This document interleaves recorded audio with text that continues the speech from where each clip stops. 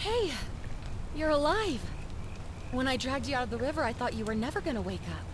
I checked your pockets for ID, a phone, maybe. I hope you don't mind. But all I found was some loose change. So, wanna tell me who you are?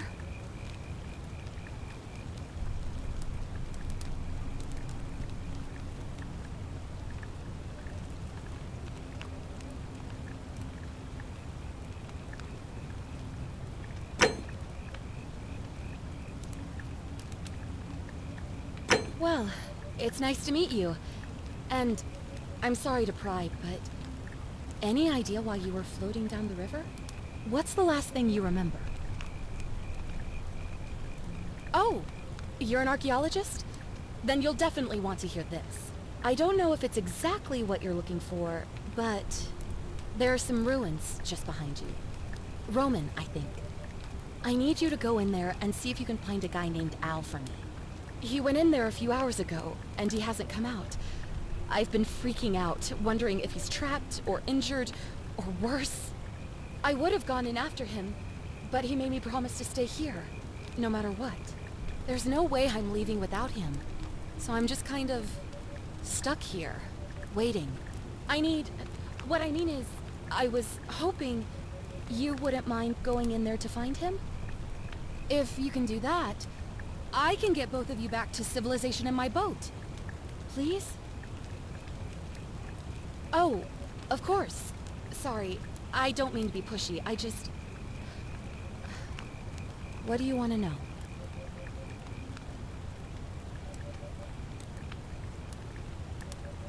Not much, really. But imagine what you might find in there. Priceless ancient artifacts. Al... You really don't remember? We're in Italy. This river is the Tiber. What am I, an idiot? You could hike a long, long way in any direction and never find another soul. Trust me. He's the guy who washed up on the riverbank not long before you did. I thought maybe you two knew each other. I guess not. But maybe the two of you can piece together what you're doing here. In any case, you'll like him, I'm sure. Once you find him, that is. Great. So you're ready to go look for Al? Thank you. The entrance is just past those columns behind you. Please, hurry. Oh, and he left this here. But I think you'll need it more than I will.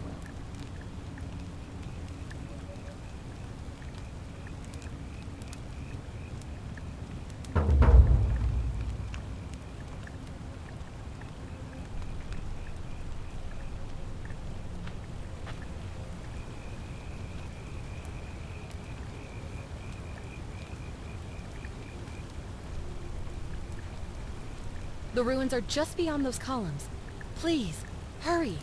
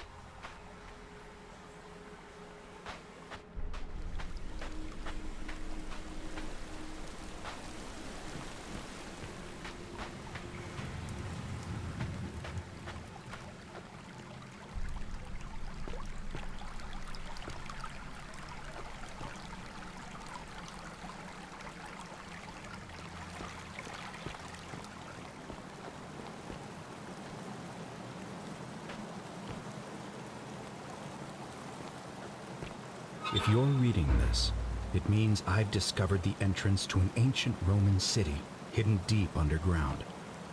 Its existence is long forgotten, all knowledge of it lost, except in the Latin inscription here. It reads, "You who wish to enter the city, step forth and be judged. The virtuous shall be rewarded with eternal life in paradise. The wicked shall find themselves showered in gold, but in vain, for this shall be their final resting place. Could an underground city have remained a secret for all this time? Could people have survived down there, against the odds? It seems there's only one way to find out. If I'm not back in an hour, I'm somewhere on the other side. Consider this an invitation. Or a warning. Alworth.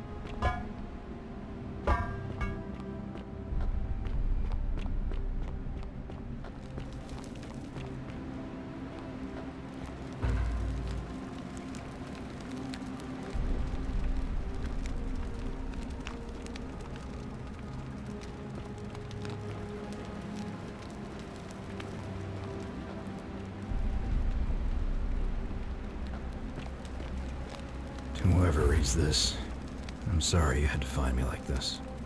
And worse, you'll suffer the same fate I did. I've spent a lifetime in this place, going around and around in circles, searching for a way out. The inscription was right. There is no way back. And here there are only two options. Death, or that godforsaken doorway into the past.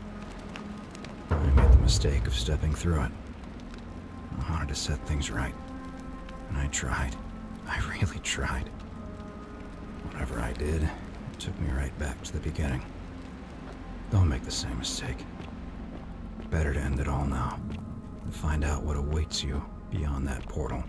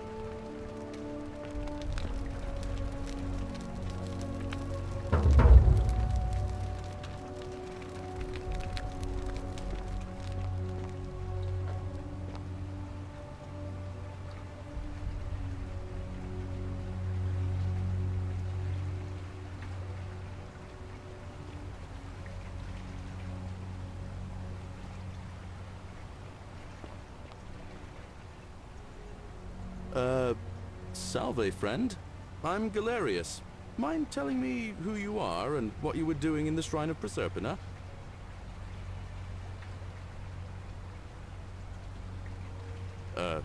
What? I'm speaking Latin. You are too, although your accent's a little strange. Oh, I see what you did there. Changing the subject like that. Nice try. But I'll ask again. Who are you, and what were you doing in the shrine? Yeah, you know, agricultural goddess of springtime? You're not from around here, are you? And you've just done it again. You're a sly one, aren't you? One more time. Who are you, and what were you doing in that shrine?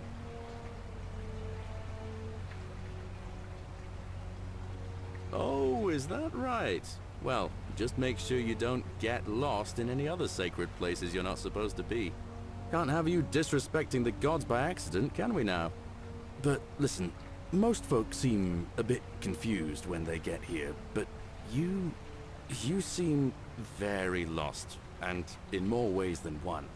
So let me make this nice and simple for you. Live by our law here, and we'll all get along just fine. Not laws, law. There's just one, the golden rule, and the punishment for breaking it's, well, it's kind of horrific. But our magistrate insists we take all newcomers to see him, so I guess I'll let him fill you in. So then, you coming?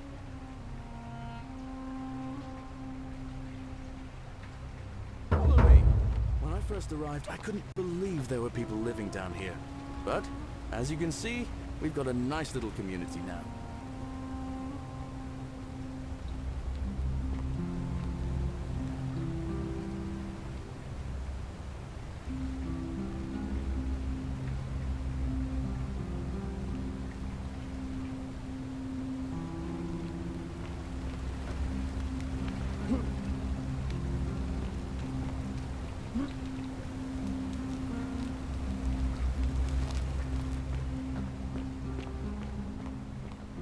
Only 23 of us at the moment, if you count the 3 who are missing.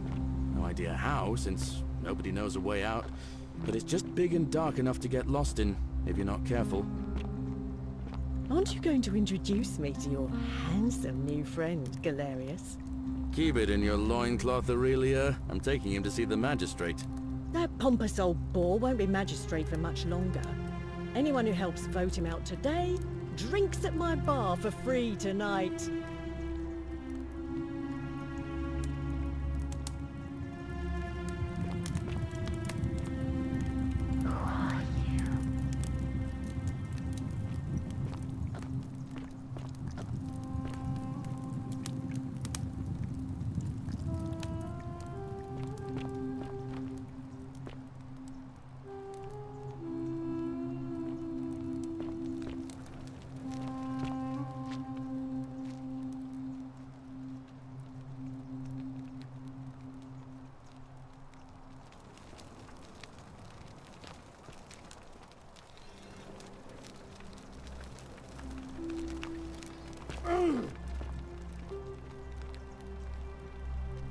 Ah, you're here. I'm so glad you decided to visit. I'm Aurelia, and I hope I'm not being too forward, but the moment I laid eyes on you, I was intrigued. There's a light in your eyes I've never seen before, a certain learning and sophistication. Ugh, coming on a bit strong, don't you think? 49 melodies. I take back what I again, said. with incessant Suddenly, labour. I don't find you so Go on, intriguing they have anymore. lost. Let's just forget that ever happened, so we can at least do business. So, what brings you to my tavern? I just try not to think about it. Drink helps with that. As the saying goes, to drink is human, so we drink. Certainly, for 10 denarii. How embarrassing for you. You know, normally, I'd expect you to buy me a drink before asking if I want to get out of here. I guess that went right over your head. Never mind. As a matter of fact, I do know a way out. I'm happy to tell you all about it, but this is valuable information we're talking about, and I don't just give it out like some cheap oracle. So, how badly do you want it? Is it worth, say, 1,000 denarii to you?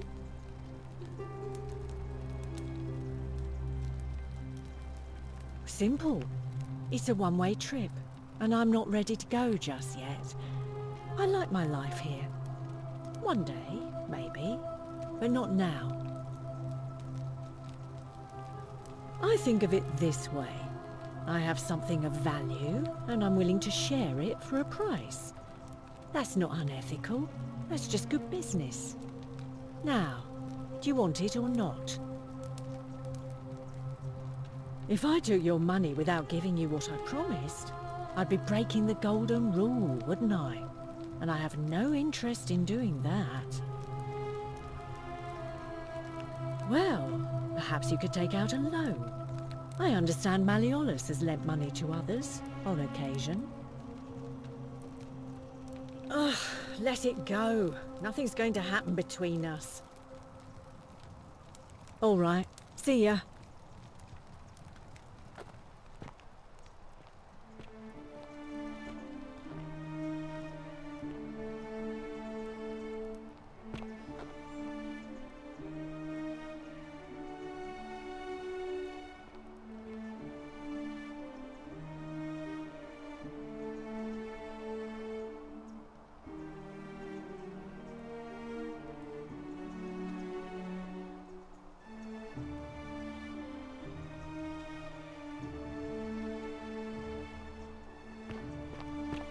Cerberus lifts his triple head and lets out his threefold braying. Livia, would you stop muttering like Medea over a cauldron? You'll scare away my customers. They follow their trades, imitating their previous lives, but they are ignorant. This again. You're in a world of your own, aren't you? Just as the ocean accepts the rivers of all the world, so this place accepts all the souls.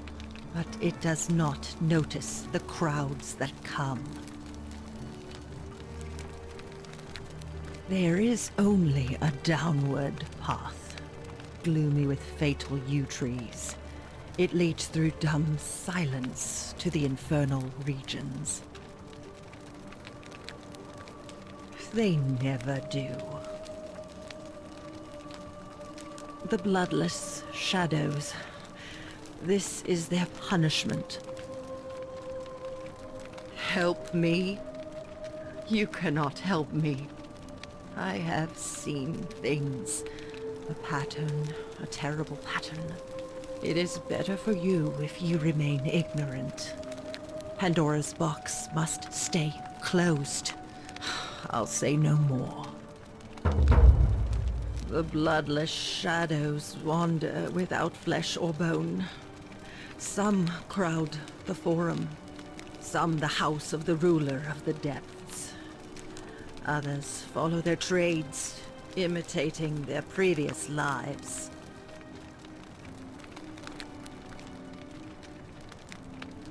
The newly arrived are ignorant of the road before them.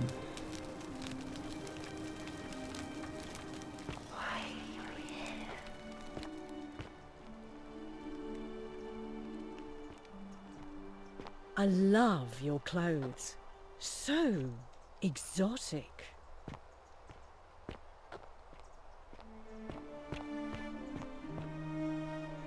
You stay away from my money.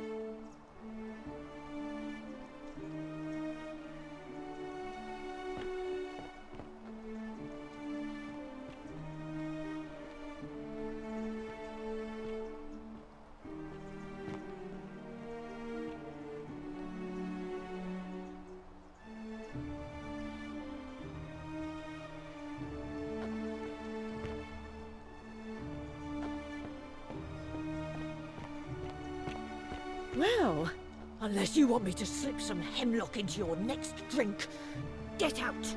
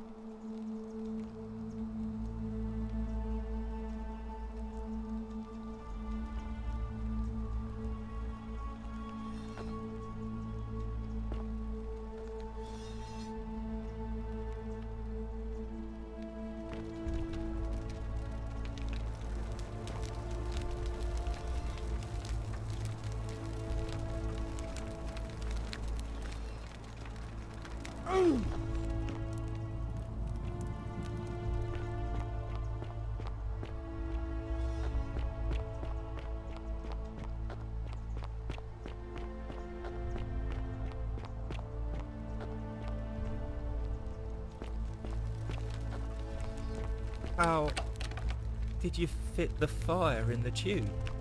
Hello? My name's Dooley. I live here now because I got in trouble and they said they had to lock me up. I don't know. I don't remember things so good. I think it's just because I was looking for treasure.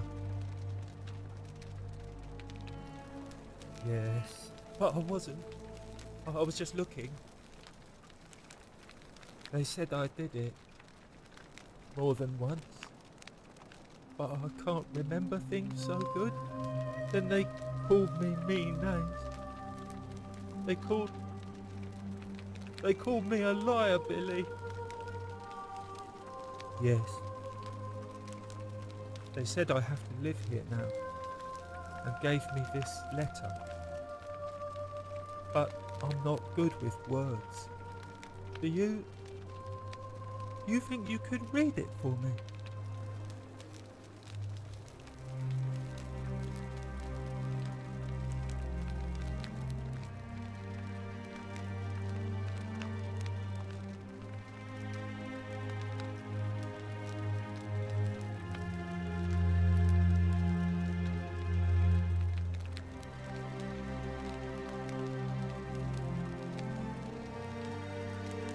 What did...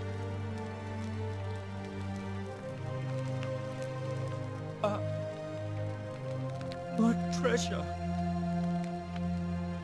My friend Hannibal used to look after me. He said he always would. But then, he died. It was very sad. He said if anything ever happened to him, I had to find something very precious hidden away. He gave me this key and made me promise to keep it safe until I found the treasure. But I couldn't find it. All I remember is he said something about the cisterns, but when I went up to the high one, they put me in here. Now nobody looks after me, except my friend Galerius. And Ek,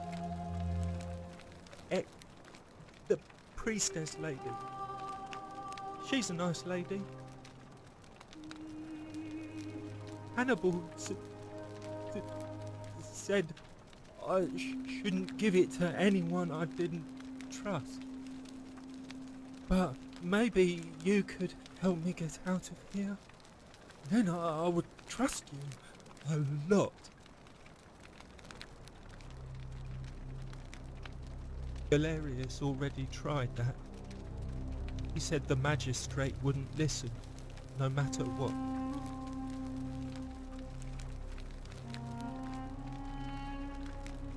What about the rules? I don't want everyone to get in trouble because I was bad. Like Galerius. He's nice. I like Galerius.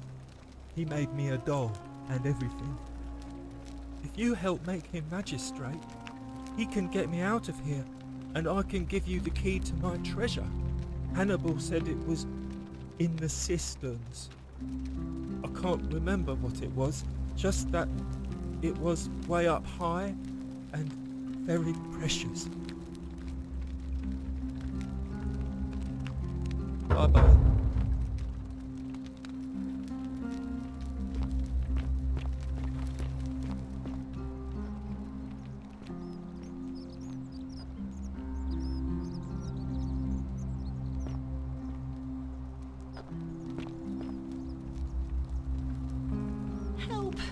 You have to do something. A man arrived in the baths. A real nasty sort, with his face all covered up. And he's got a weapon. You have to do something, or he's gonna break the golden rule. none of us do. The magistrate made us throw them all into the chasm.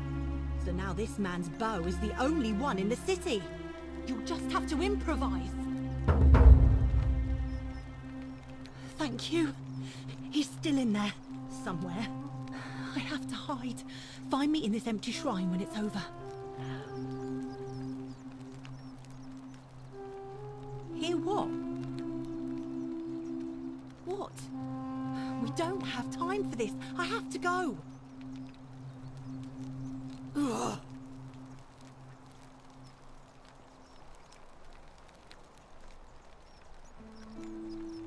The shrine is collapsing!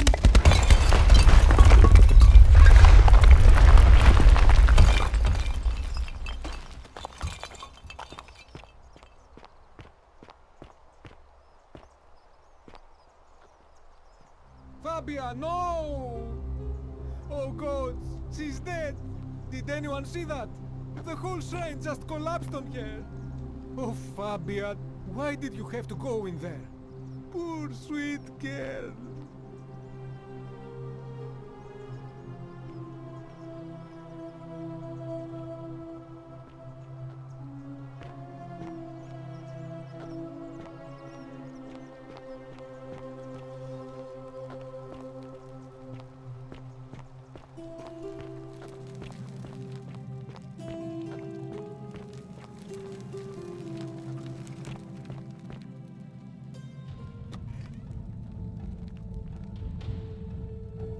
Stop right there. I'm looking for Tiberius Quinctius Crispus, otherwise known as Quinctius. Do you know where he is? I'm not sure I believe that, so allow me to explain something to you. I am here with orders from Emperor Nero himself to find and execute the cultist Quinctius for terrible crimes against the Empire. So, if you tell me the truth, I will allow you to live. But if you lie to me or otherwise obstruct the Emperor's business in any way, I will put this arrow through your chest. Is that understood? Thank you. Now tell me, who are you people, and what is this place?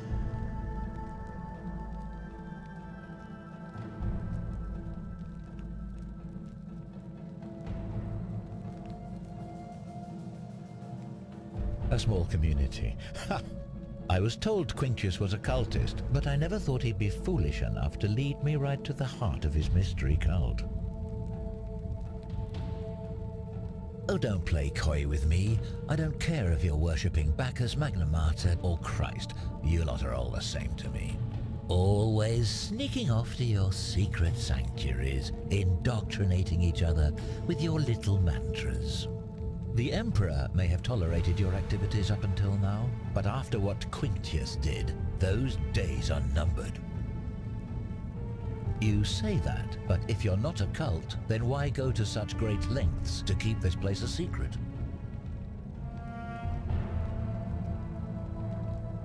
So you admit you're not allowed to leave.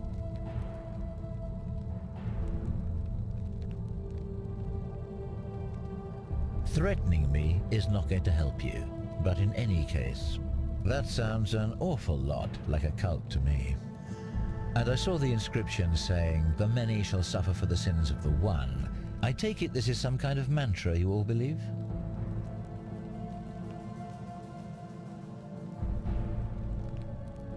Another lie. So you really do believe that? Fascinating. You've clearly been indoctrinated into this nonsense. Now tell me, where did you lot get enough gold to make all these statues? You lot are practicing human sacrifice too. You people disgust me. Yes, because I'm the real villain here. It's all clear to me now. The secret sanctuary, the indoctrination, the mantra, the human sacrifice. You're cultists. There's no doubt in my mind. What baffles me is how a person can believe in something with such zeal. They just can't see what they've become. However, you still have a chance to redeem yourself by telling me where Quintius is. Do not waste it. Very well. Here's what I know. He's a 40 to 50-year-old man with distinctive eyes, one green and one blue. He's also known to have delusions of grandeur. The Emperor says he and his cult, your cult, are responsible for starting the fire which burnt half of Rome to the ground and killed thousands in the process.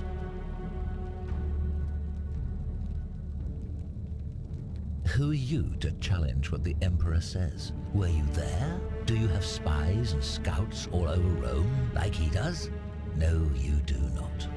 This is your last chance. Are you going to tell me where he is or not?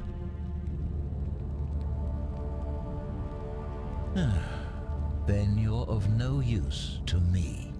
Do you have any last words? And there's a simple explanation for that. I lied. But if you want to know the truth before you die, here it is. Once I'm done with you and Quintius, I intend to kill every last one of you wretched degenerates. And I can think of nothing I'd enjoy more. The many shall suffer for the sins of the one.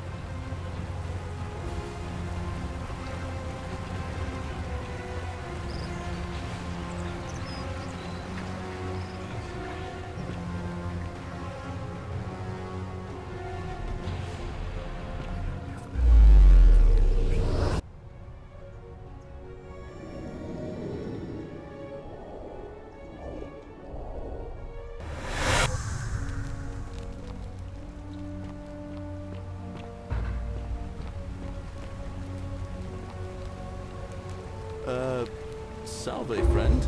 I'm Galeria. I don't think so. I've never seen you before in my life. Oh, I guess how much did I drink last night? Sorry to have bothered you. Oh, and since you seem to be in a hurry, you should try out this device I made. Worked real hard on it.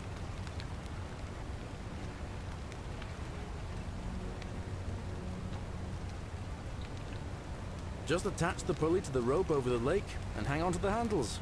If it works, it'll be faster than walking. And if it doesn't work, worst thing that can happen is you'll take a swim in the lake. I haven't quite summoned the courage to test it myself. But don't worry, it's completely safe. Probably. All right, see you around.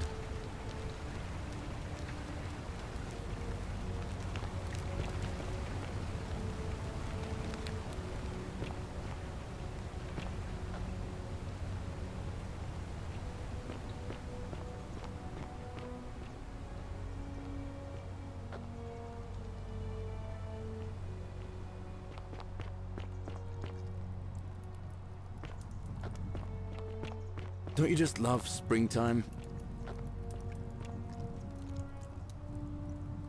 Ah, it's you again. Hope you're settling in, friend. Now, what's on your mind?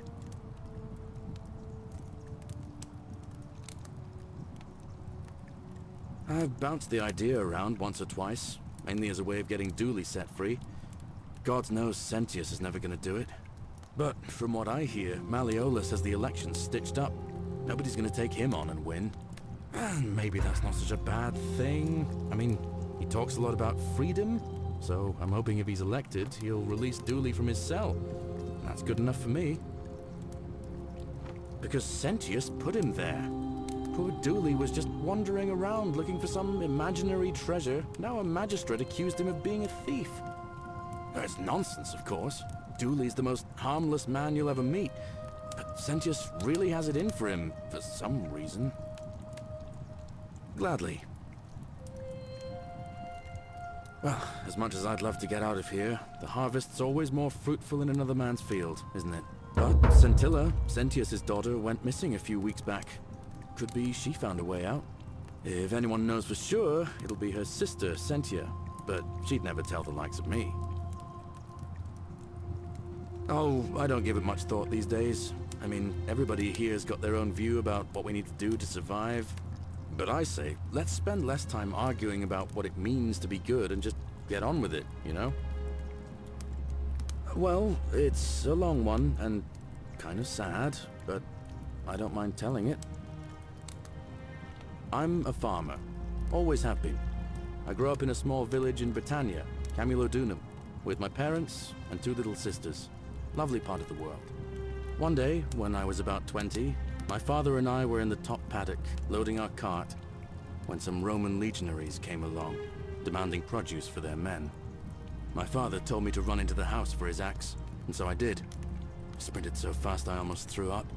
But by the time I got back, he was bleeding out on the ground, and our cart was empty. That was my first encounter with the legions. My mother died of a broken heart soon after, and things went downhill from there. I took over the farmstead, but I was young. It was a struggle. More raiding started before too long. We'd come outside in the morning to find animals missing, our stores pillaged. These Legion thugs just took whatever they wanted. One night, when my sisters and I had nothing left to steal, there was a knock at the door. I knew who they were, and what they wanted. I got my father's old axe, pulled the door open real quick, and before that soldier knew it, split his face right down the middle. But there were more of them. I never saw how many, because the next thing I knew, I was waking up with a mouth full of dirt and lungs full of smoke. My home was reduced to ash. My sisters, dead. And they left me alive to see what they'd done. Still burns whenever I think about it. Yeah, well, I wasn't the only one this happened to. It wasn't long before Boudica led thousands of Britons in a rebellion against the Romans. Unfortunately, there were just too many of them. And those of us who survived, they enslaved. So, then I found myself being transported all the way to Rome, to be sold to the highest bidder. I spent a few years working for my new master, learning the Romans' ways, Romanized my name and everything. Tried to escape a couple of times, but they always found me, and I'd just end up right back where I was. I'd probably still be there too, if it wasn't for the stampedes breaking out. You see, about 7 months ago, an enormous fire broke out in Rome. Everybody was running down toward the river, screaming and shouting. I'd never seen anything like it. Human beings acting like cattle. I got swept up with them somehow, and the rest is a blur. The next thing I knew, some stranger was dragging me out of a river. Stumbled across this place and started my life over again. That's what I thought too, for a while. But it seems the gods aren't done tormenting me yet. See, I finally had my own farm again, safe from the grasping hands of the Romans. Or so I thought. Until Sentius the Decurion demanded I hand over all my produce. It's for the good of us all, he says. Only he takes the best bits for himself, of course. He even told me if I refuse his demands, I'll break the golden rule. I'm not sure I believe him, but then, what if he's right? So, it turns out our dear old magistrate is no better than the Legion thugs who took everything from me. I'm right back where I began. But don't you worry, Nemesis is waiting, and he'll get his, one day. He'll get his. Forget I said that last part, will you? I get carried away sometimes.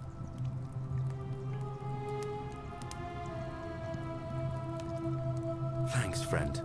I knew I liked you. Anyway, that's enough of me rambling. Was there something else you wanted to talk about? All right. See you around.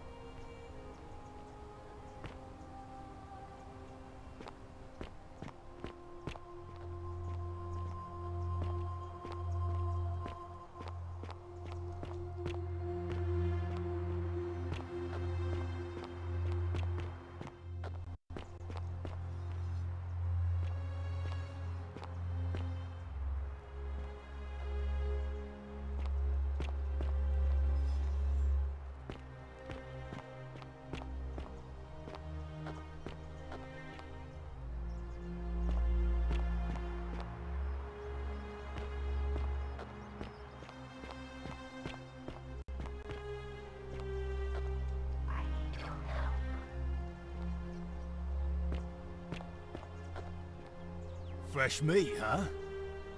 Malleolus isn't receiving visitors at the moment, it being election day. When Malleolus wins the election, yeah, this place will change. You won't even want to leave. You'll see. I think it's gone on long enough, and Malleolus is going to put an end to it once he's elected.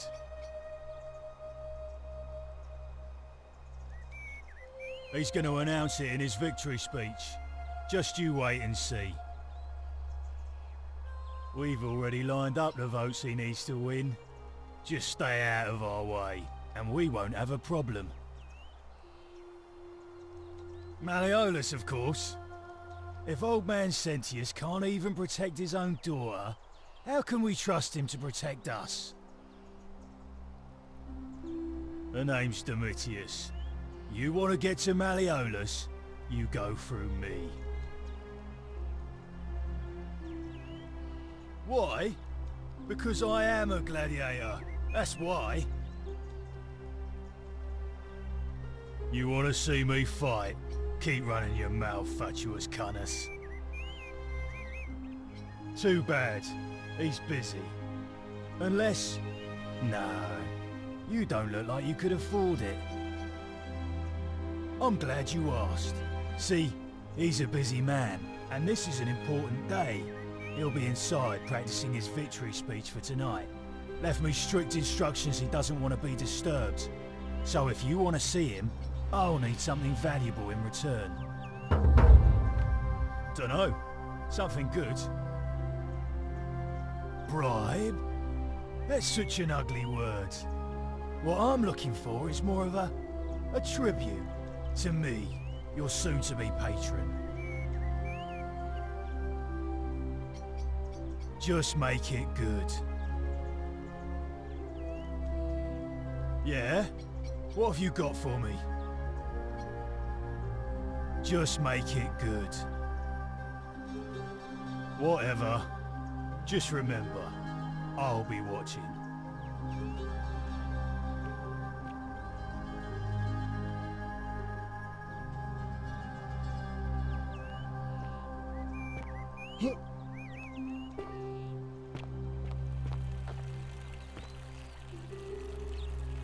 Greetings, citizen. My name's Horatius. Magistrate Sentius asked me to escort you to him personally. Follow me, please. I expect the magistrate wants to brief you about the Golden Rule. It shouldn't take too long. He's busy preparing for the election later today. Follow me. The only thing you really need to understand right now is the Golden Rule. Let me see if I can explain it. If you're trying to goad me into an argument, it won't work. I'm a stoic, remember? If the old man couldn't even keep his own daughter safe, how can anyone trust him to keep us safe, eh? Why do I get the feeling you lot had something to do with Centilla's disappearance? That's it. Blame everyone but yourself. If I find out you did something to that poor sweet girl, not even the Golden Rule is gonna protect you. Got it? As if I'll be afraid of you, little man.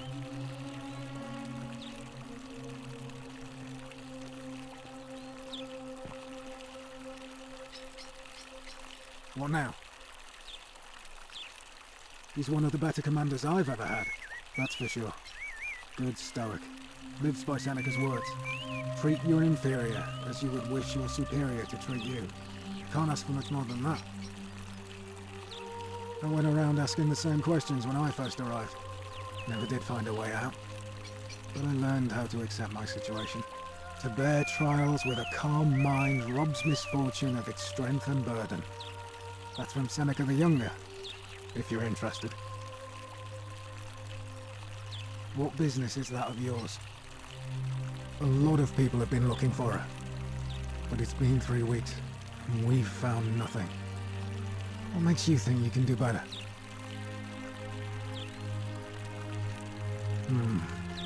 I suppose that's true.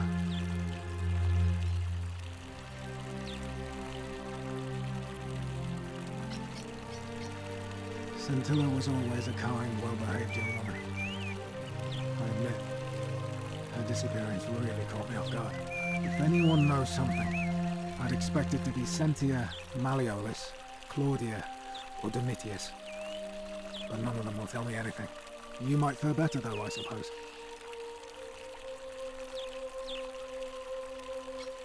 If you're accusing me of a crime, you'd better have something to back it up.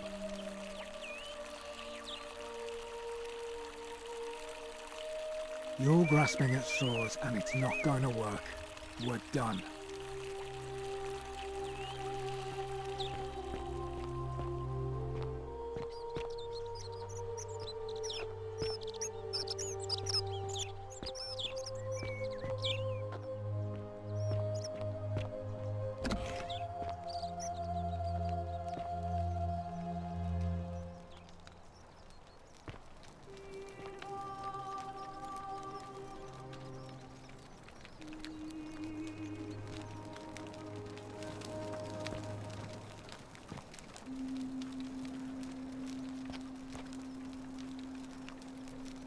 That's my room.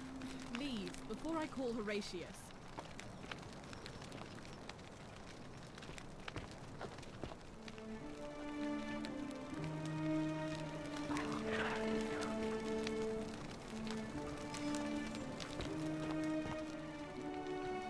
That may be an impressive trinket, but you're still a barbarian.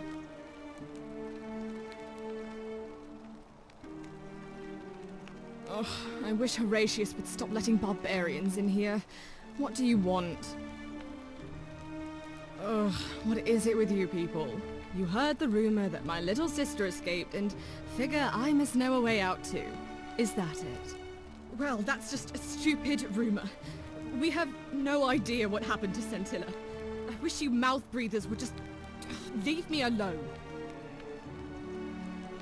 I don't know. Can you? Can you tell me how a person could have disappeared from a city with no exits and no crime? Was she snatched away by the Harpies?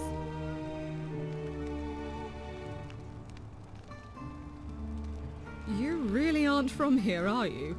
All Roman women are named after their fathers. I think it's their way of branding us, like cattle to be sold at market.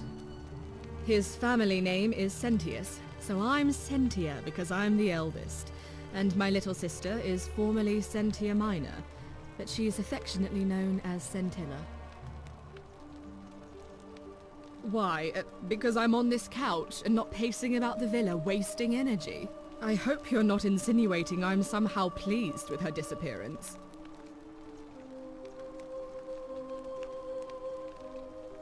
Oh, you're awful. Get out of my villa and never speak to me again. Do I need to ask Horatius to escort you out of here? Get out, you horrid barbarian!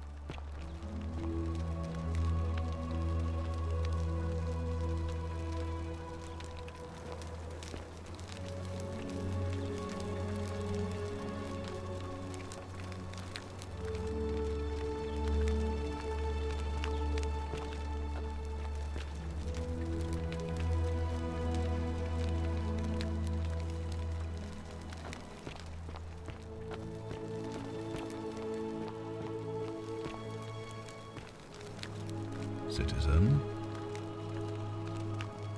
We're finally alone. I assume you already know who I am. May I know your name? A curious name to match a curious accent. But I digress. I see you have the piercing and astute eyes of a man of great learning. We're always happy to welcome another scholar to our little community. Equitia will be delighted to meet you, I'm sure. Now, you're probably wondering why I summoned you, and I'll get to that. But first, take a look at this wondrous place, would you? A secret city built deep in the mountains, many hundreds of years ago. Indeed. More importantly, consider the miraculous community we've built here over the last 7 months. 22 complete strangers brought together by the fates, living and working together in our own little paradise. And in all that time, not a single sin has been committed. No fights, no theft, nothing. Have you ever witnessed something so extraordinary as a city without sin? Nor could I until I came here. But the reason for this miracle is as simple as it is terrifying. If even one person commits a sin here, every last one of us will die. You see, the builders of this place, whoever they were, left inscriptions warning, "The many shall suffer for the sins of the one." From what we can gather, breaking the law here will anger the gods and provoke a terrible punishment, like the curses of Medusa and Midas combined, turning us all to gold. We've come to call it the Golden Rule. It's extraordinary that we've survived as long as we have, and each day I grow more and more afraid that our time in the sun is almost up. And now it seems that day is finally here. All that matters is that somebody in this city is about to break the Golden Rule. Why else would Proserpina send you now? Unless you and I can stop them, our doom is assured. I know that's a lot to take in, and you look like you have questions. Please, ask away. You see, in my search for a way to save my people, I learned of an ancient ritual to Proserpina, the goddess of the cycle of life and renewal. It's said to open a doorway in time so that if the unthinkable happens, one person can pass through it and travel back to the past.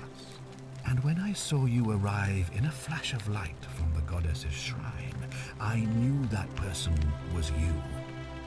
You don't belong in our time, do you? 2,000 years? That is unfathomable. Please, tell me, in your time, what did you see? What had become of us, of this city? I have imagined it, our downfall, 1,000 times, but it still breaks my heart to hear the truth of it. All I can tell you is that it's a ritual sacrifice to Proserpina. I stumbled across instructions. I have to recite a prayer, and of course, as with all rituals, some sacrifice is involved. Usually that means wine or food, or in some cases a live animal. In this case, the sacrifice is rather more costly. The life of the person performing the ritual. I don't suppose you saw any sign of me in the future?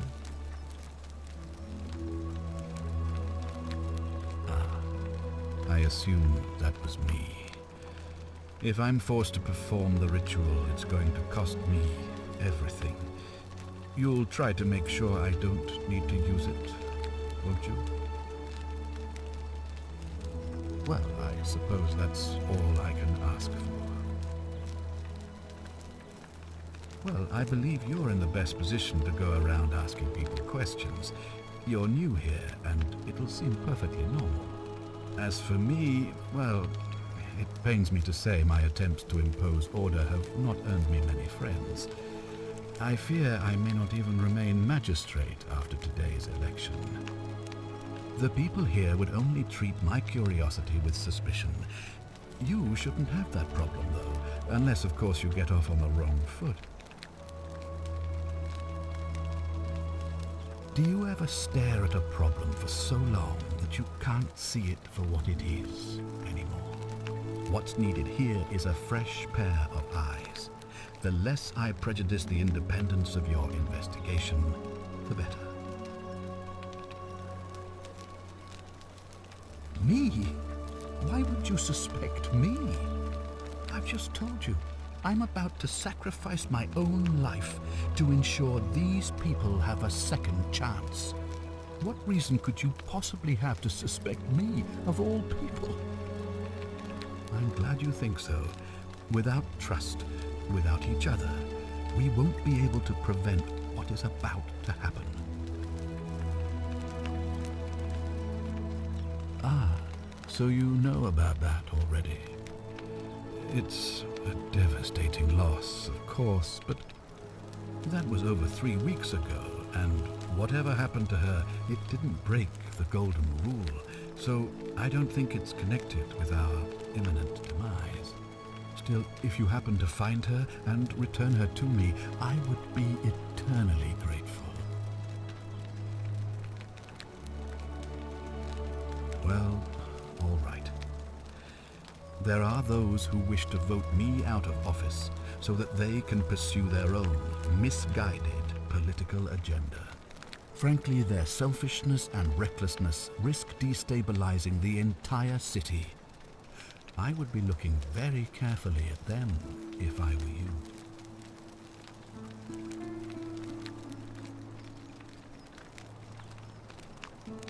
If I understand Proserpina's ritual correctly, that problem should take care of itself. Let me see if I can explain. If you manage to prevent the sin that breaks the golden rule, I won't need to bring you here. I won't create the portal, and you will never have been able to come here. Thus, you'll have created a paradox. If this occurs, you should be flung back to your own time, having changed the past for all of us. Make sense?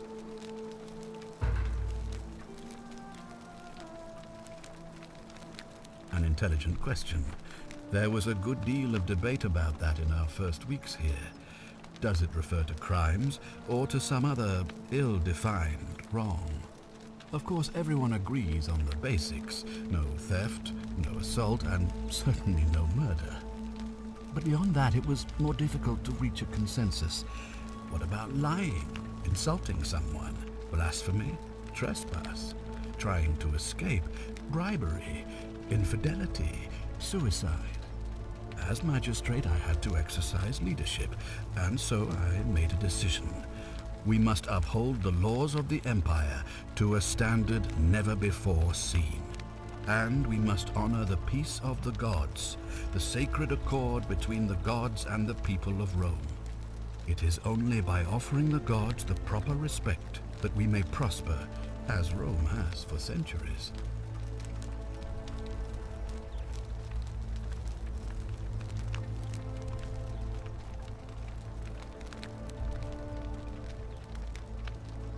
Barbaric? Barbaric? What are you talking about? The Empire is the most civilizing force in the known world. Rome is a beacon of light in the darkness. For 800 years she has borne great statesmen, philosophers, poets, artists, and engineers. We have comprehensive laws protecting the rights of our citizens, which have unified countless warring tribes all across the Mediterranean and beyond, from Gallia to Judea. All our citizens are treated the same, regardless of the color of their skin or their sexual preference. Can you say the same? When our people are starving, they are given food rations, and when they are wronged, they have the right to bring the guilty party before the magistrate. Our laws forbid treason, murder, assault, and rape, as well as theft and arson, and so on. No other civilization in the world is so advanced, and you have the hubris to call us barbaric?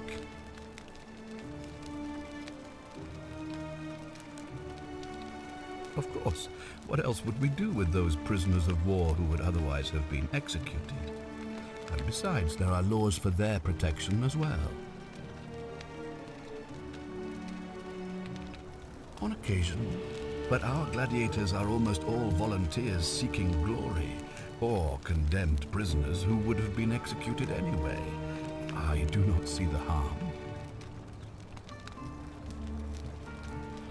Of course, but with fewer rights come fewer responsibilities, and the right to be protected by their fathers and husbands. You mean the blasphemous cult responsible for burning down half of Rome last year? It's hard to blame the people for being angry about that. Are you talking about our practice of decimation? Of course. We could hardly unite all these warring tribes without a disciplined, formidable legion. Well, right now, you're a long, long way from home. I have made my pronouncement on the subject. Unfortunately, there are still those here who resist, whispering blasphemous and treasonous lies in the shadows. I would be keeping a close eye on them if I were you. Ah, good. So, are you with me? Can I count on you to figure out who's about to break the golden rule? Wonderful. Now, I need you to investigate the city, talk to everyone, help them if it'll win their trust. I authorize you to enter private homes and inspect possessions and documents, unless, of course, you're asked to leave. Figure out who the culprit is, and as soon as you have a name, come back and tell me immediately.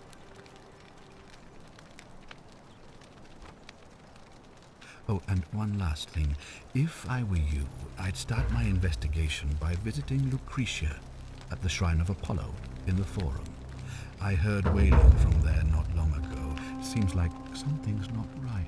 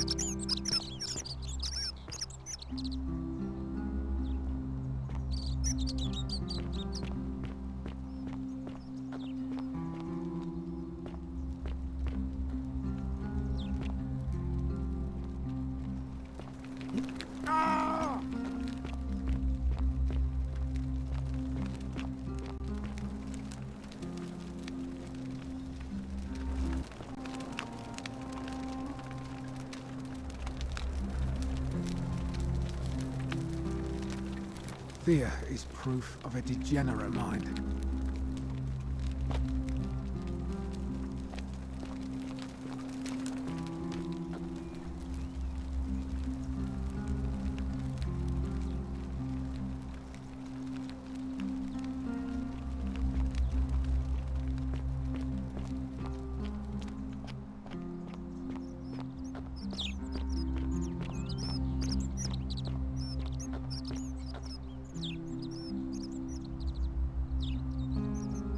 You've returned. Do you have any new...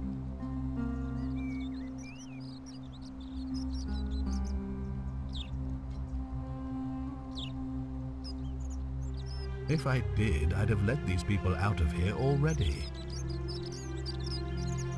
I've had plenty of time to think about it. Let me see if I can sum up my thoughts. I've always considered my guiding star to be the well-being of the Roman people.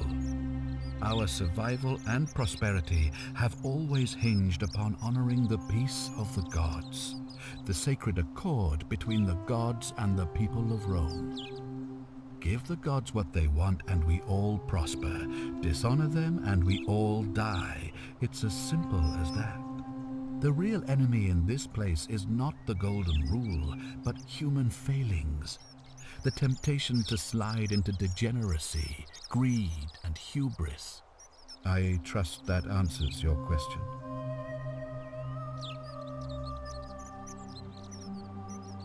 You mean Duilius? Releasing him is out of the question, I'm afraid.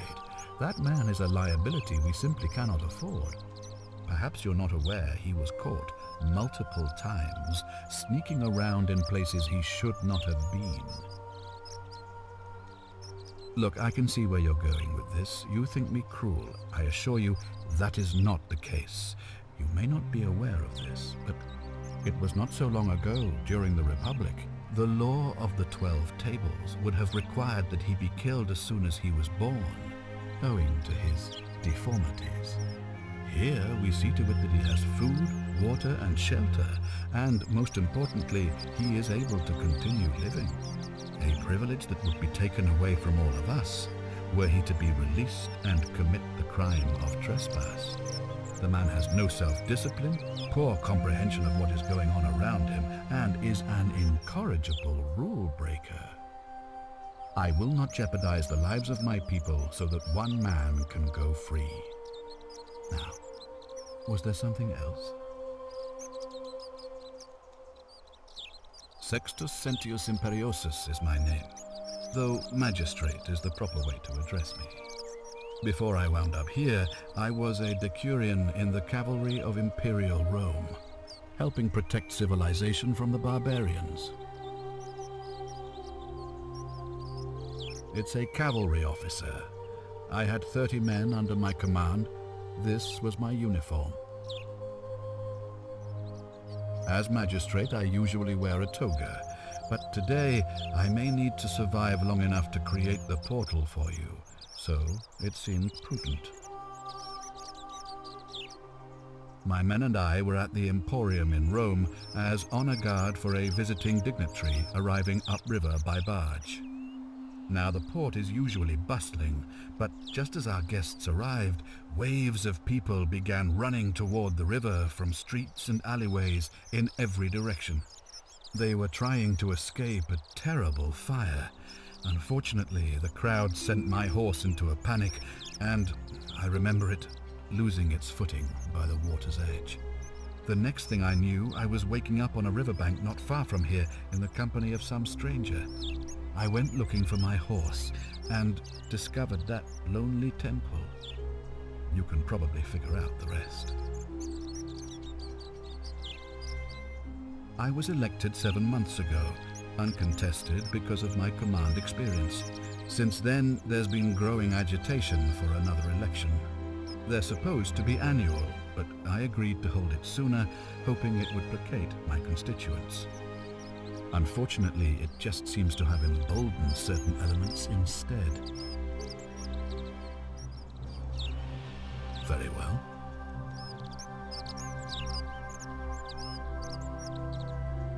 Of course, what is it? Why then did you say... It doesn't matter. It looks like you'll have to continue your investigation. Now, was there anything else you wanted to ask? Thank you. I'll be waiting here for news.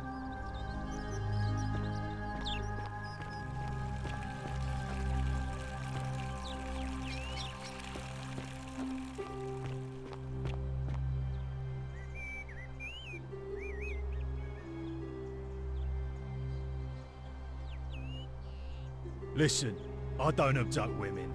They come to me. And they keep coming back, if you know what I mean.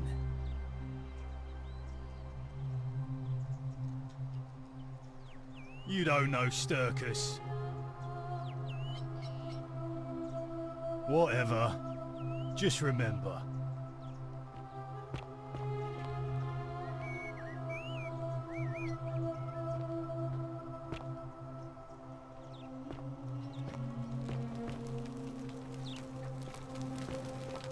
Hey! You're not thinking about going into the cistern, are you?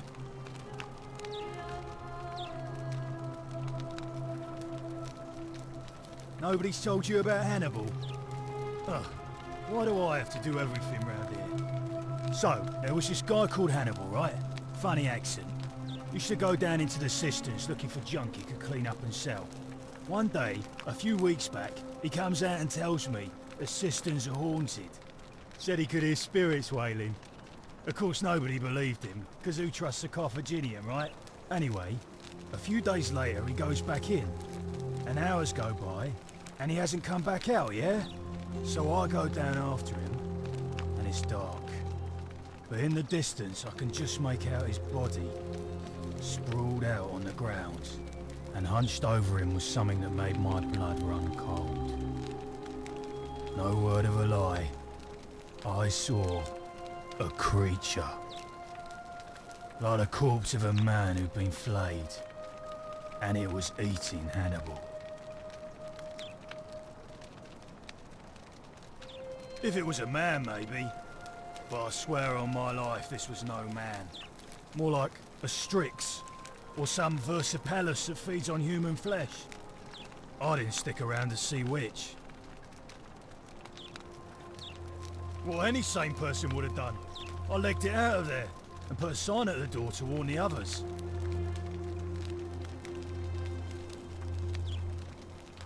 Without a weapon? Well, it's your funeral.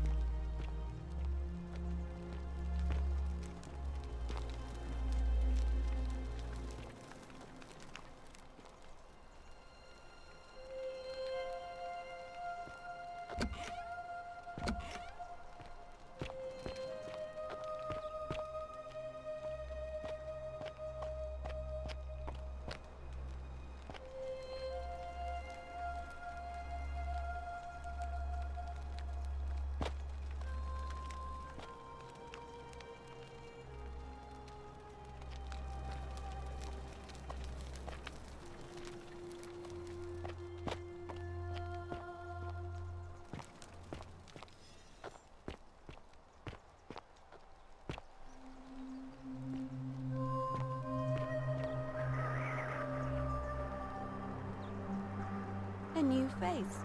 Ave, and may Vesta watch over you. I'm Equitia. To what do I owe the pleasure of this visit? Oh my. I take it people are quite direct where you're from. I suppose it's quite charming in its own way. Usually, however, you wouldn't simply march up to a Vestal priestess and without due formality or courtesy ask, "What is your story?"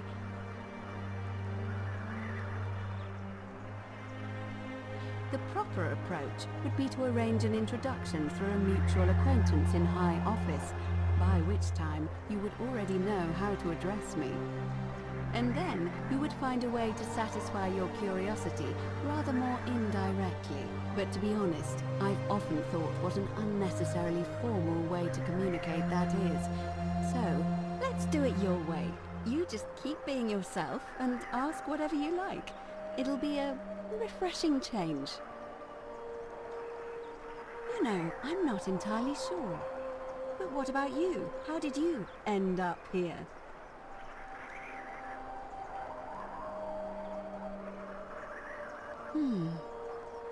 I wonder if... No. I apologize. I don't mean to be cryptic. It's just that you've got me thinking.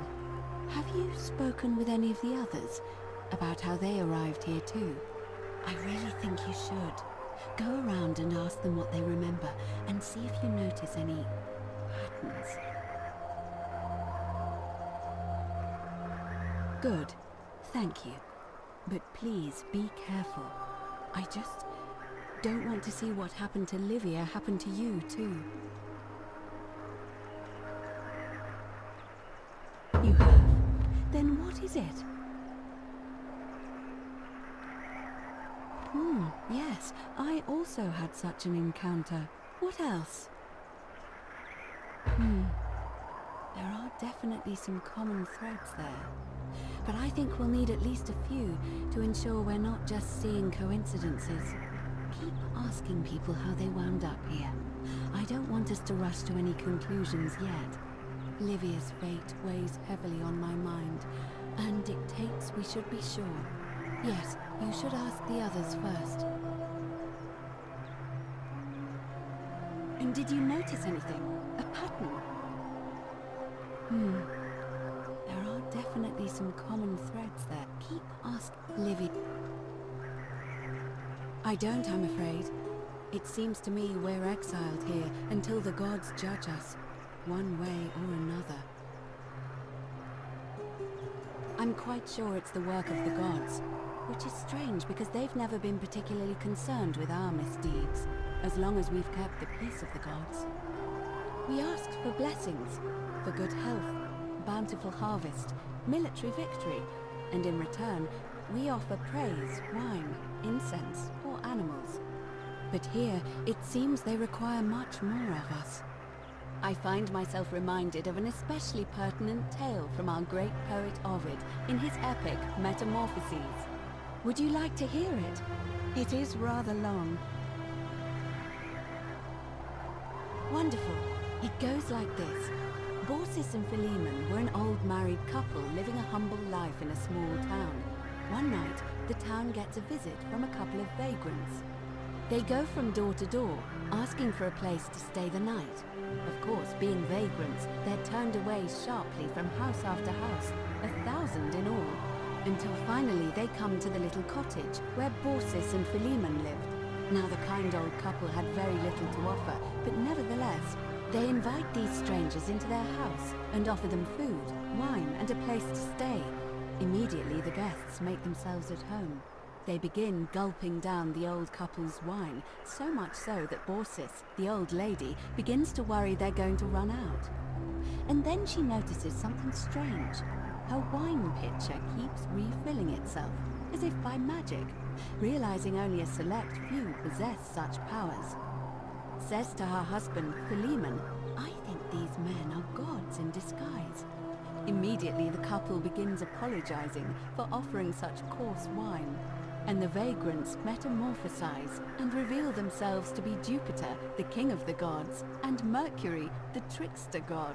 They confide they didn't mind the meager offerings. They were just pleased that someone in the town offered them hospitality.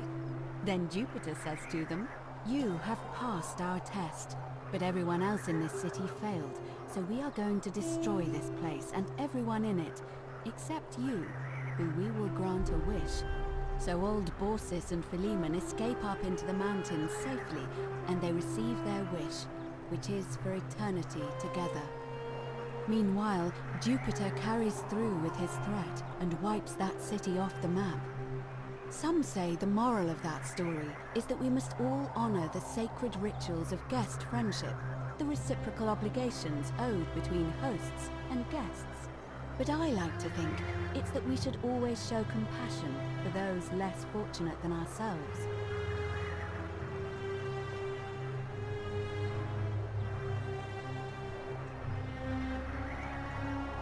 I'm pleased to hear it.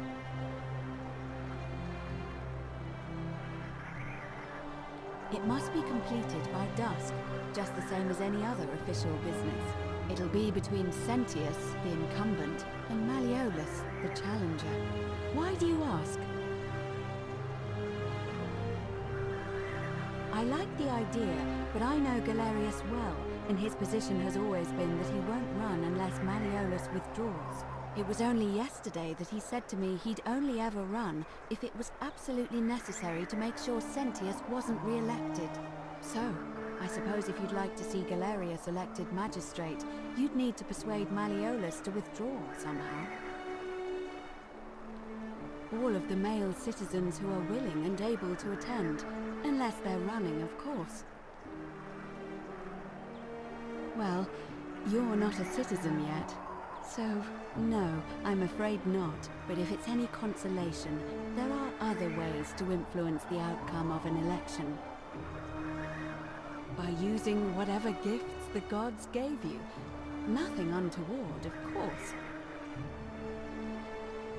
I'm responsible for announcing it and making sure the procedures are followed. You can, assuming they're eligible and willing to accept the nomination. As I said, I'm planning to hold it before dusk, but I suppose I could hold it sooner, if there's a good reason.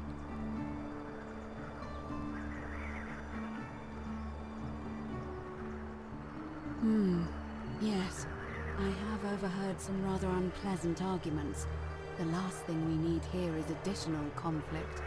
Very well, I'll get things started right away.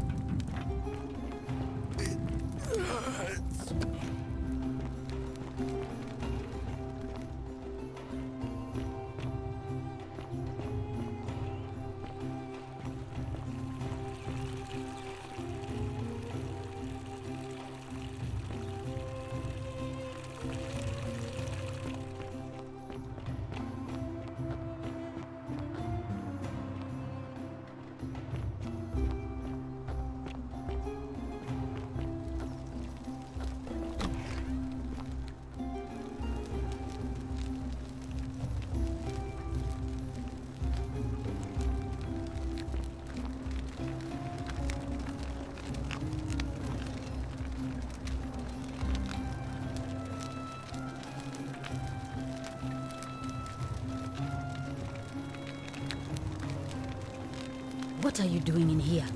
Can't you see this woman is dying? She's been poisoned. She needs the resin of a plant called Silphium, but that Culus cubulatus Decius won't give it to me. It's too late. She just slipped away. She was poisoned. She came in here frothing at the mouth. Normally I'd treat her with resin of silphium, a rare plant which is perfect for this sort of thing. And I knew Decius had some at his market stall, right around the corner. So I ran over there, but he just looks at me with this evil smile and says, "That'll be 1,000 denarii." There was no way I could afford that, and he knew it. Then that toad shrugs and says, "Supply and demand. I guess you don't value your friend's life that highly." Anywhere else, I'd just pay a thug to steal it from his stall. But there's no way I can do that down here with the golden rule. So all I could do is come back here and just watch her die. I kept on apologizing. And now I'll never know who poisoned her, or how they managed to do it without breaking the golden rule, or why she cursed that snake's cruel black eyes with her dying breath. Well, unless you have the power to bring someone back from the dead, there's really just one thing you can do. Get me that silphium resin. I'm going to have another patient in here soon. Could be in the next day, or in the next hour. And I will not allow this to happen again. I don't care how you get it, but you have to make it happen. Because if I lose another patient this way, I swear to the gods below, not even the golden rule will stop me from marching up to that Genetricum Fututo and scratching his eyes out.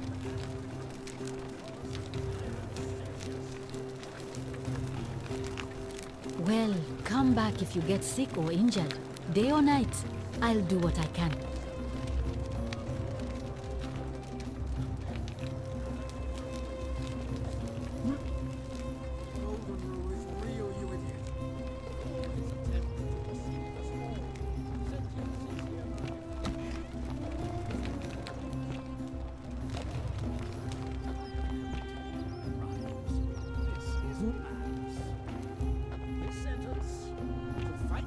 Life in gladiatorial combat against Domitius.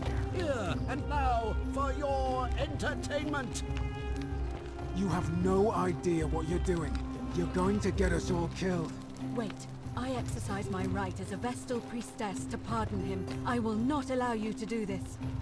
You're showing your true colors now, priestess. Your corruption sickens me. Domitius, ignore her. Proceed. This is insanity. You'll doom us all.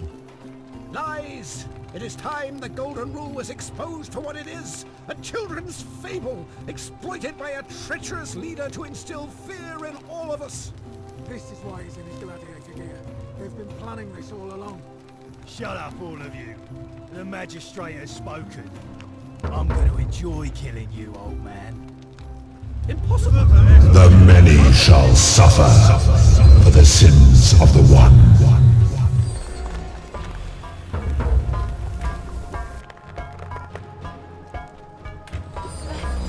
Protect these people, please. Run side to side! Don't let them hit you!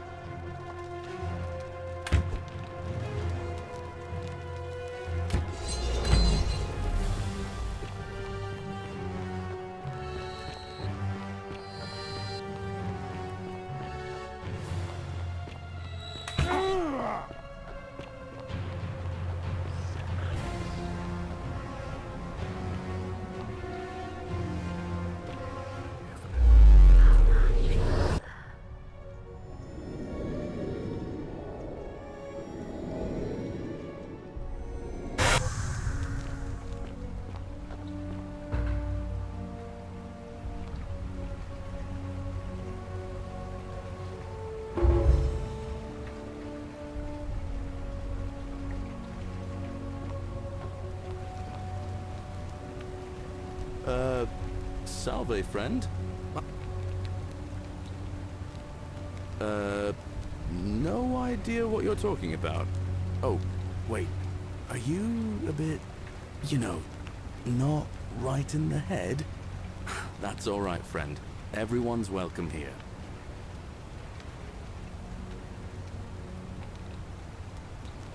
We sort of lose track of the date down here, but it feels like the beginning of spring to me, so I'd say early March? It's 817 AUC. Sorry, you look confused. 817 years since the founding of Rome. Which part of the Empire are you from, exactly?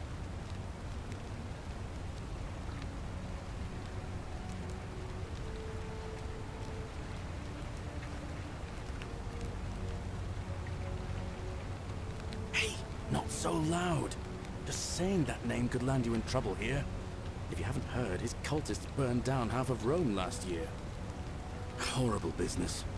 I heard Nero executed some of them, but a lot of people are still angry with them, even down here. So, if you're one of them, keep it to yourself. But listen, most folks seem a bit confused when they get here, but you seem very lost, and in more ways than one. So, let me make this nice and simple for you. Live by our law here, and we'll all get along just fine. All right, friend. Suit yourself. Just don't do anything too reckless till you've spoken with Magistrate Sentius in his villa down there. See you around.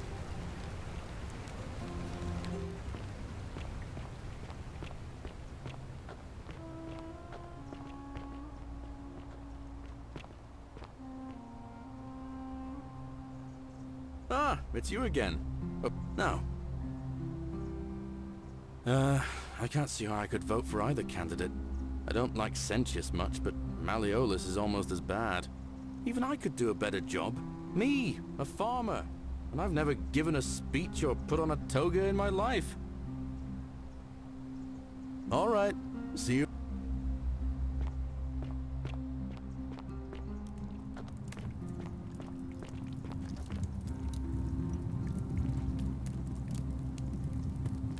Just as the ocean accepts the rivers of all the world, so this place accepts all the souls. But it does not notice the crowds that come. You think you wish to know, but you do not. It is better for you if you remain ignorant. Pandora's box must stay closed. I'll say no more. The newly arrived are ignorant of the road. Cerberus lifts his triple head and lets out his threefold braying. Livia, would you stop muttering like Medea over a cauldron? You'll scare away my customers. They follow their trades, imitating their previous lives, but they are ignorant. This again. You're in a world of your own, aren't you?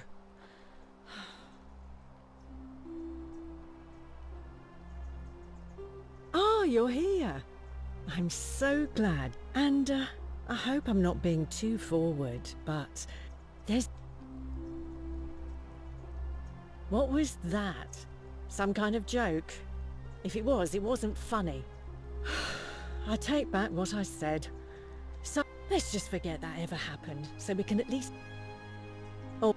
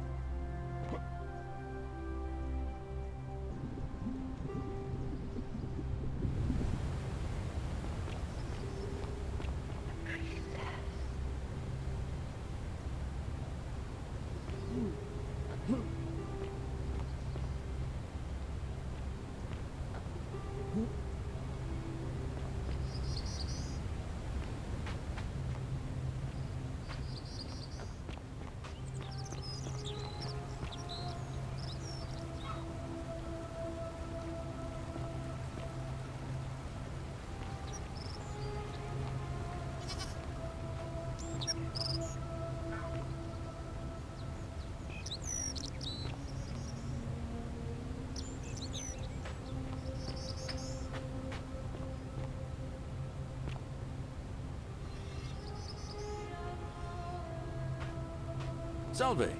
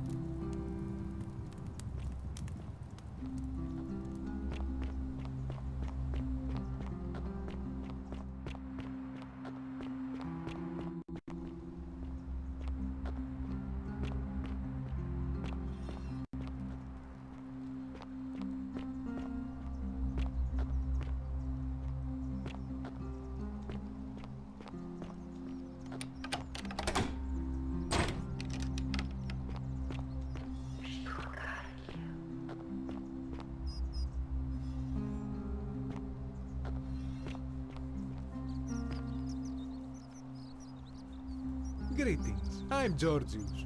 It gladdens me to see another foreigner in our midst. We must stick together, you and I. And I must say, my sartorial friend, your clothing is most extraordinary. Leather boots in place of sandals, trousers with precise stitching, and such a curious design. I have traveled distant trade routes from the markets of Damascus to the farms of India, and never have I seen anyone dressed quite like you. Tell me, I must know, from which exotic part of the world do you hail?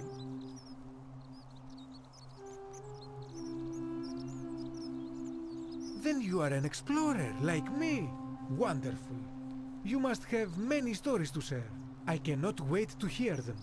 We will have much time here to get to know one another. But for now, do you require assistance? I know you do not require clothing, so information perhaps? Not so loud! What are you playing at? Have you not been told about the last attempt? Oh, then I suppose this duty falls to me. Ah, it is a long story. Of course, the first question any of us asks when we first arrive is, how do I escape? It is only natural after all. And scaling the chasm wall is out of the question, for it is simply too steep and too far. But as they say, if the wind fails, use the oars. And here the second option is to leave the way we came in, through the shaft above the bathhouse. See, the shaft is quite high, but if one gathered up enough wood, one could make a series of ladders and climb one's way out. They have. I am getting to that. There was an attempt made by resourceful fellows who lived here some years ago. They even decided to keep records of their escape attempt for posterity. Unfortunately, as soon as they began to carry the first ladder down the hallway, they heard a godlike voice shake the entire city, and that, tragically, is where their tale ends. So it seems that to merely attempt escape is to invite the wrath of whichever god oversees this place, and so I say it is best to not even discuss it aloud. Ah, yes. The many shall suffer for the sins of the one. As a Greek, this is nothing new to me. It is how our gods operate. Have you not heard the tale of the god Hades? He was the first to learn this dreadful lesson when he abducted Persephone and imprisoned her in the underworld. When Demeter, the mother of Persephone, learned of this, she did not punish Hades, the guilty one. Instead, she changed the climate of Earth, so that it became hot and dry. Nothing grew. The grain turned to empty husks, and the rivers dried up. Innocent people died by the tens of thousands, until at last the other gods were forced to act, lest they have no worshippers left. So yes, we know this rule. This has always been the case. The Golden Rule has merely brought it into focus. If we are to survive, I say we must each heed the simple wisdom of Thales of Miletus, first of the 7 sages of Greece, who said, "Avoid doing what you would blame others for doing." It does, doesn't it? But it is not enough for us to do this alone. For even if 99% of us adopt this principle, that will never be enough. Sadly, no matter how well we protect ourselves, the life's work of many good people can be undone in the blink of an eye by a single selfish act. Ah, the voice of experience. I am sorry for your loss, my friend. But on a lighter note, I will say one thing for the Golden Rule. For all their grim and haunting poses, these golden statues do make magnificent models for my clothing, do they not? That, my friend, is quite the dilemma. But after some reflection, I'm leaning toward voting for Malleolus. I do not enjoy the thought of another visit from Domitius if I voted the wrong way. Nothing comes to my mind, my friend. My story? How kind of you to ask. I am a tailor and I run the humble shop in the forum. You mean to say, with all the turmoil and terror of the Golden Rule and so few customers, why bother setting shop at all? I'll tell you, it is precisely because of the Golden Rule that I wish to remind my friends of the importance of looking one's best. I say, the more of our customs we preserve down here, the more we can preserve a semblance of normality, the better our chances of keeping our heads. Don't you agree? Oh, and there is another reason too. If we all end up as golden statues for future generations to marvel at, I don't know about you, but I would like to look my best. A good question. A very good question indeed. And I would be happy to tell you if only I could remember it clearly myself. I remember I had just been to Rome to sell an extraordinary selection of wares, and drowning in coin, I decided to celebrate my success. I rented a prestigious villa by the Tiber, invited over a few select friends, and we began making our way through some of the most exquisite wine money could buy. Quite a lot of it, in fact.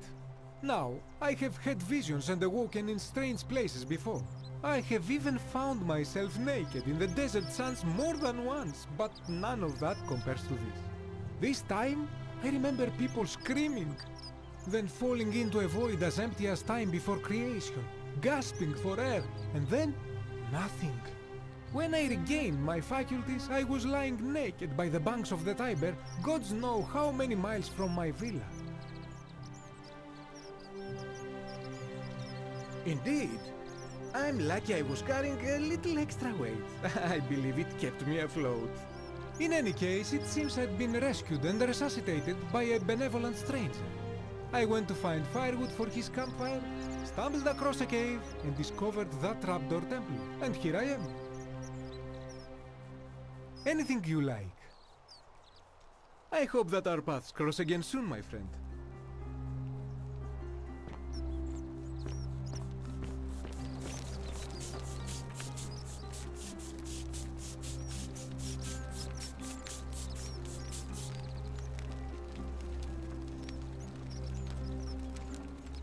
Ah, a new face. Salve, and welcome to a little community. My name's impossible to pronounce for most people, so you can just call me Virgil. You wouldn't believe how often the new ones ask that question. But I tell you the same thing I tell everyone else. There are much worse places to live out your days. You might have a few sleepless nights thinking about the Golden Rule, but once you get used to the fear, Knowing that a single slip-up could cost you everything, it's not too bad. Nothing new to me, anyway. Oh, I just mean I grew up in the Batavi tribe, far to the north in Noviomagus, and learned to expect a bit of hostility. They weren't nearly as tolerant as the Romans. Some people say it's divine, the work of a god, but I'm not so sure. It just seems so flawed to me. Like it's distinctly human. I mean, once you've been here long enough, you'll notice people doing things that just seem so wrong to you. But this so-called god doesn't seem to care. Which means one of two things. Either you don't know the difference between right and wrong, or this unknown god doesn't. And I'm pretty sure I know the difference. Do you?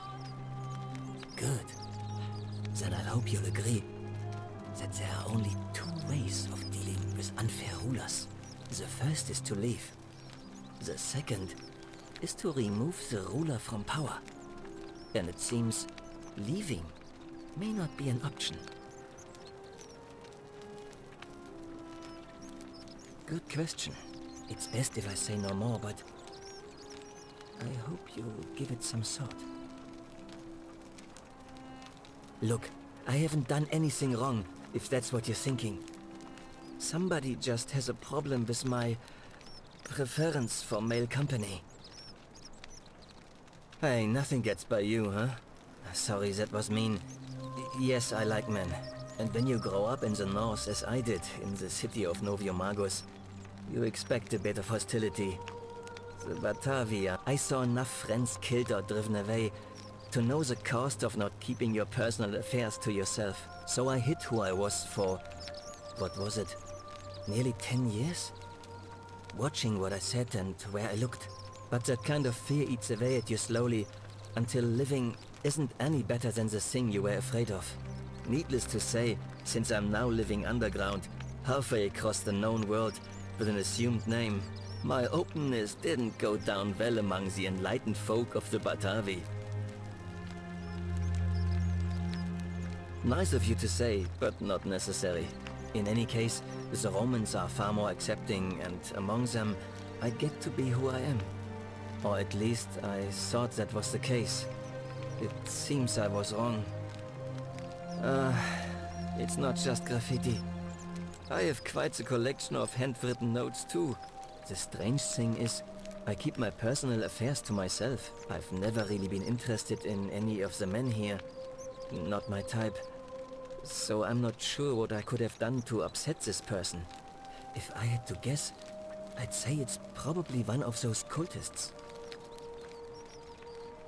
Strange bunch. They insist there's only one god, and that he considers my nature a sin. Can you believe that? If there are any of them here, they won't admit it.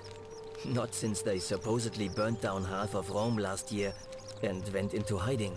All I know is, if these threats keep escalating, eventually my secret admirer is going to cross a line and break the golden rule. What? Really? I didn't expect that. But thanks. It's always a pleasure to meet someone so selfless. I'm glad you arrived when you did. I'd start by figuring out who the cultists are. Or maybe ask around among the merchants here. Someone who lives or works in the forum must have seen something. But if you find them, please don't hurt or humiliate them. I suspect they're just confused. Come back and let me know what you find.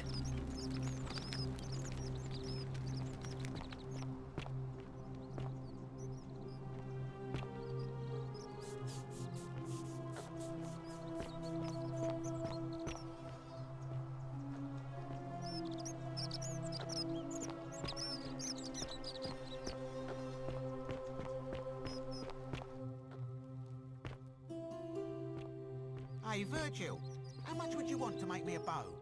For the last time, Dacius, I'm not making you a bow. But why? You know why. But how am I going to defend myself against someone else with a weapon? There are no other weapons in the city. We all went along with the magistrate's weapons ban, so it wouldn't be an issue. That's why I've got to get in first before someone else beats me to it.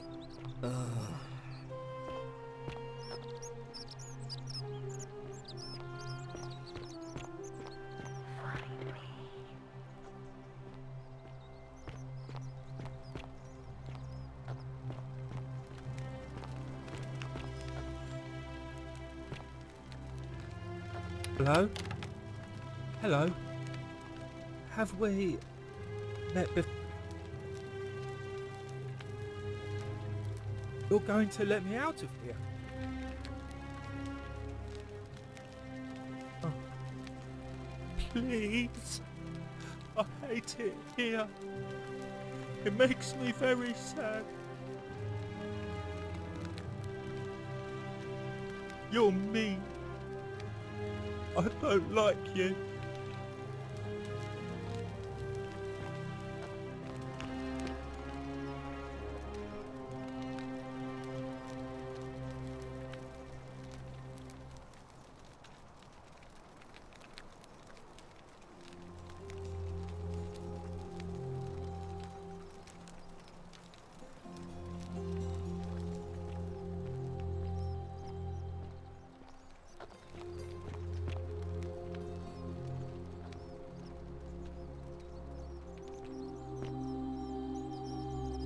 Help!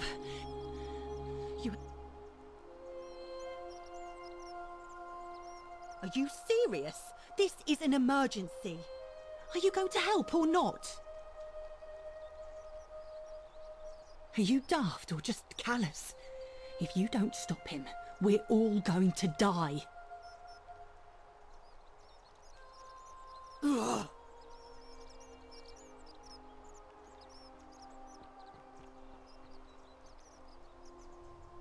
The shrine is collapsed!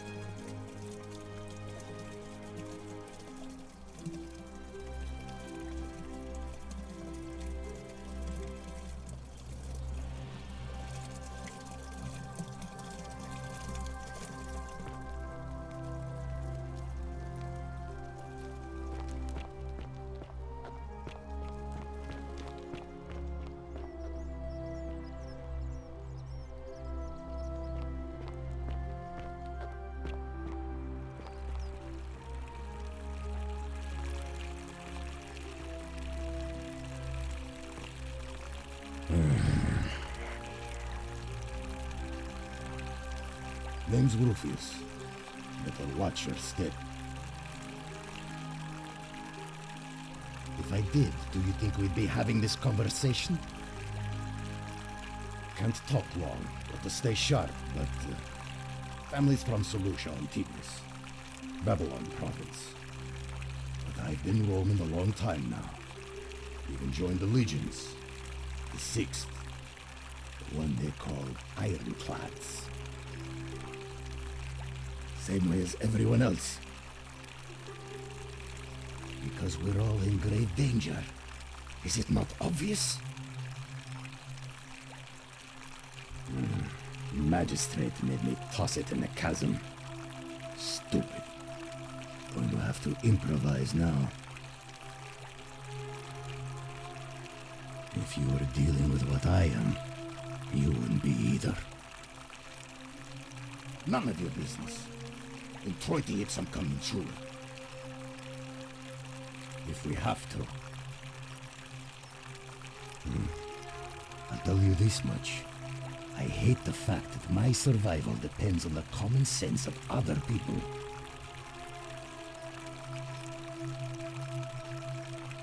Ah, then you know what I'm talking about. I mean, all these people just bumble along like nothing's wrong. Well, we're one bad decision away from being wiped out. Like the last lot of people who lived here. Seems like I'm the only one ready for what's coming. Whatever that is. And when it hits, it's everyone for themselves. You've been warned. I don't know. But did you ever get the feeling some of these statues are watching us when we're not looking? Like they're waiting for something. I don't like it.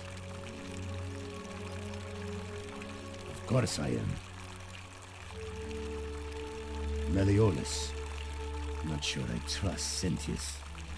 Couldn't even protect his daughter in a city without sin. How's he going to protect us?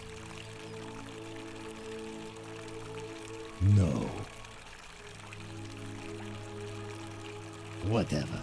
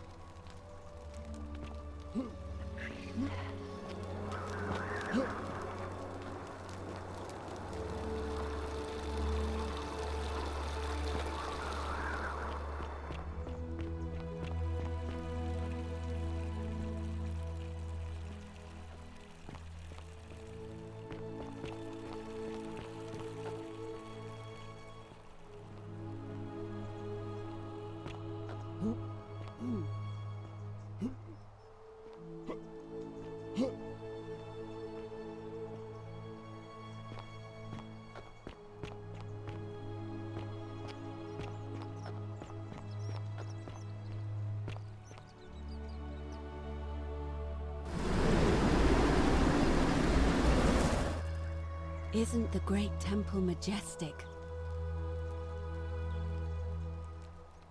And you've...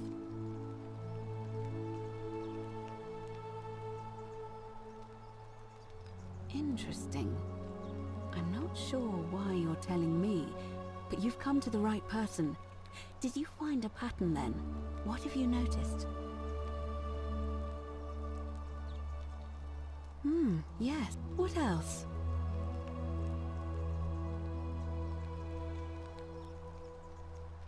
There are people. Livia's. See you again.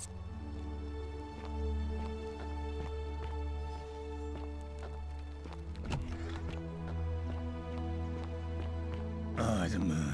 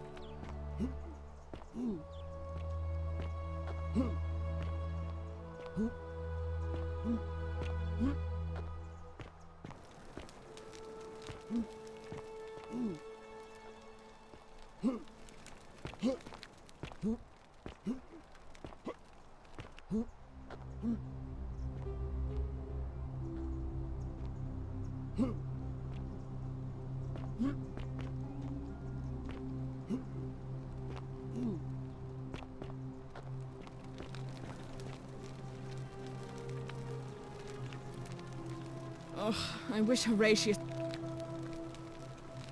I'm Sentia, eldest daughter of the magistrate. But you'd know that if... What are you doing in here?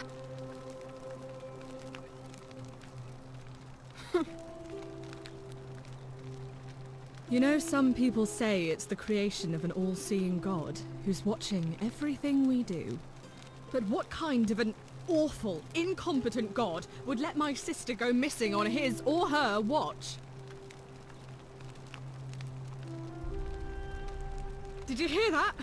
Curse you, you coward! Where is my sister? What do you have to say for yourself? No response. Nothing. That's what I thought. I'm telling you, this mysterious god of ours has to be asleep on the job. Either that, or, like people are saying, it really is just a children's fable my father is exploiting to frighten us into behaving. Oh, and I suppose I'll just have to take the word of a know-nothing barbarian who just arrived, will I?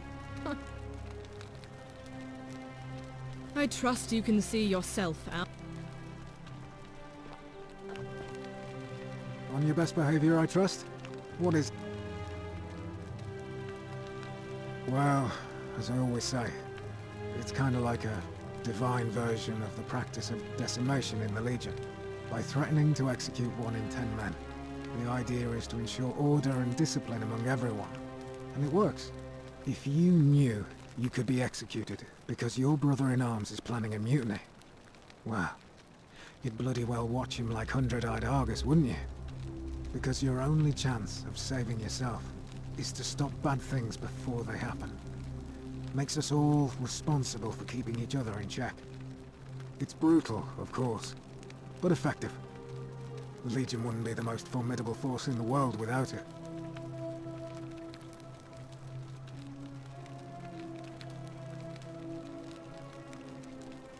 A war crime? Isn't that a contradiction in terms?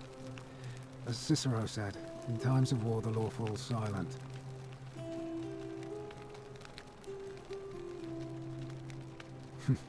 Your sort wouldn't last a week in the Legion. What's done is done. I was forced to execute my brothers in arms, and those memories will always visit me in my sleep. But life is harsh, and I've come to accept my lot. As with the Golden Rule, I don't have any control over it, so railing against it would be like trying to stop the seasons or the tides. As Seneca the Younger wrote, true happiness is to enjoy the present without anxious dependence upon the future, not to amuse ourselves with either hopes or fears, but to rest satisfied with what we have, which is sufficient. For he that is so wants nothing. If you like. Not that it's any of your business. but my loyalty is and always will be with Sentius. Unfortunately, I don't think my vote is going to make any difference today. See, Domitius has been going around town, shoring up votes for Malleolus with lies, bribery, and intimidation. The man's a savage, but he's a gladiator, so people fear and respect him more than they should. Sentius knows about it, of course, but he doesn't have the same rat cunning as Malleolus. This place will be different with that sleaze at the helm. But I try not to worry about things I can't change.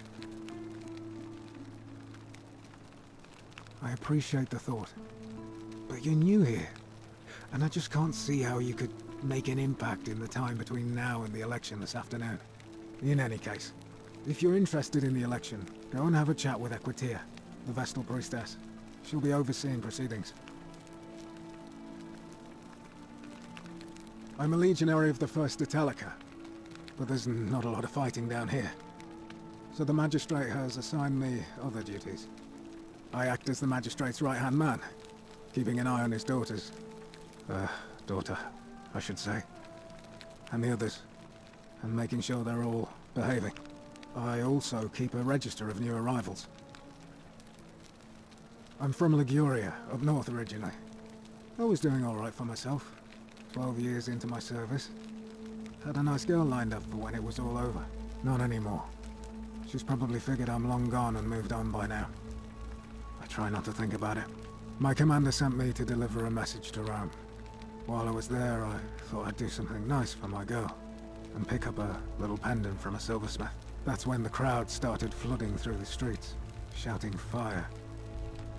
People screaming, trampling each other. Then some Genetricum Fugitor tried to take advantage of the chaos and pinch my pendant. I remember chasing him through the crowds, down towards the river. And then, nothing. Blacked out and woke up near here. No idea how I ended up floating so far downriver. But I'm fortunate to be alive, I suppose. Ah, don't be. As Seneca the Younger said, difficulty strengthens the mind, as labor does the body. That said, Sentilla's disappearance has been more difficult than I'd care to admit. I don't see why not. Just make sure I get it back by tomorrow.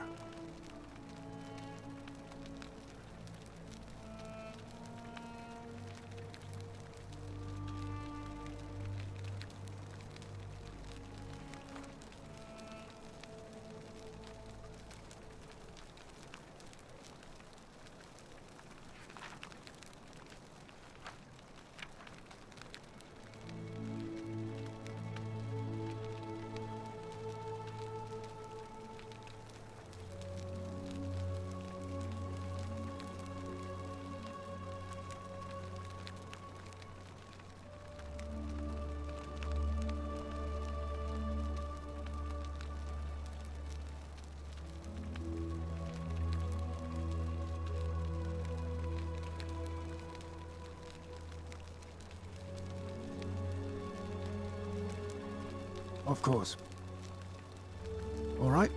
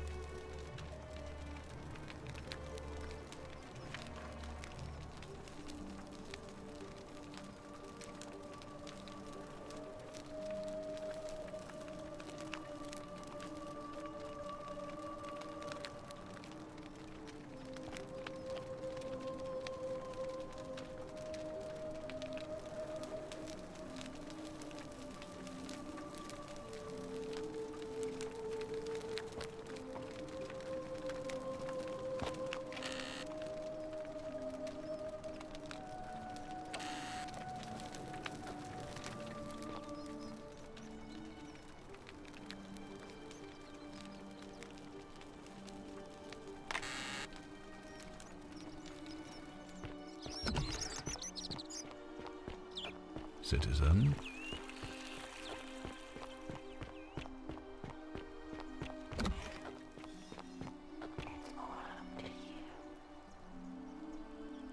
Ave again. interesting. That's true. I know I wasn't entirely sure how I wound up here. What else? Yes, I understand many of our friends were carried here by a river current. It's as I feared. I think I understand what poor Livia has been going through. Let me ask you this. Did you happen to encounter a stranger in the forest before you arrived here? And did you happen to catch her name? I see. And was this stranger by any chance wearing a hood? Because I've seen her before. There's something I think you should see. I think you'd better follow me to the baths.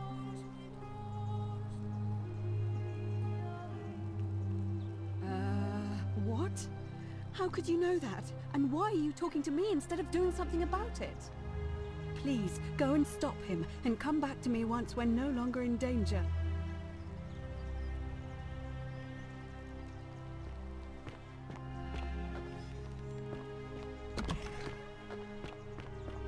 Fresh meat, huh?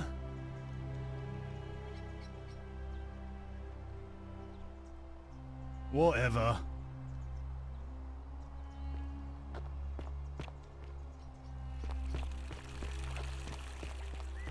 Citizen, we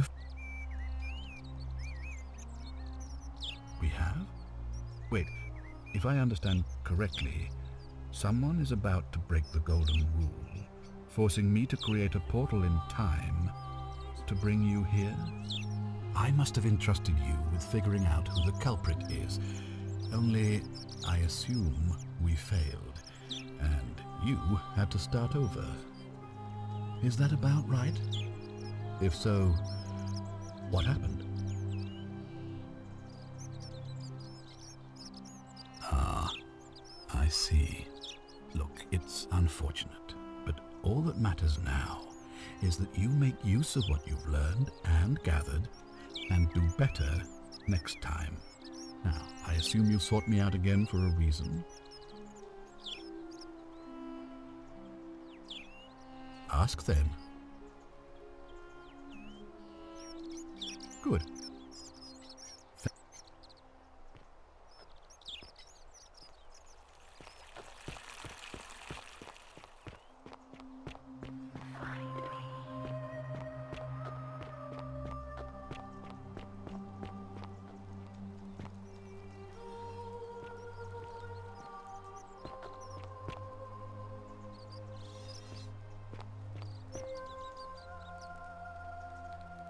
I can't believe she is dead. Fabia, I mean. She walked into that empty shrine, and the next moment she is lying dead under a pile of rubble. The gods are cruel and unjust. She was like a daughter to me. I'm sorry, friend. It's not right for me to lay my burden upon you. The gods are cruel.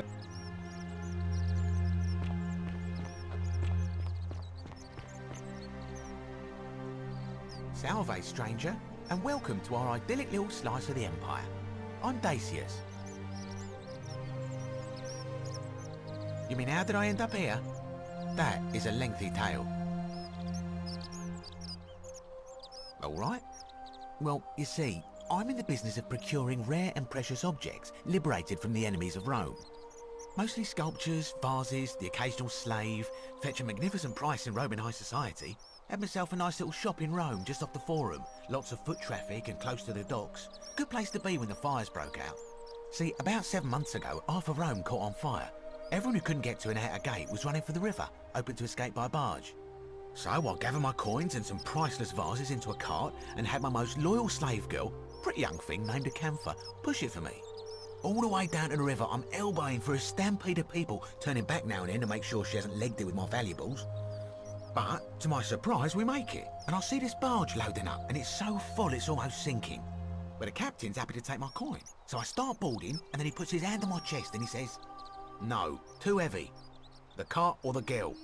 So I did what anyone would have done.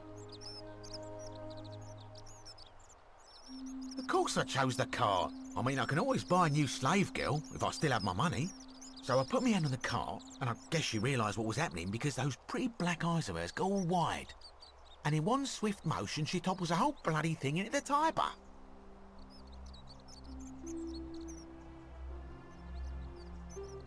No, I dived in after it, of course. Aren't you paying attention? That was a bloody fortune. Only, I guess I must have hit my head or something, because everything went black. When I came to, I'd washed up on the riverbank not far from here, with nothing in the world but a single silver coin. Thank you, friend. But it turns out it might have been a stroke of good fortune, because this place is a veritable treasure trove.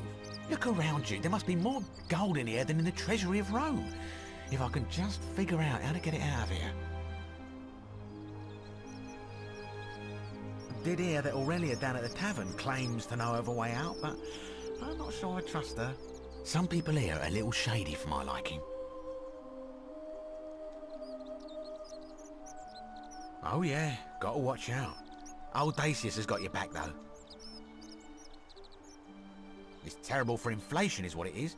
There's so much gold just lying around, it's practically worthless. At least down here. Of course, I have an idea for generating real wealth, but what I need is a bow. Just a simple composite bow. I've scoured this city from top to bottom with no luck. But if you happen to find one, bring it to me and we'll talk. Oh, well, technically yes, but that just means you'll need to be a little discreet. Thank you, friend. I don't, I'm afraid, but I did overhear Fabia telling Georgius she saw something. But alas, it seems she's taken the details to the tomb with her. Malleolus. I mean, Sentius couldn't even keep his daughter safe. What hope does he have of protecting us? Not going to happen. Certainly. All I ask is a reasonable price of 1,000 denarii.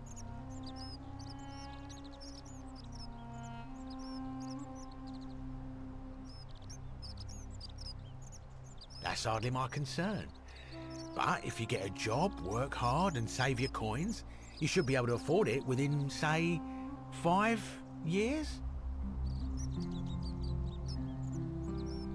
Oh, it's perfectly legal. Simply a question of supply and demand, I'm afraid. Take it or leave it.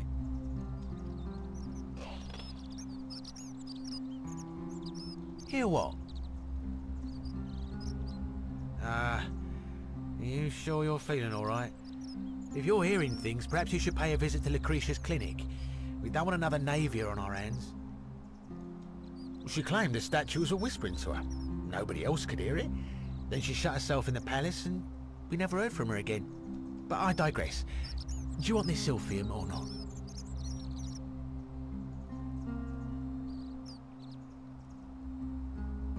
Very well.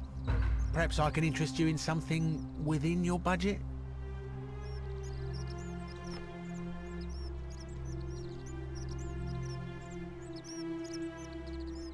Very well. Another time.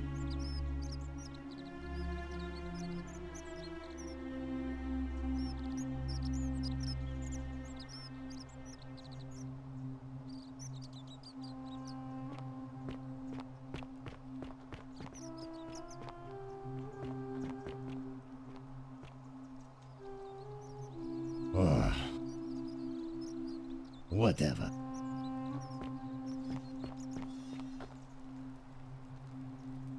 The god.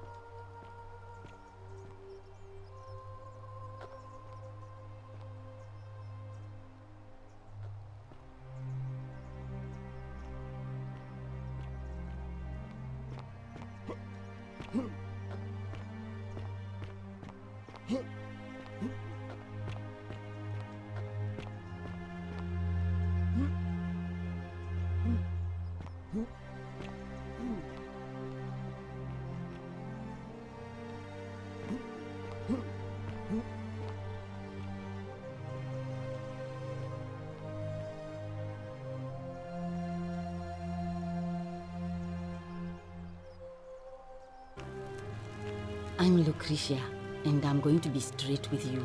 I'm not a physician. This is Nevia's clinic. I've just been filling in ever since she disappeared. I'm tired and out of my depth and miserable all the time. But I'd rather take this on myself than let one of you lot mess it up. My husband and I moved to Rome from Caesarea. He embraced the Roman way more than I would have liked and turned into an awful philanderer. I would have divorced him and demanded the return of my dowry, but I knew he would sooner have me killed than give me my right. So I waited for the right time to take what was mine and disappear. And then the fires came. As he prepared to evacuate our villa, I gathered our most precious belongings, coins and gemstones, and the moment his back was turned, I ran. I could barely see for the smoke, and the streets were full of people trampling each other. I ran for the river, like everyone else, and leapt in. The next thing I remember, I was waking up on a riverbank, not far from here. It's all right. Say what you will about this place, at least my fornicating husband will never find me. And while there's no shortage of snakes here, at least with the golden rule, they have to try to be discreet about it. Oh, this shrine was in use as a clinic long before any of us arrived here. Kind of strange to set up a clinic in the temple of the god of disease. But the god who inflicts a curse is also the only god who can undo it. So I suppose praying to Apollo for healing kind of makes sense. Well, she used to run the clinic. She was a midwife, not a physician, but she was the closest thing we had down here. And she was good too, until she suddenly lost all interest in us. One day she told me she'd made some profound discovery about the golden statues.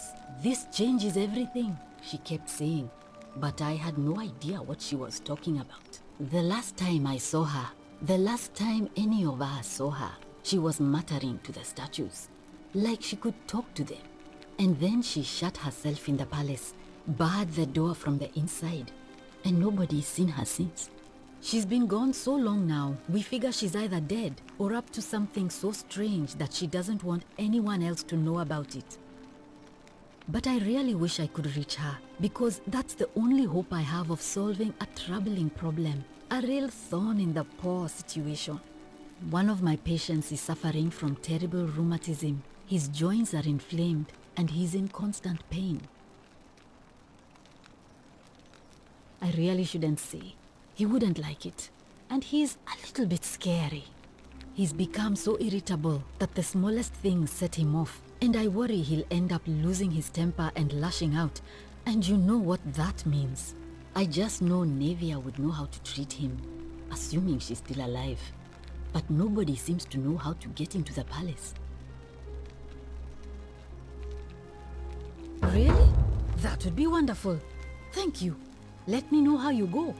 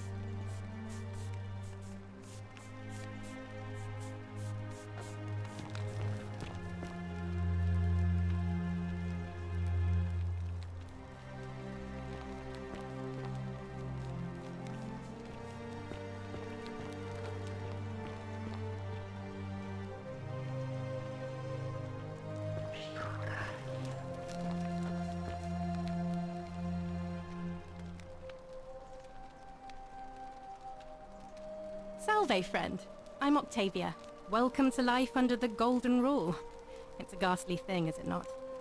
How are you faring so far? Ah, another stoic, perhaps. We all need something to help us through times like these. We've all been where you are now. I remember when I first arrived. I used to lay awake at night contemplating the big questions. Why am I here? Is there a way out? What is the Golden Rule, and who or what is responsible for it? I still don't have any of the answers, I'm afraid. I don't think anybody does. But I'm happy to share with you what I've learned. I'm afraid not. Although, I did once hear someone gossiping down at Aurelia's tavern about a possible way out. I don't put a lot of stock in such rumours, but if you're desperate and wealthy, you could look into it, I suppose. If that doesn't work, then I suppose we're all stuck here until the gods decide our fate.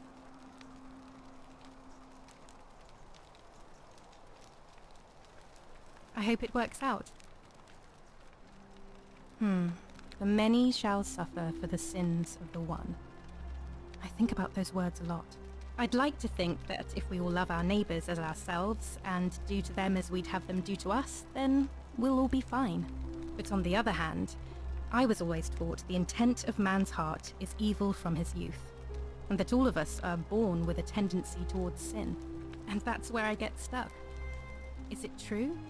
Are we born with a tendency towards sin?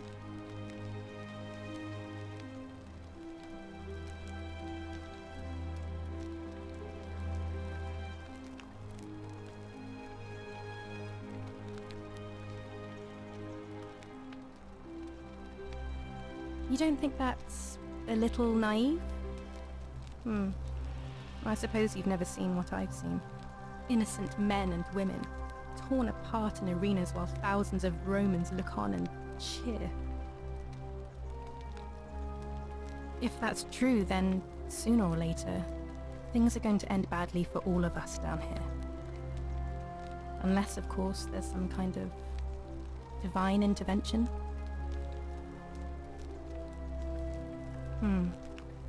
I wish I shared your faith.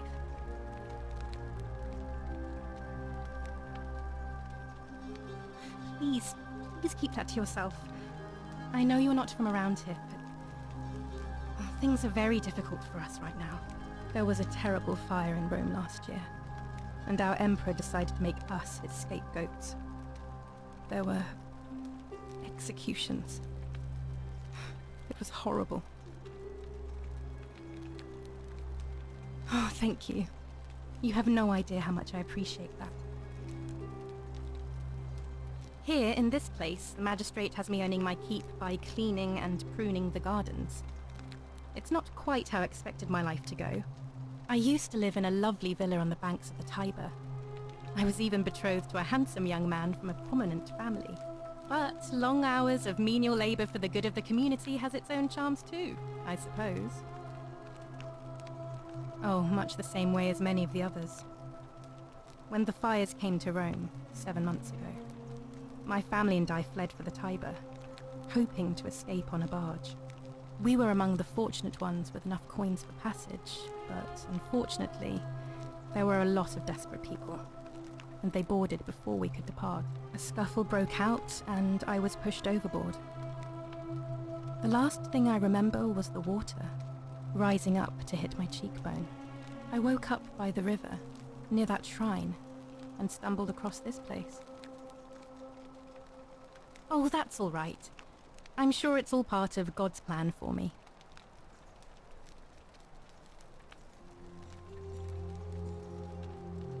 Oh yes, of course.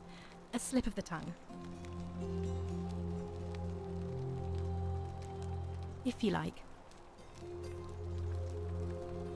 All right, well, it was lovely to meet you. I look forward to getting to know you better over the coming months. And if you ever... I can't believe this is how it ends. Oh no. No. Ulpius, what are you doing? Get back from there. If you lose your balance, you'll fall. That's the idea. What? Why? Why would you want that? Why do you think I'm stuck for the rest of my life Working for a man who treats me like an animal. I know things are hard for you right now. They're hard for all of us. We're all in this together, Ulpius. Please just think this through. If you do this, it could be the sin that seals all of our fates. Is that what you want? I'm sorry, but I just don't care anymore. Please, Ulpius. Help him. If he goes through with it, it could be the end for us all. I don't know what to do.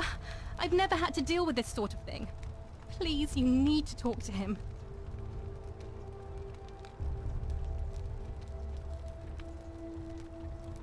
Thank you. And please, choose your words carefully. Let me guess. You're going to lecture me on how suicide is a crime against the Empire.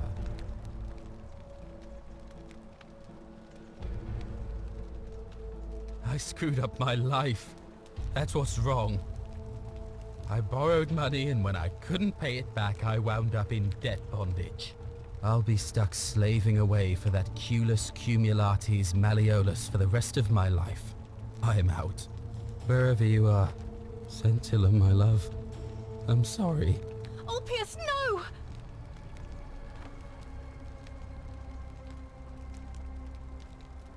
I can't believe he went through with it. Oh Lord. That poor lamb.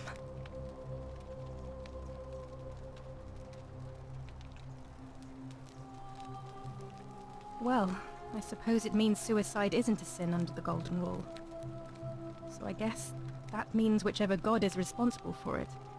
It isn't mine. That was not your fault. There's no way you could have given him what he wanted, moments after you arrived. I'll have to let everyone know what happened. And I guess Malleolus will have to clean up the mess in his villa. It's of his own making, after all. And I'd best pray for poor Ulpius.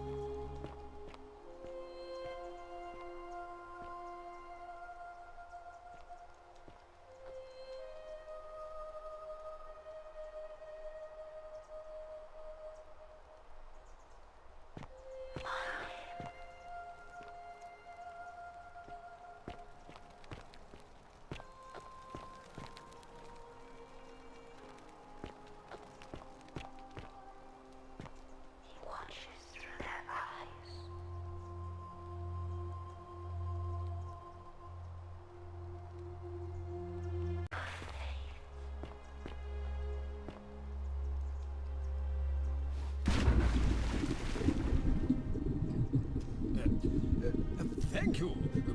Thank you. I am delighted and deeply honored to have been elected your magistrate. Magistrate, yes, yes. Thank you. I am delighted and deeply honored to elect your magistrate. And now, I make this solemn promise to you, good citizens. And now, I make this solemn promise to you, good citizens. Under my leadership, you will finally enjoy the freedom you deserve. And, yes, no more shall you walk on eggshells, yes. No more shall you walk on eggshells, fearing simply to live and breathe because the tyrant Cactus told you it was forbidden. Yes, remember my first act as magistrate, I hereby announce a day of a day of celebration. I hereby announce a day of celebration to mark the end of an era. Yes.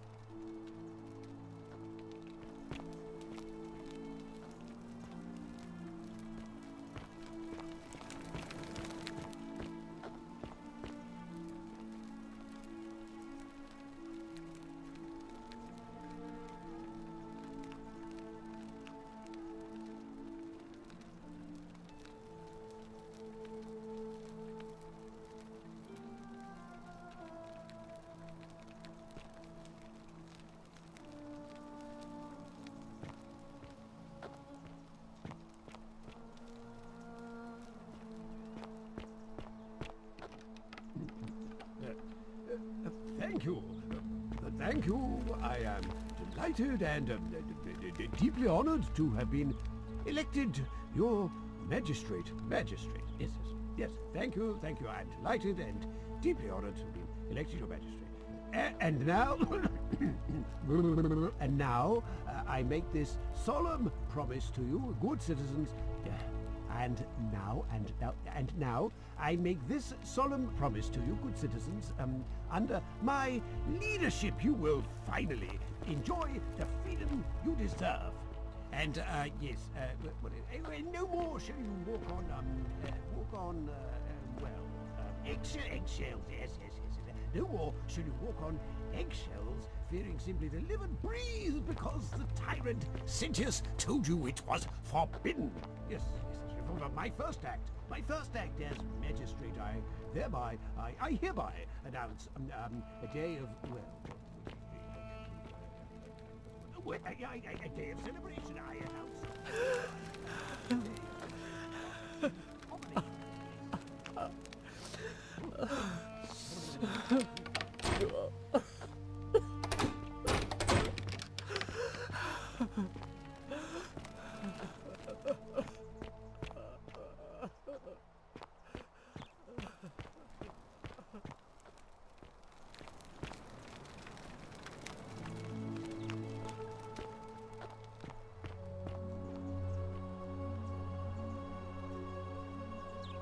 Did you just leap into my villa from the balcony 100 feet above? That was either extremely reckless or impressively clever. Well, why have you risked life and limb to see me?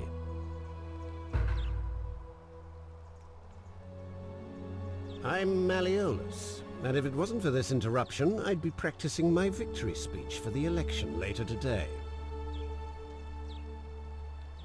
I'm glad you asked. I'll finally restore freedom to this city, just as I've been promising. These good people have suffered long enough under Centius's tyranny. By declaring there's no such thing as the Golden Rule, it's a children's fable exploited by Centius to frighten us into submission. Wait, don't tell me you've fallen victim to that monstrous lie?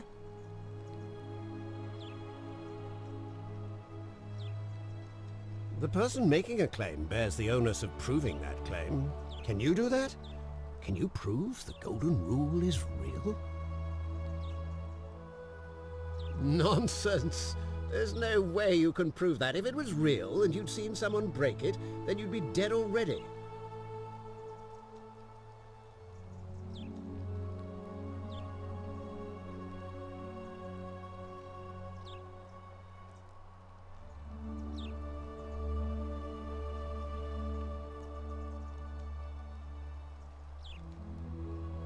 What? Oh, I see what's happening here. Another poor, vulnerable soul taken in by Centius's machinations. He won't get away with this much longer. Surely, you're not one of those people who believes everything you read, as if a lie could be transformed into the truth by the simple act of writing it down? I disagree. I'll be guided by what is best for the city's people, and that means giving them the freedom to do as they wish. True, but that is simply because you are mistaken. I'm afraid not. We're stuck down here together, for better or worse. We're all going to have to make the best of it.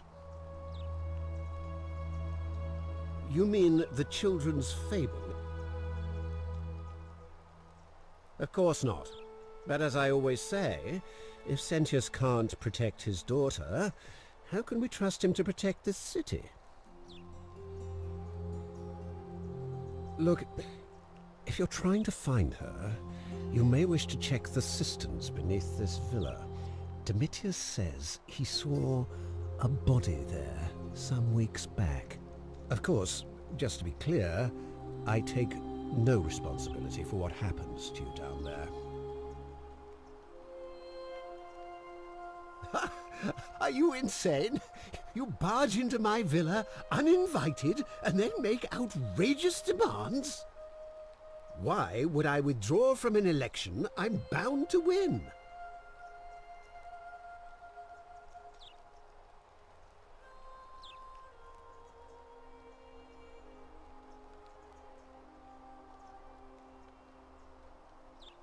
You fool. The many shall suffer for the sins of the one.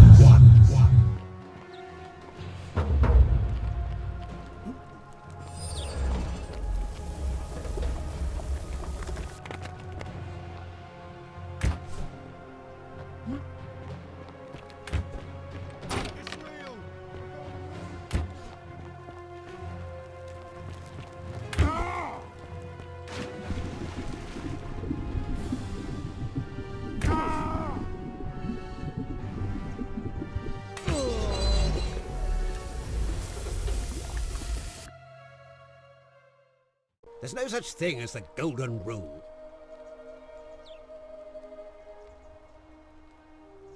How could you possibly know that?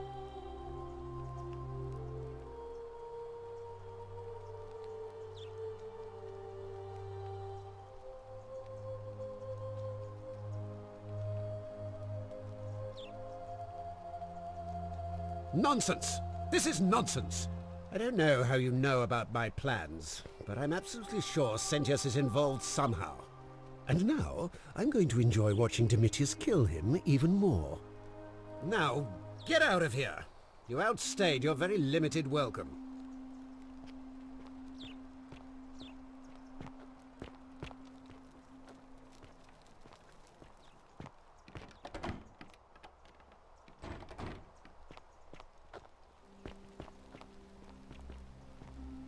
Still here?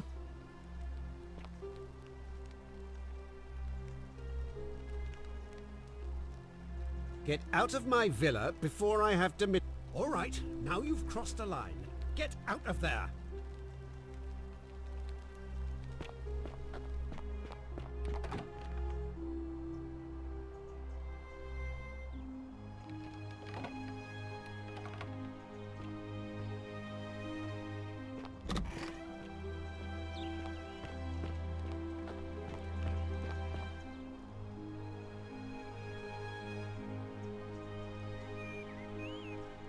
What now?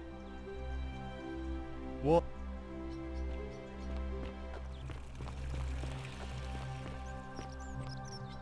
Are they? We have? Wait, if I must have entrusted you with things. Is that a... Look, now.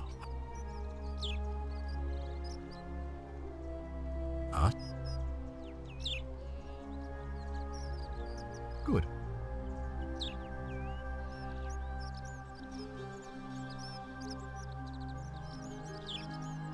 Of course. Yes.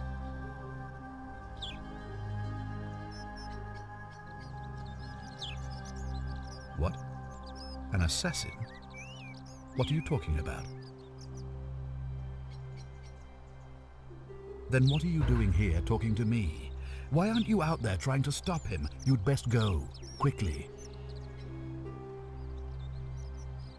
You mean to say you've tried every non-lethal measure you can?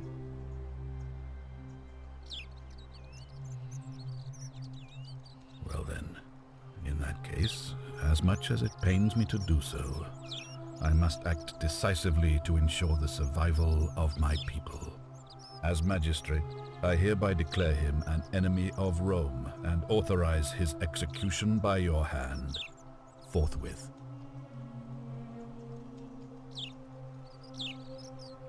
I don't believe so, no. It's not a crime to carry out the lawful order of a magistrate. So now you're an expert on Roman law, are you? Listen to me. We are cut off from the Empire down here, fending for ourselves on the brink of annihilation. If ever there was a time to dispense with legal procedure, it would be now. Think of it as an act of preemptive self-defense. Think of the lives you'll be saving.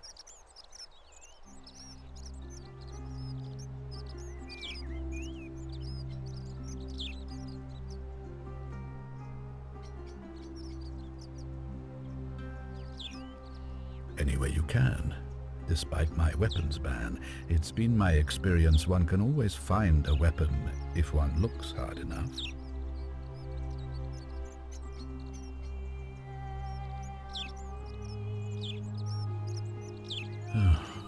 Very well. It looks like you'll have to continue your investigation. Of course. What is it? Yes? Why do you say that? What? I'm speechless. How do you know? Of course, this isn't your first loop, is it? Well then, you must stop him from winning the election. I expect you'll need some kind of leverage on him, but I can't be seen to be involved in this, of course, so you'll be on your own. You'd better not waste any time, and may Swada, goddess of persuasion, go with you. Good, thank you.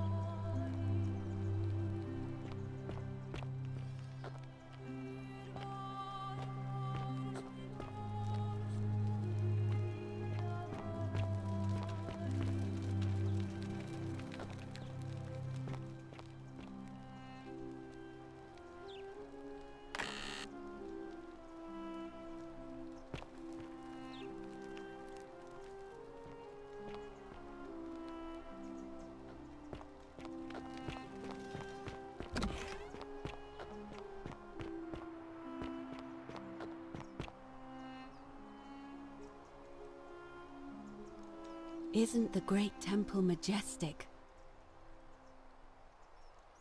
Let me know when you've cleared the way to the baths.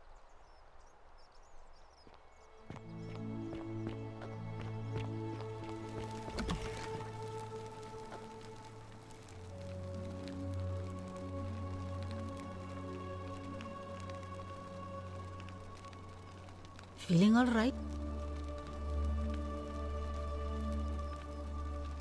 Oh no.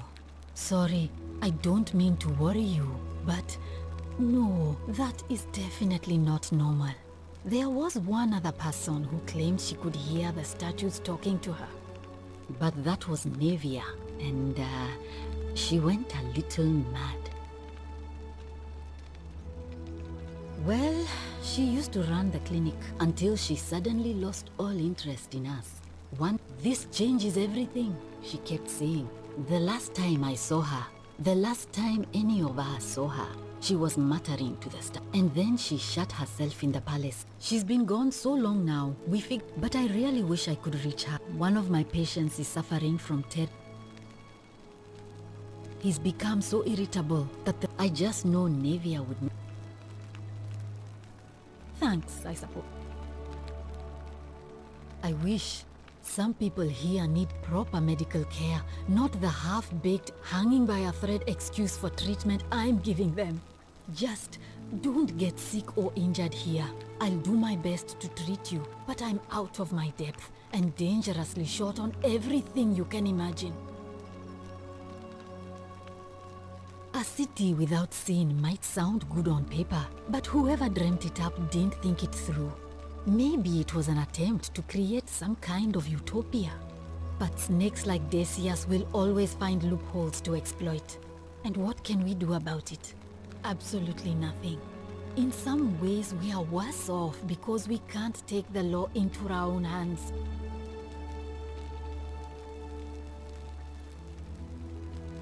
Sure. What do you want to know?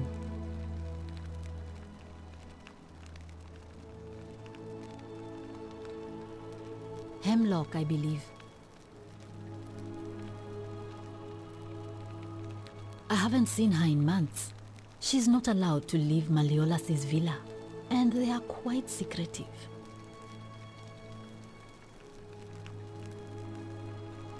Do you really want to know? I mean, if somebody poisoned her, then surely they would have broken the golden rule, and so maybe it's best we don't discuss it. Gladly. Well, come back if you get sick or injured. Day or night, I'll do what I can.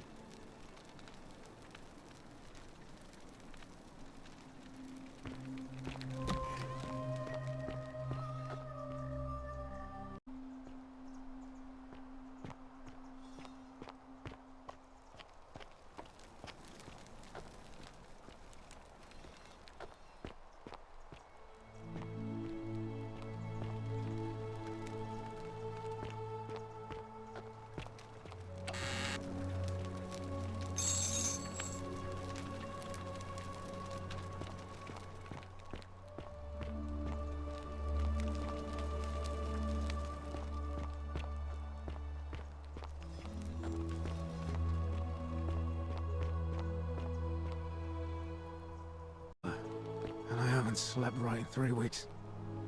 Don't be too hard on yourself. From what I hear, nobody saw it coming. Anyway, I thought you Stoics weren't supposed to worry about things you can't control. That lamp. Yeah, but I keep thinking... Not bad. What if there Not is bad at something all. I can do? What if she's out there somewhere suffering, waiting to be found? Sounds like you're torturing yourself. Leave that for the gods. Try to relax, get some rest. Tomorrow's a new day. I suppose you're right.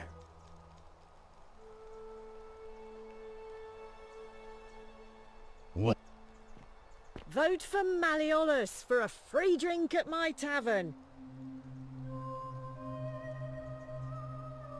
Or don't you just love springtime? All right.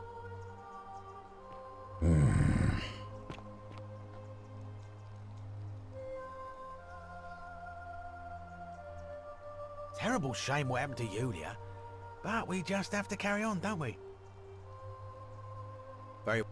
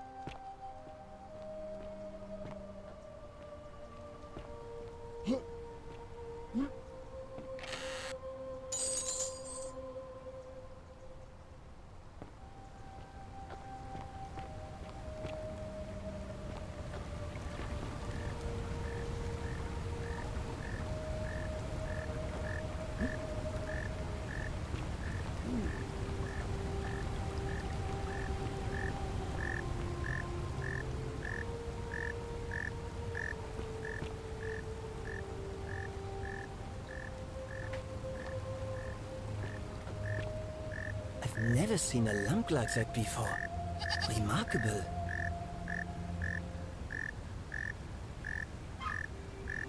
Any news about my secret admirer? Oh, that's all right. I'm sure it'll take time. Was there something else you wanted to talk about? Well, Malleolus is talking about loosening some of the restrictions in this place. And while it's all a bit vague, at least he has a vision. My vote isn't for sale, if that's what you're asking. Well, I'm an architect. Or at least I was back in Rome. That's probably too grandiose a term to describe what I do here. Help out with repairs and try to stop old buildings from collapsing on people. That kind of thing. But you probably don't want to hear about the ingenious architecture or mysterious history of this place. Oh, I'm glad you asked. Some of these shrines were constructed hundreds of years ago, which means Romans have been arriving here for at least that long. But there's one thing that puzzles me. The oldest shrine in this avenue isn't Roman at all. It's Greek.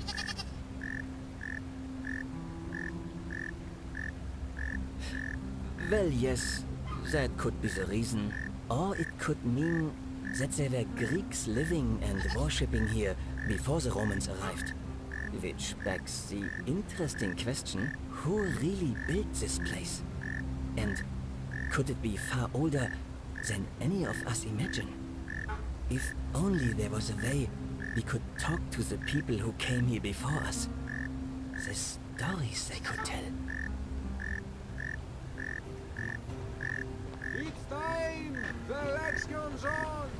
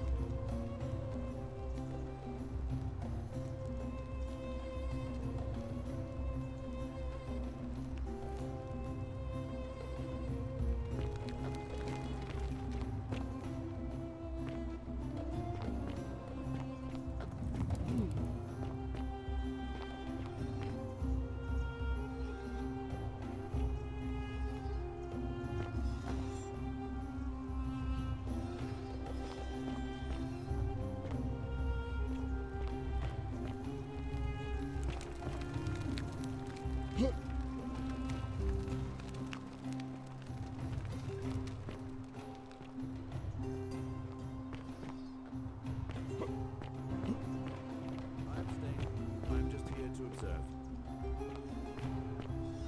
Virgil, Malleolus. Rufius, Malleolus. and finally, Domitius? Malleolus. Who else? Citizens, you have made your decision. Your new magistrate is Marcus Malleolus Gurges. Hail, Magistrate Malleolus. I said, hail, Magistrate Malleolus. That's more like it. Thank you. Thank you. I am delighted and deeply honored to have been elected your magistrate. And now, I make this solemn promise to you, good citizens. Under my leadership, you will finally enjoy the freedom you deserve. No more shall you walk on eggshells, fearing simply to live and breathe, because the tyrant Sentius told you it was forbidden. For my first act as magistrate, I hereby announce a day of celebration to mark the end of an era. The myth of the Golden Rule is no more. The Golden Rule is real, you idiot. For his attempt to deceive us all, Sentius is hereby found guilty of treason against the Empire. What? I have committed no crimes. This is madness. His sentence: to fight for his life in gladiatorial combat against Domitius, here and now for your entertainment. You have no idea what you're doing. You're going to get us all killed. Wait, I exercise my right as a Vestal priestess to pardon him. I will not allow you to do this. You're showing your true colors now, priestess. Your corruption sickens me. Domitius, ignore her. Proceed. This is insanity. You'll doom us all. Lies! It is time the Golden Rule was exposed for what it is. A children's fable, exploited by a treacherous leader to instill fear in all of us. This is why he's in his gladiator gear. They've been planning this all along. Shut up, all of you. The magistrate has spoken. I'm going to enjoy killing you, old man. Stop! The many shall suffer for the sins of the one.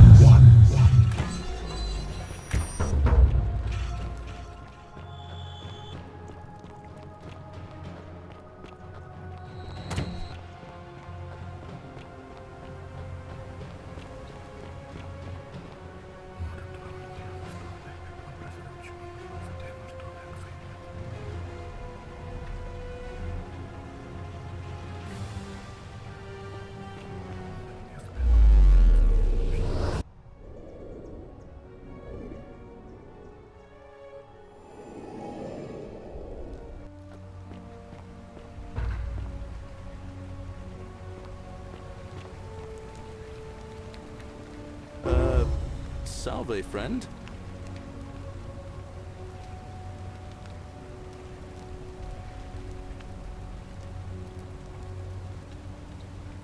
Oh. Of course. All right.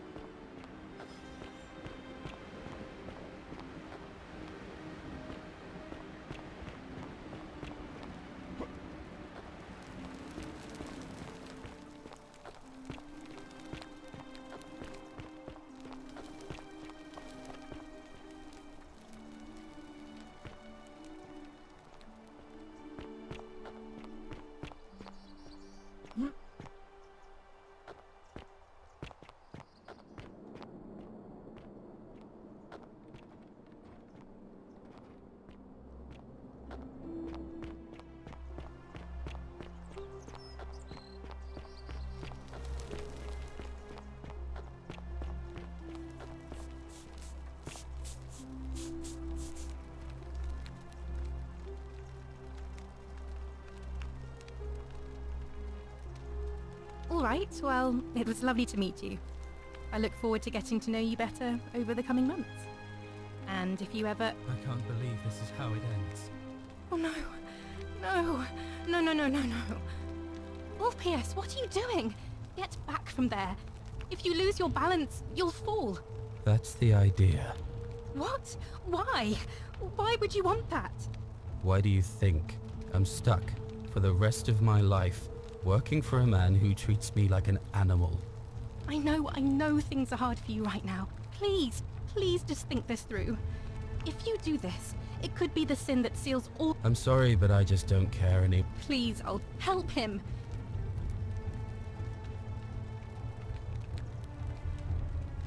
I don't know, but it's a crime for slaves to take their own lives.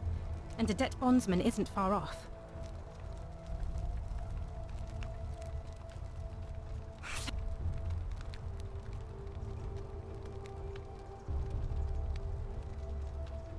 You know about that? How is that possible? I mean, I've never mentioned it to anyone. Well, if you say so. You don't understand. I don't want to hurt anyone. I just want it all to be over. It's too late for that. Yulia and I made a pact, and she's already swallowed hemlock this morning. If I backed out now, I'd be betraying her. I can't do that. No. No. Time's up. I am out. Wherever you are. Scintilla, my love. I'm sorry. Ulpius, no!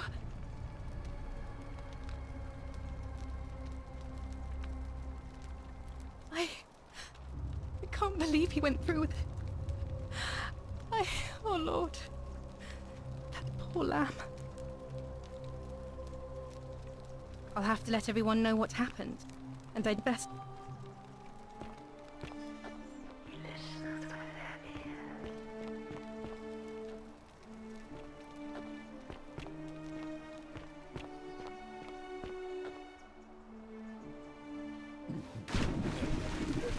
Thank you.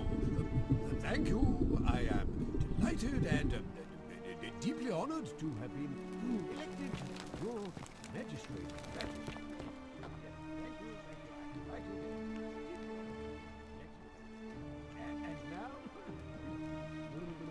Now, I make this solemn promise to you, good citizens, and...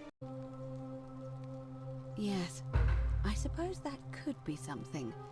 But then most of us do tend to carry coins on our person, don't we? What else? Keep asking people. Livia's... See...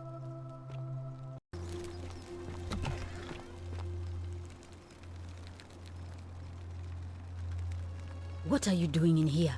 Can't you see this woman is dying? She's been poisoned. She needs the resin of a plant called silphium, but that Culas cumulates... What? Quick, give it here. Yulia, you need to swallow this. Here, let me help you.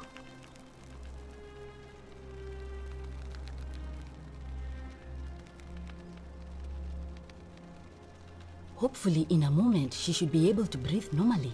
That was extraordinary. How did you know she needed this exact thing, and at this exact moment? Are you some kind of oracle?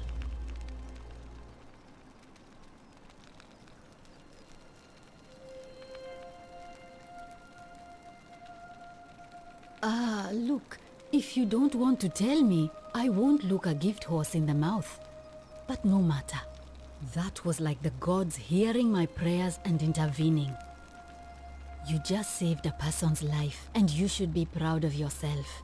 She might even be able to thank you herself in a few moments.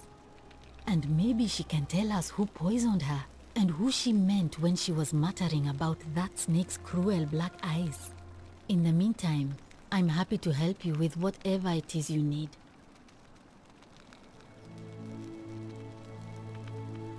That's a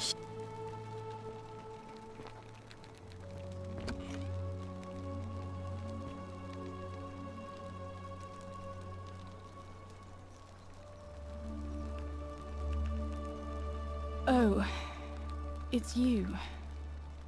Sorry, I'm still a bit out of it. But thanks for trying to help me, I suppose. Was there something you wanted? Lucretia says I'm supposed to rest. As much as I'm grateful that you tried to help me, it's just not safe for me to talk about it. Please, no more questions.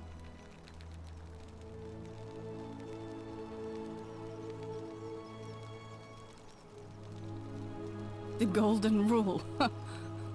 That's the least of my worries. The gods may be cruel, but Malleolus and Claudia are far crueler. Please, just leave me alone. I don't want to talk about it.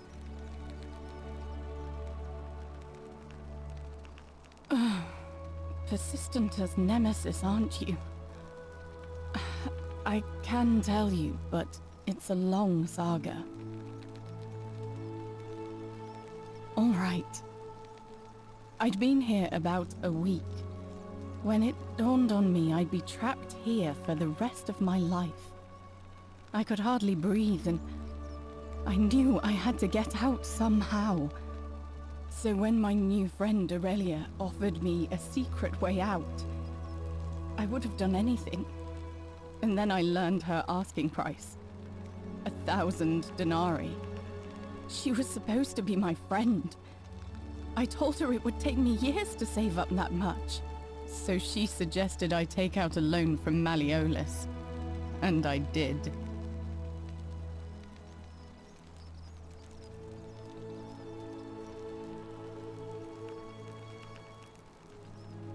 I had to sign an agreement, saying I'd work off the debt over 30 years. But I figured I'd be out of here so soon it wouldn't matter. I paid Aurelia, and she gave me her so-called way out. Do you want to know what it was? Hemlock.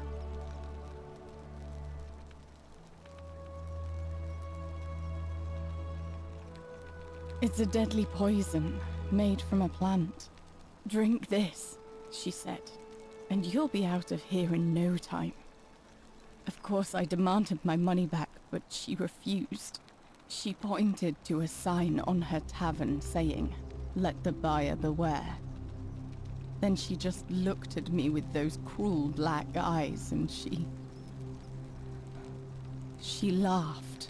She immediately told Malleolus I'd tried to escape without paying him back. Only, he didn't seem upset or surprised at all. In fact, he just thanked her. And that's when I realized the two of them had planned the whole thing from the beginning.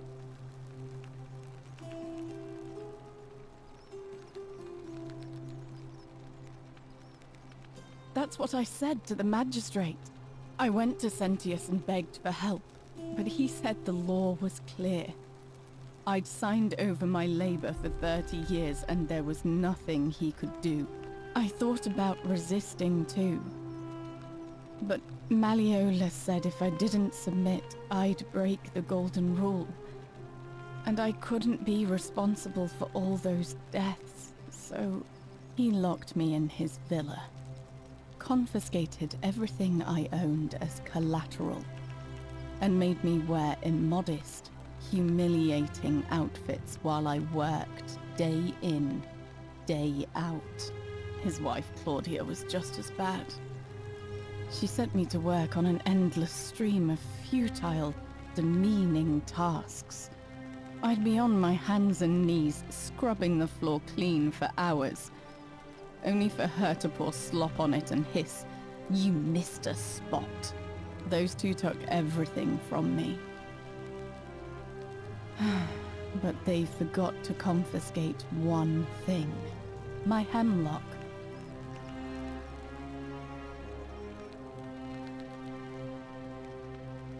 I just wanted it to be over. But it seems I messed that up too. Should have drunk all of it.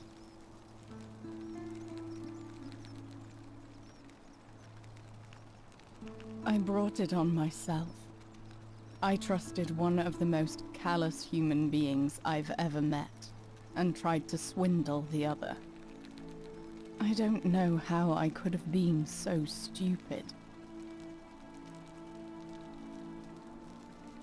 When I've recovered, I expect their thug Domitius will come for me. He'll escort me back to their villa, and I'll be right back where I started.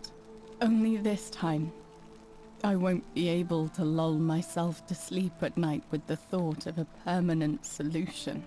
Honestly, it would have been better if the poison had been allowed to run its course.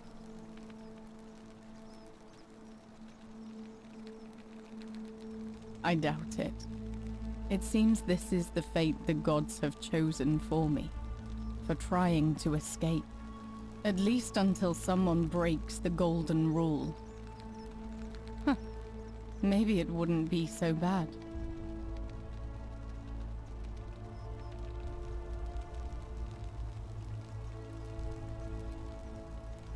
A lot. But it doesn't matter. I made a suicide pact with Ulpius last night. He's in exactly the same position as I am. Malleolus and Aurelius set the same trap for him a month after they did it to me. He and I are in this together. He's probably already thrown himself from the bluff into Malleolus's villa by now. If so, I'd never be able to live with myself, knowing I broke my promise to him.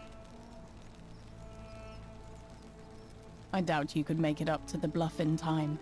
I don't know who you are, or why you seem so determined to help me, but thank you.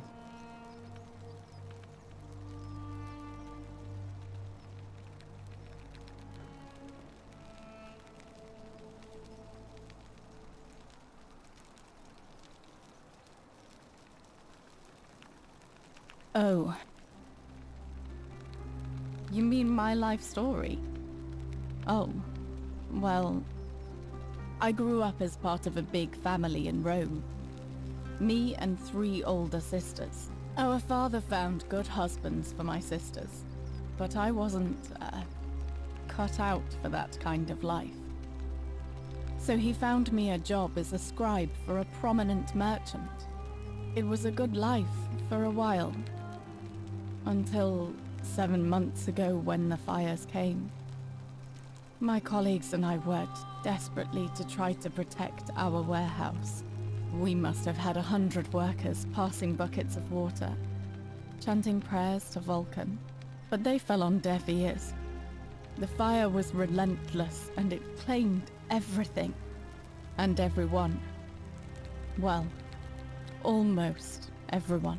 My employer told me to grab what valuables I could and flee for the Tiber, with the crowds. I remember diving into the river and then... The next thing I knew, I was waking up on the riverbank not far from here. Thank you, but to be honest, sometimes I think dying in that fire might have been a blessing, given what's happened since. If that's your idea of a joke, it's not funny. Go away.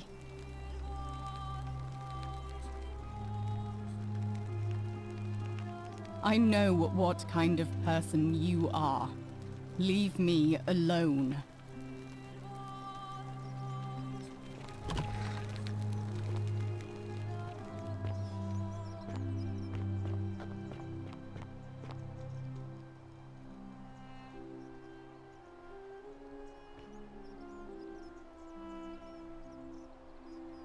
Ave again. Did you see you?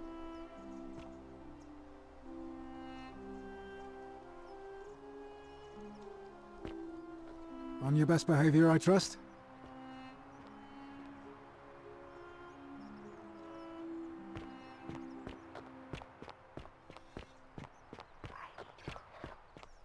Keeping an eye on things, Horatius? As always, priestess. Any news about Scintilla, Navia, or Kabash? No sign of any of them, I'm afraid. But we do have a newcomer. Strangely dressed fella. Funny accent, too. A traveller from a faraway land, then? Seems that way. Then let's make sure he feels welcome, shall we? Of course, priestess.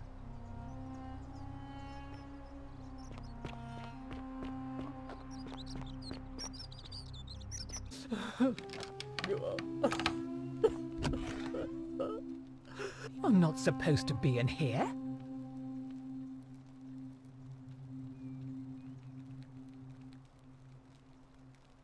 Talk. What business could you possibly have with me? My marital affairs are no concern of yours. Thank you very much. I think a better question is, why am I being interrogated by a stranger who just barged into my villa? I have quite enough marriage trouble already, without having to explain to my husband why I am receiving strange men in private. Preferably the way you came in, by which I mean, please leave.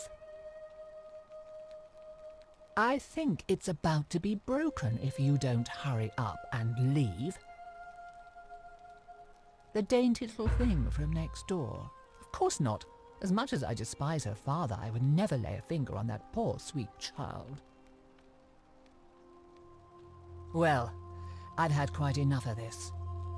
Domitius, come quickly. We're being robbed.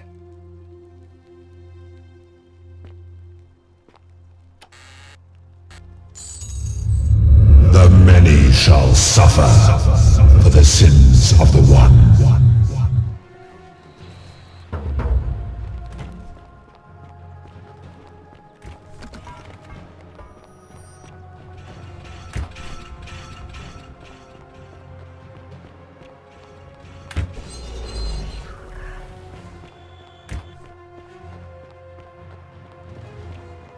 Everybody run!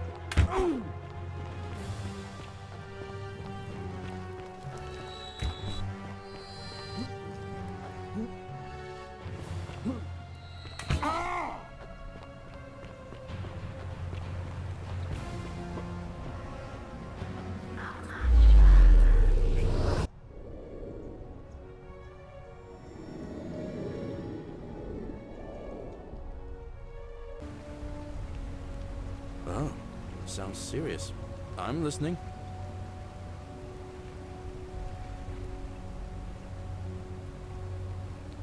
Yulia? Oh no. All right, I can do that. I'll go, but once I'm done, I'll need you to tell me how you know all of this.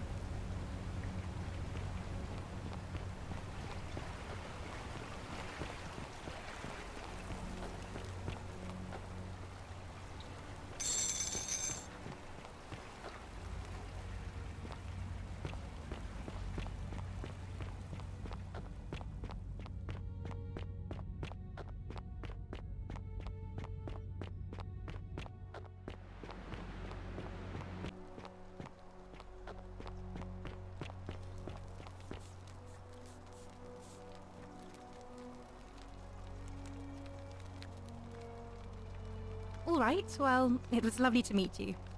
I look forward to getting to know you better over the coming months. And if you ever... I can't believe this is how it ends. Oh no. No. No, no, no, no, no. Walkthroughs, what are you doing? That's the idea. What? Why do you think... I know. Please, I'm sorry, but I just don't... please, help him. Thank you. You know about... Well, you don't understand. It's too late. If I backed out now, I'd... Oh, really? That changes things a little. But we're still in debt bondage to that monster. Unless you happen to have 2,000 denarii to pay off both of our debts.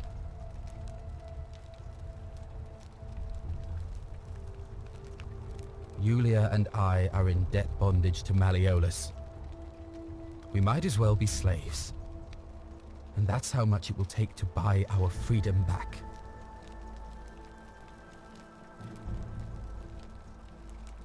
Oh, so it's my fault. Is that it? You know what? Forget it. I am out. Wherever you are. Scintilla, my love. I'm sorry. Oh, Pierce, no!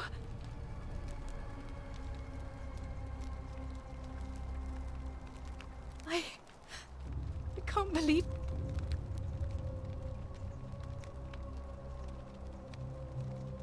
And...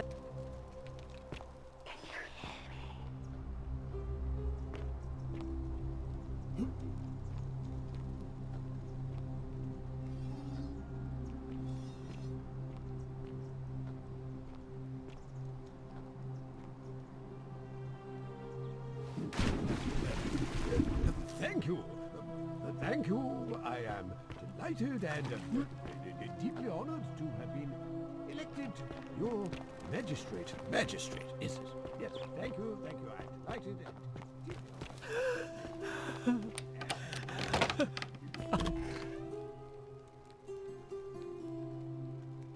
and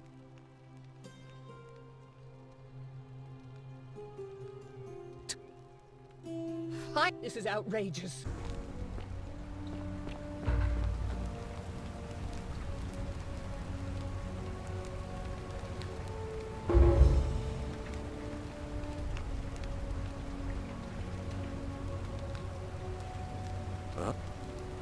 Yulia.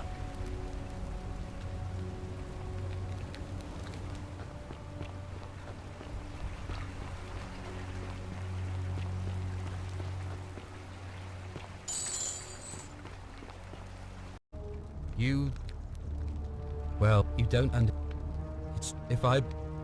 Oh, but we're still... Really? Wait. So, I guess you'd want me to work for you then. You'd do that for us? A couple of complete strangers. It seems today we're both blessed. This did not turn out how I thought. Thank you, friend. I never thought people like you existed. Thank you. I'll go and pay off our debts immediately. I just wish there was some way I could repay you. But I have nothing but the tunic on my back. I'll go and take care of things with Malleolus and tell Yulia the good news. Thanks again, friend. I'll never forget what you did for us.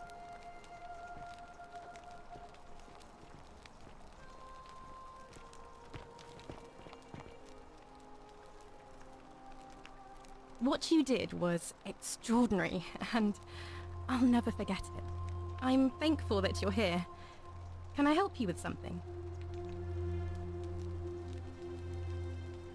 Ah.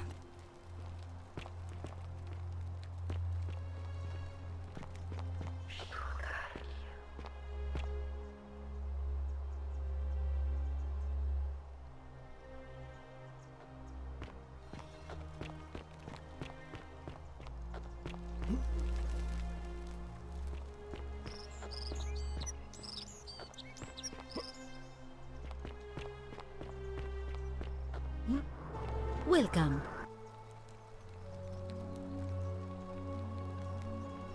Feeling all right?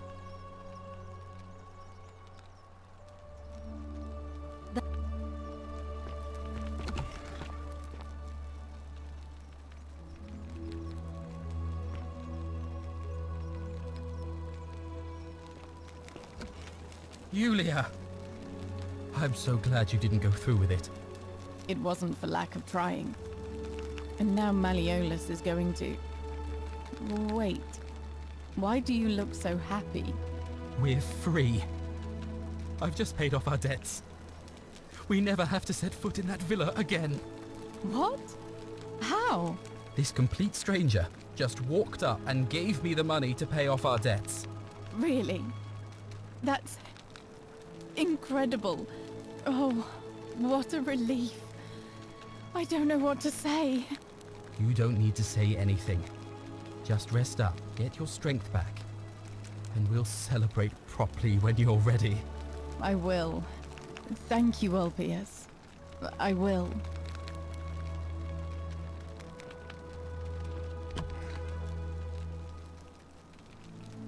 Sorry, I'm still a bit out. Was there something you wanted? Lucretia says I'm Our priestess, Equitia, once told me it's the god's way of creating a city without sin. But if that's the case, then whichever god is I mean, all it really does... I've seen Malleolus, Claudia and Domitius make grown men cry. Romans. They don't cry easily. They've never physically hurt anyone. But the point is, they don't have to. They've got people running scared because everyone knows Malleolus is the favorite to win today's election. Really? Then I hope fortune smiles on you, friend. All right. Goodbye.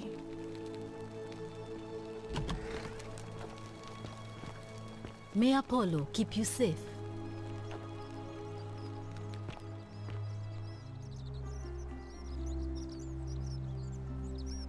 My friend, your words intrigue me more and more. But yes, very well. Ask me what you will.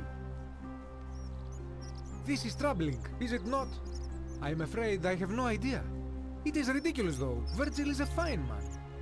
But my young friend Fabia confided in me that she saw someone leaving graffiti on his shop front last night.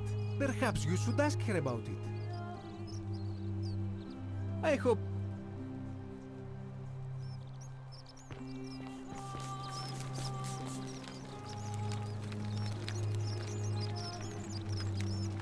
Ah, a new face.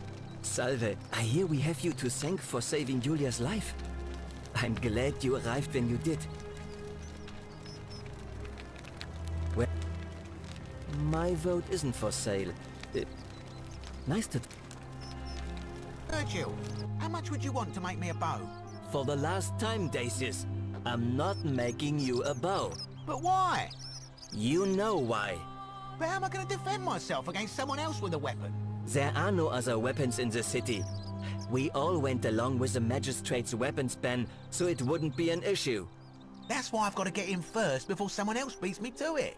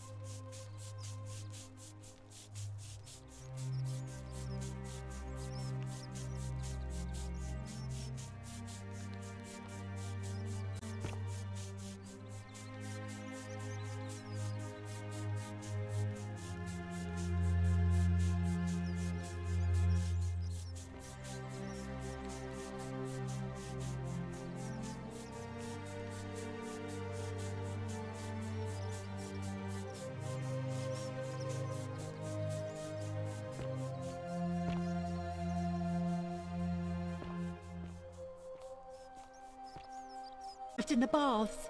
Real nasty sort with his... You have to do something.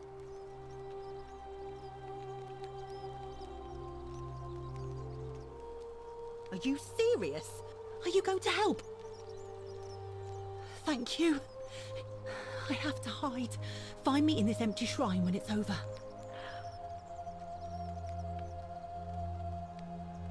What? Why?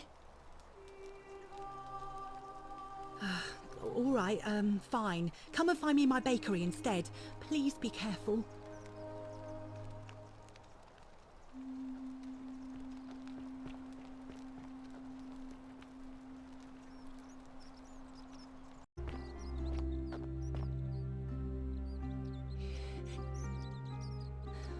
What are you waiting?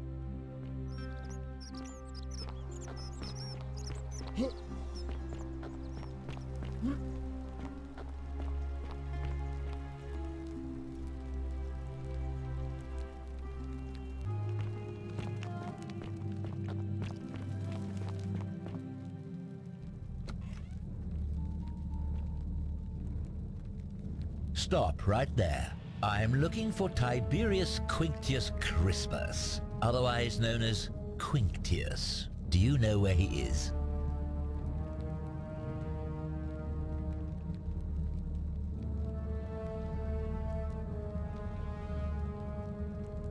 Thank you.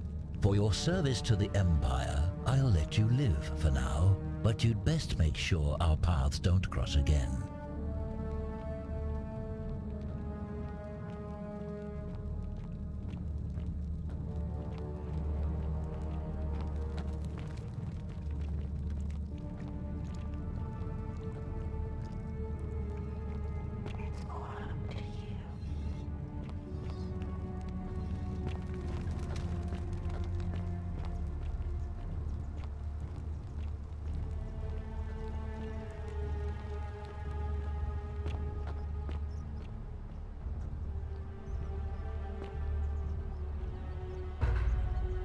Curse you, cultist.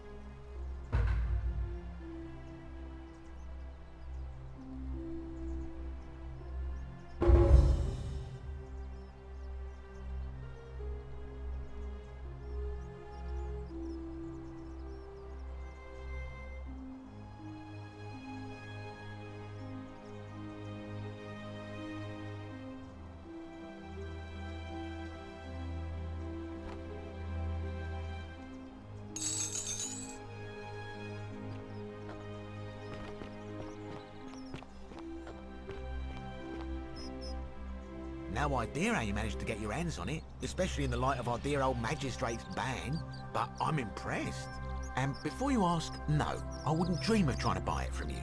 I have no use for a wooden bow myself. But I would like to propose a joint business venture of sorts. Tell me, do you have any idea how people here end up as golden statues?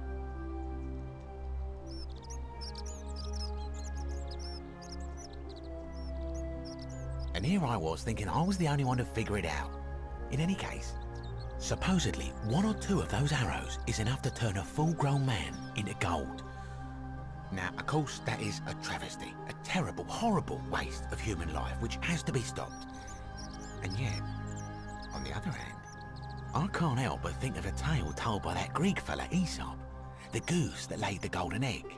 With the ability to transmute organic matter into gold, one could create infinite wealth. Use your imagination. Golden animals, insects, trees and plants.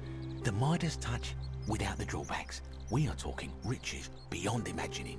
And even if we were to split all those riches between the 2 of us, half of infinite wealth is still infinite. Interested?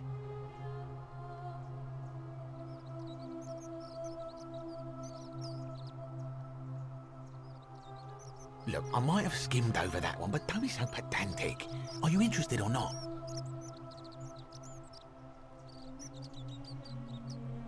Excellent. So the first question is, how do we get our hands on one of those golden bows? Now, I have a plan, but first, tell me, are you familiar with the story of the goddess Diana? No problem.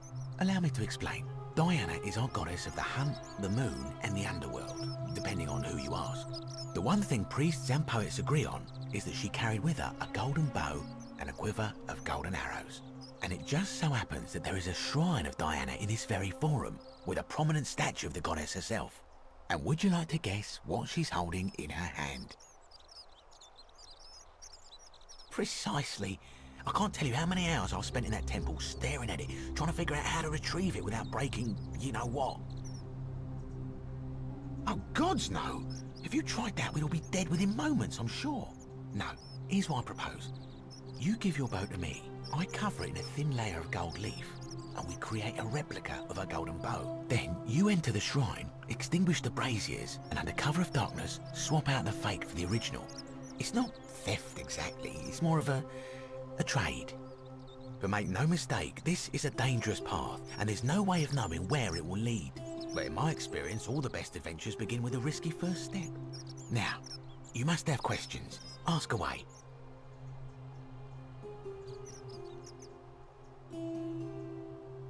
I'm more of an ideas man, whereas you're obviously the more resourceful and heroic type. I have complete confidence in you. When Prometheus stole fire from the gods and became a hero to all mankind, do you think he was worried about the danger? Only because he was silly enough to get caught. Because the gods would see you, of course, hence my proposal. So, are you in, partner?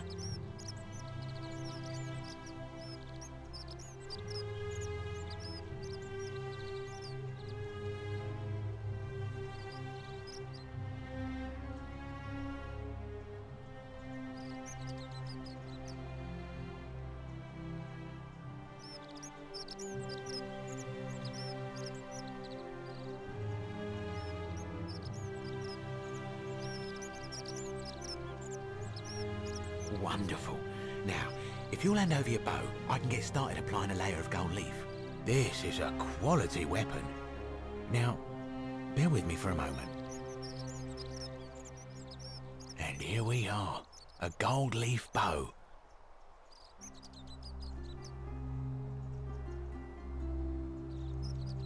Now I've gone and unlocked the Shrine of Diana for you, so as quick as you can, head on inside.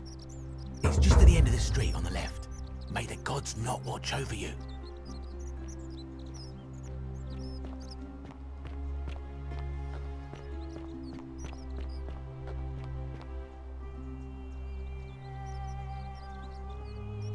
An accident? So, it's over? Oh God, it's such a relief. I really thought we were all going to die. I do have a question though. That shrine, the one I was going to hide in, did you know it was going to collapse?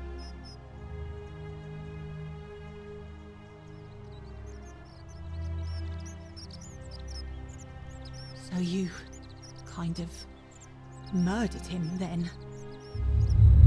The many shall suffer for the sins of the one.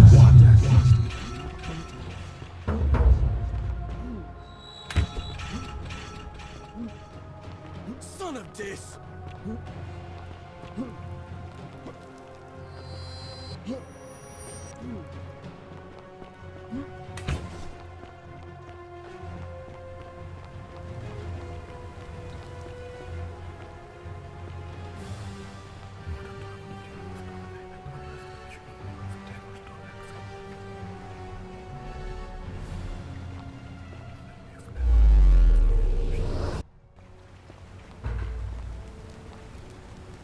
Salve, friend.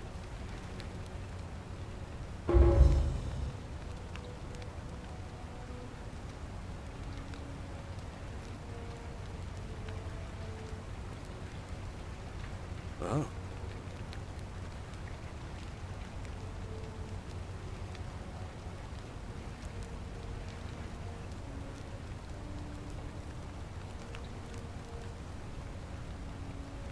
All right, let me see.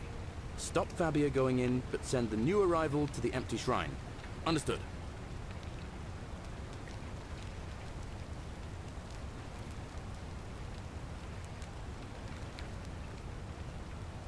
Yulia? Oh no.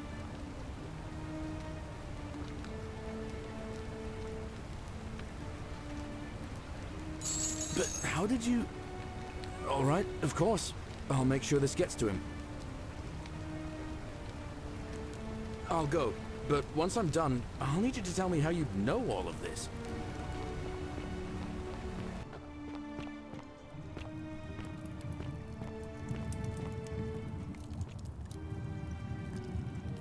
Ah, you're here. I'm so glad you decided. And I hope I'm not big. There's a light in your eyes I've never seen before.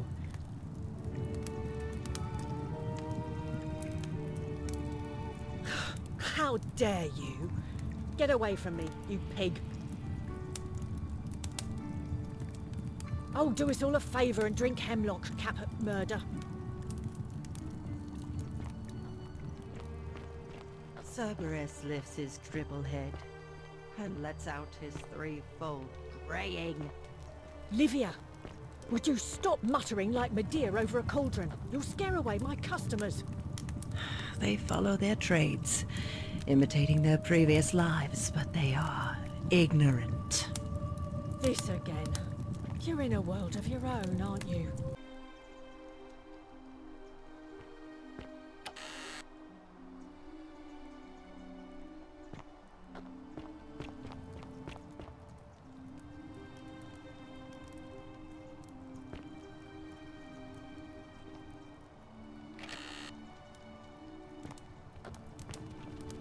You, Tantalus, cannot catch the drops of water, and the tree you grasp at eludes you.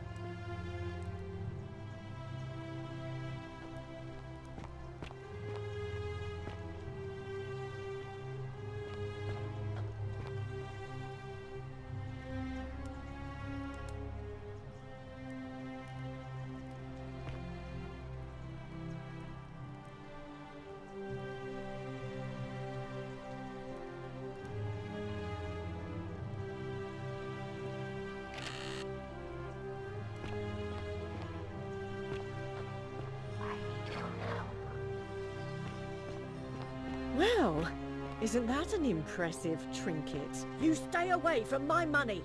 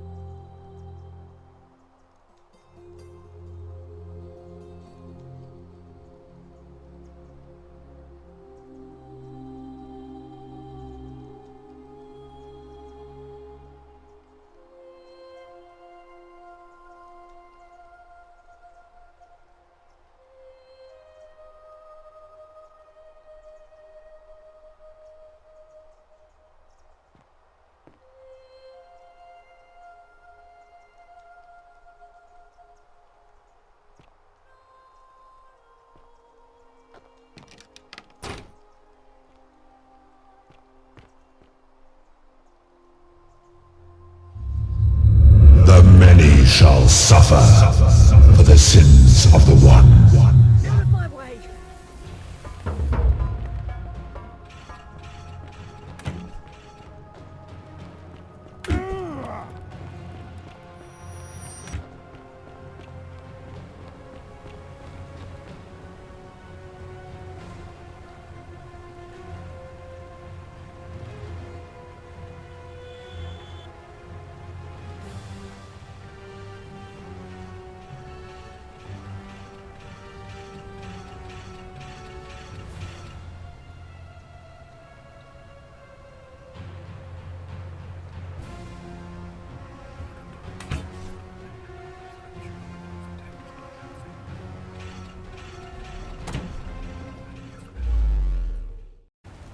Oh, sounds...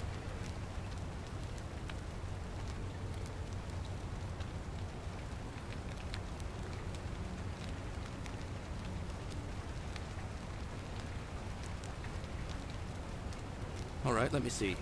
Stop Fabia going in, but send the new arrival to the empty shrine.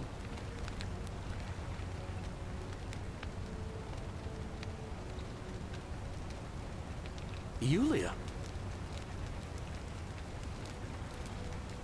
But how did you... Money to pay off your and Yulia's debts to Malleolus. What? Are you messing with me? I wouldn't do that. Here, take it. We're going to be free.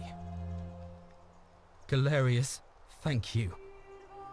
It seems fortune smiles on us after all. I had better go and sort this out immediately.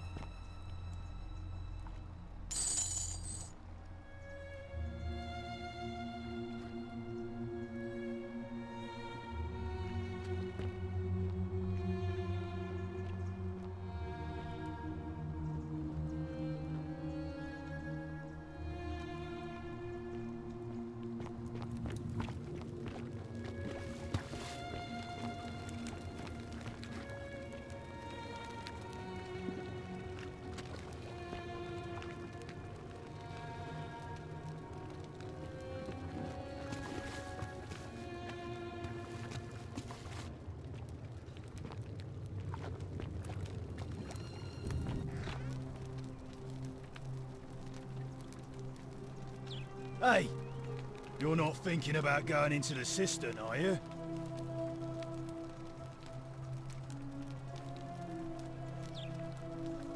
Well, it's your funeral.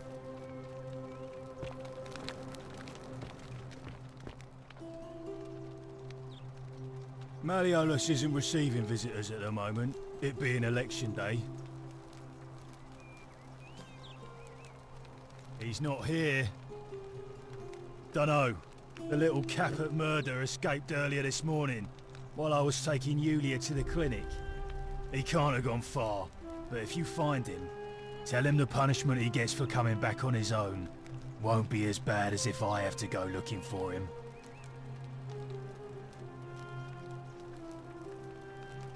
Listen.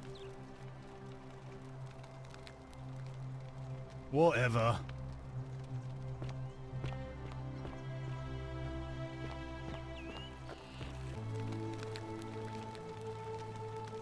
Seems rather brash, but all right. Why have you sought me out?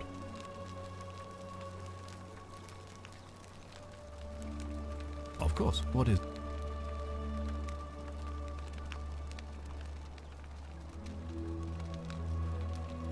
Well, if you stopped one person from breaking it and you're still here, then there must be someone else about to break it still. Allow me to explain. When I discovered the ritual to Proserpina, the instructions came with a warning about paradoxes.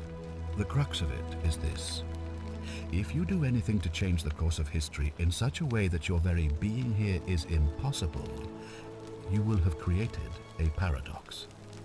To illustrate, when the golden rule is broken, I will open the doorway that will bring you here to prevent it from being broken. If you manage to succeed in saving our lives, then I will have no reason to open the doorway, and you will never have come here. A paradox, you see? The same thing would happen if you, say, inadvertently, allowed me to die. If I can't summon you, then you can't be here, obviously. If either of those things were to happen, I am given to understand you would be flung back to your original time, having changed the course of history for us, and yourself. So the fact that you are still here means someone is going to break the golden rule, and there is yet work to do. Understand? Excellent. So it looks like you'll have to continue your investigation. Now, was there anything else you wanted to ask? Of course. What is it?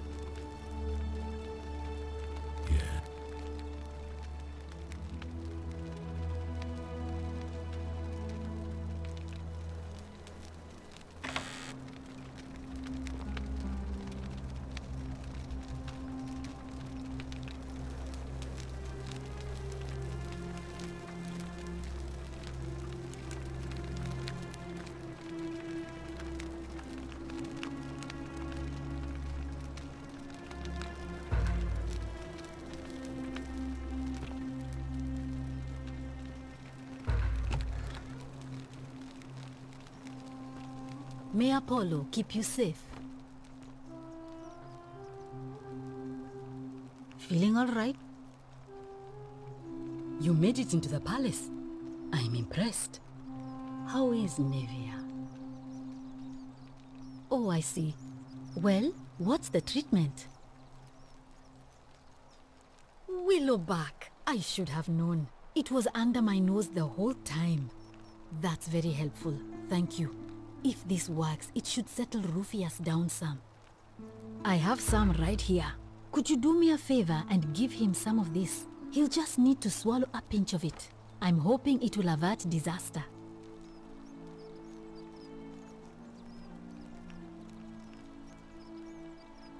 Thank you. I'm really glad you arrived when you did. That...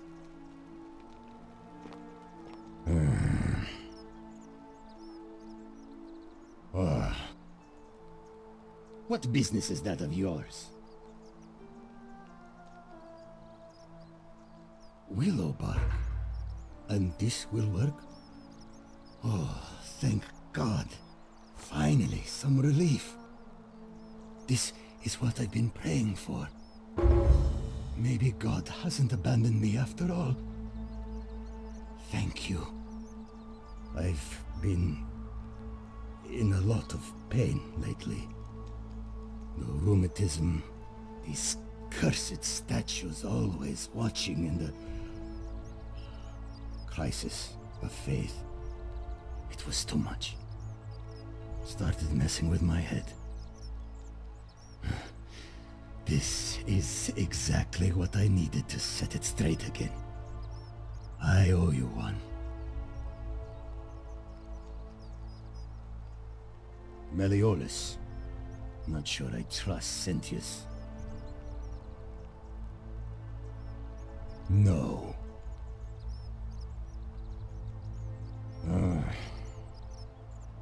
Who do you want me to vote for? Fine. I'll vote for Sentius. But no more favors. We're square. See you around.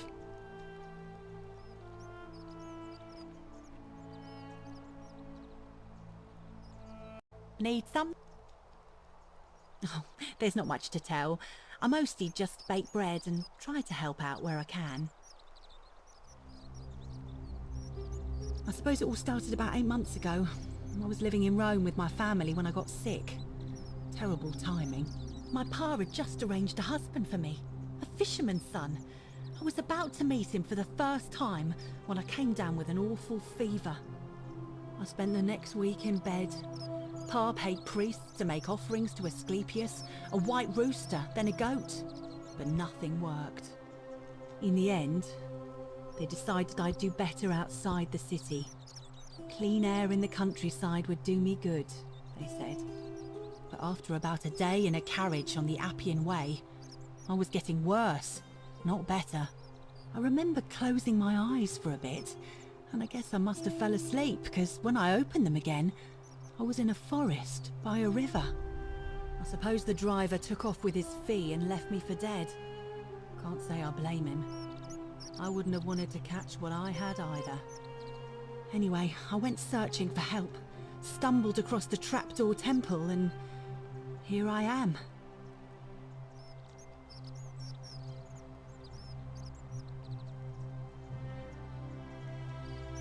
Oh yeah, I suppose you're right.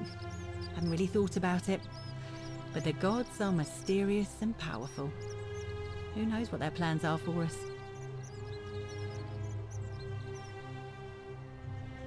What?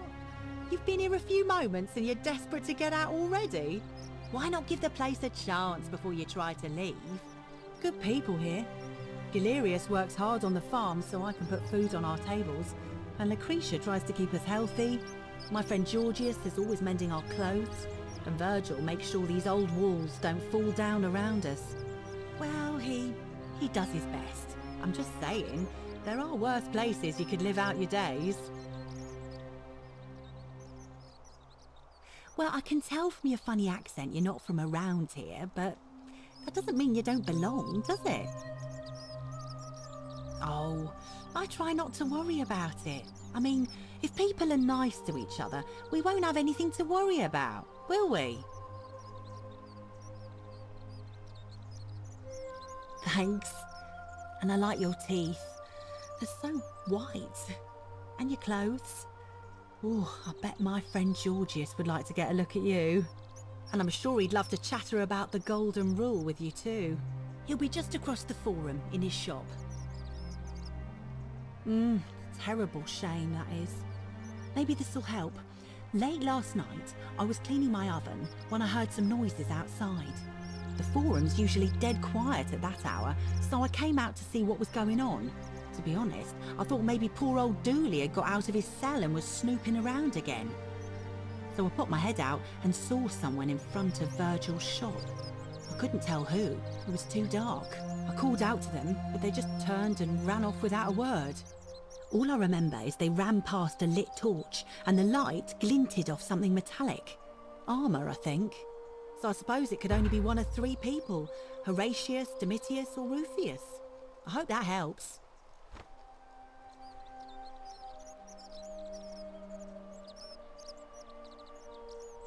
All right. Thanks again for taking care of our problem. I won't forget it.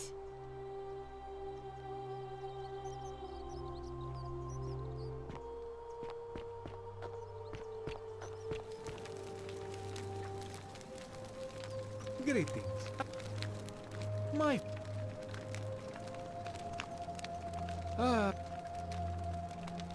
Have Wendy instead innocent people died, so if regrettably, I think you are correct, my friend. For even if 99% of us adopt this principle, that will never be enough. Sadly, no matter how well we protect ourselves, the life's work of many good people can... It is not all bad, my friend, because it is this fragility which makes life so precious. But on a lighter note, I will say one thing for the Golden Rule. For all their grim and haunting poses, these golden statues do make magnificent models for my clothing. I hope that our paths cross again soon, my friend. I do not enjoy the thought of another visit from... Nothing comes to my... I hope...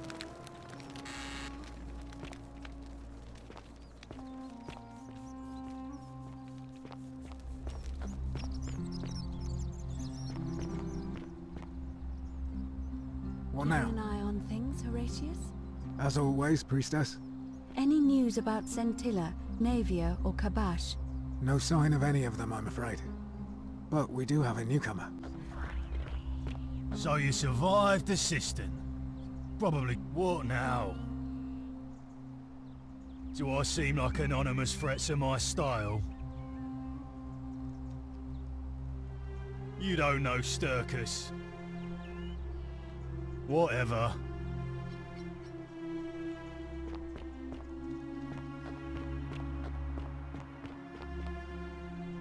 What now? What? Absolutely not. I know someone's been threatening him, and I'm not happy about it. But I can assure you, it isn't me. You know nothing. All right?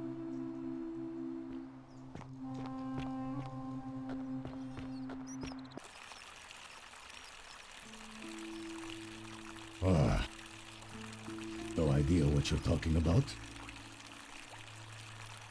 Yeah? Prove it. See you around.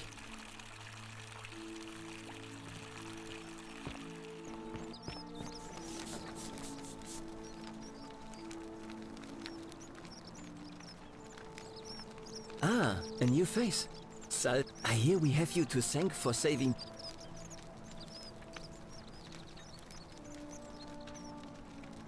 Well, help out, but... Gladly. Personally, my favorite thing about this place is the aqueducts. Those series of adjoining arches. They're an ingenious feat of Roman engineering, with a very practical purpose.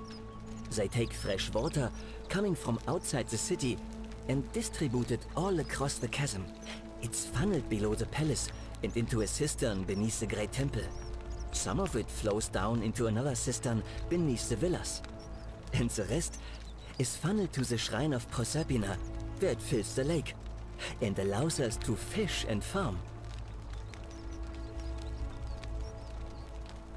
Hey, not so loud. Just talking about that could anger the gods for all we know. I'm not saying it's impossible, but you'd have to find a way inside somehow.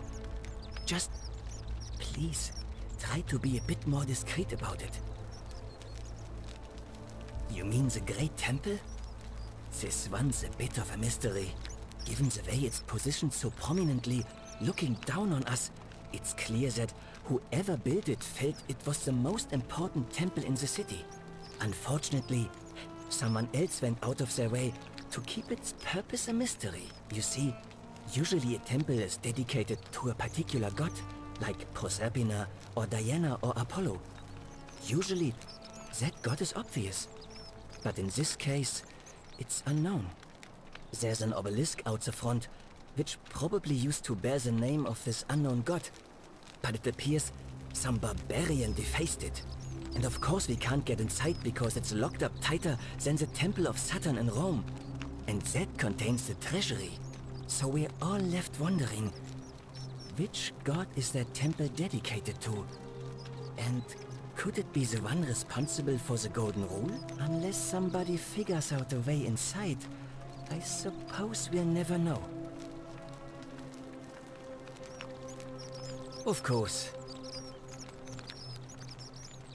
You would that but once.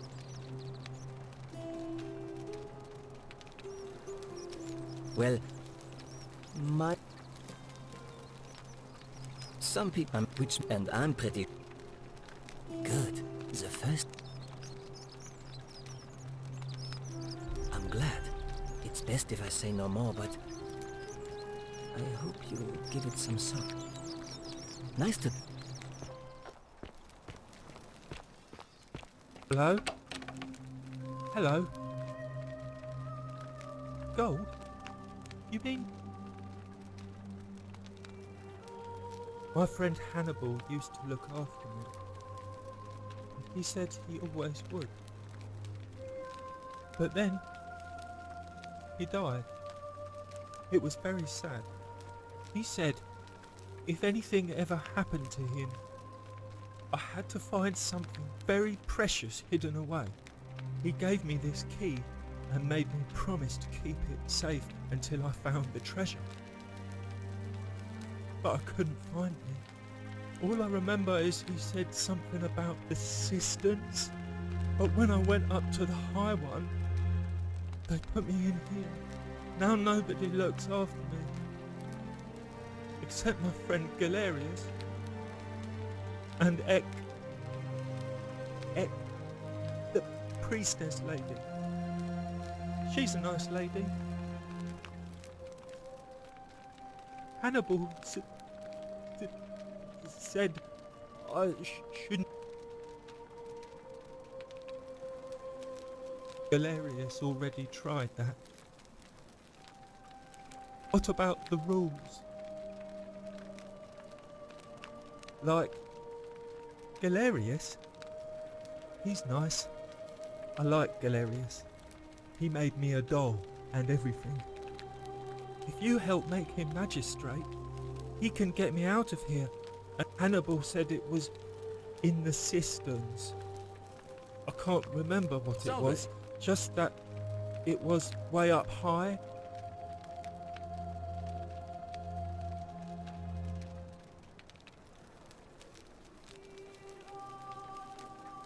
Bye-bye. Salve, Dooley. How are you doing today? I'm sad. Am I going to die in here? I don't think so, my friend. It's election day today. Perhaps our new magistrate will be kinder than Sentius and let you out. I hope so. Galerius, what happens when you die? You're not going to die anytime soon, Dooley. My mother told me, when you die, a ferryman helps you cross a river. Hello.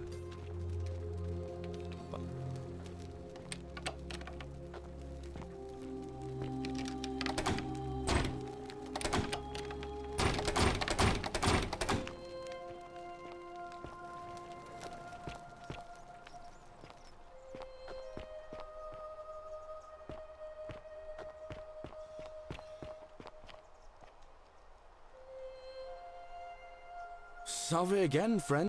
How is it possible that you've just arrived here and you already know everyone and exactly what's about to happen to them?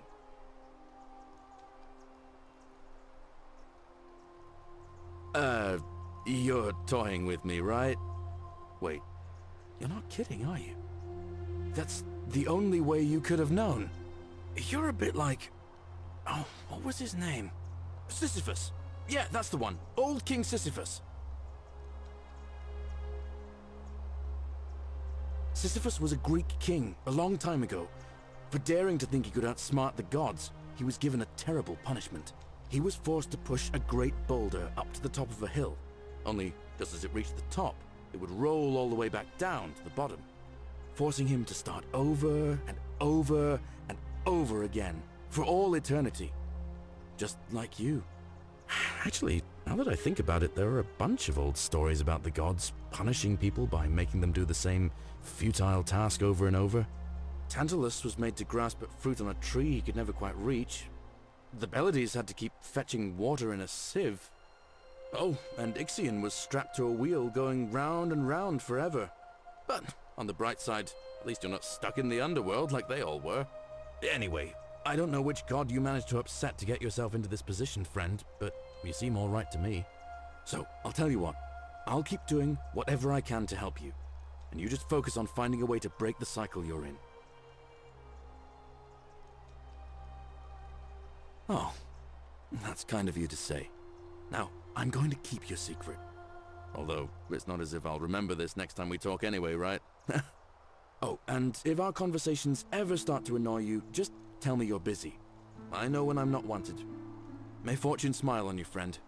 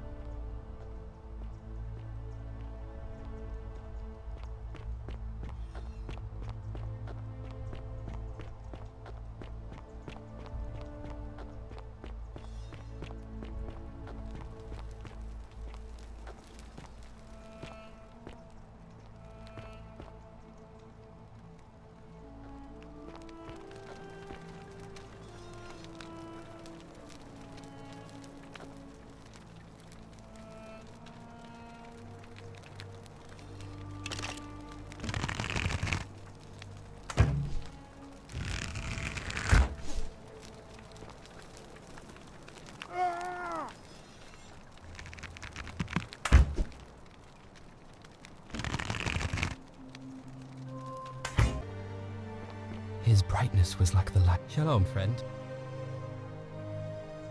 Scintilla and I were in love.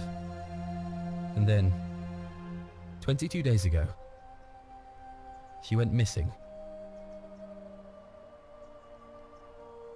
All right. One night a few months ago, when I was cleaning Malleolis's villa, I heard a young woman singing. It was the most beautiful thing I had ever heard. I wasn't allowed out, so once everyone else was asleep, I climbed up the inside of the villa and onto the roof, just to see where that sound was coming from. And that's when I saw her. Standing in the garden of the magistrate's villa, I just sat there on the roof, listening to her with my chin on my knees. And for the first time in a long time, I felt hopeful. And then she looked up and saw me and she smiled. I knew at that moment the fates had brought me to her. And from the moment she asked my name with this warmth and curiosity, I knew I'd have done anything Don't you just for love her. springtime? And so for weeks on end, each night I'd climb out of the villa and into her father's garden. We'd hold hands and talk about all the things we'd do once we got out of here. Like having our own vineyard. And then one morning I woke up and everyone was out searching for her. They said she'd vanished in the night. All I could do was keep my head down and try to hide how beside myself I was.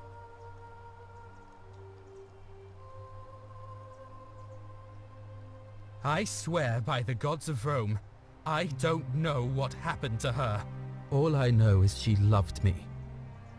And if she had known a way out, she would have told me. She'd never have taken her own life. And there's no way anybody could have killed her under the Golden Rule. I can't prove it, but I just know she's still alive somehow. Even now, it's as if I can hear her voice in my head, crying out to me. That can only mean one thing.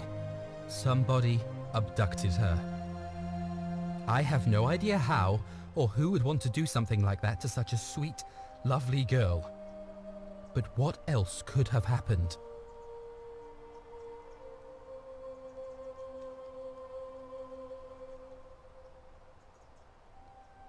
My guess? Malleolus had something to do with it.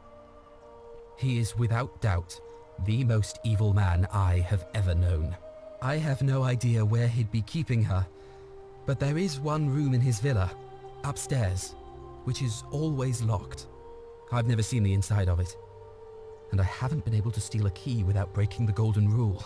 But I have a feeling that if you could get in there somehow, it would shed light on a great many things.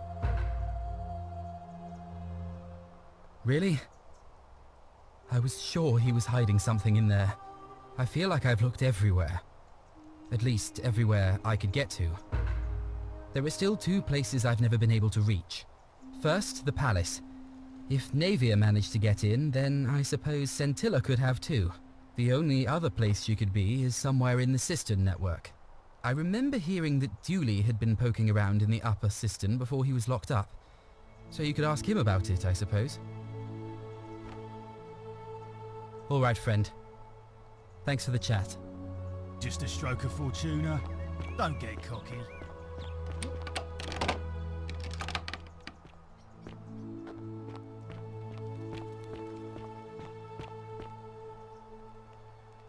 Domitius doesn't usually let anyone in here without a hefty tribute, so you must have been desperate to see me. Well, what do you want?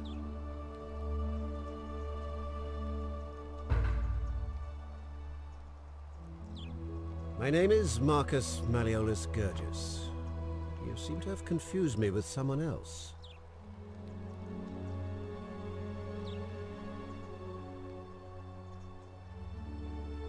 You mean my heterochromia? I am guilty of nothing more than having different colored eyes. And I'm hardly the only person with the condition. Alexander the Great had it too, as it happens. I like to think it is simply the way the gods have chosen to mark a natural-born ruler. Nothing more.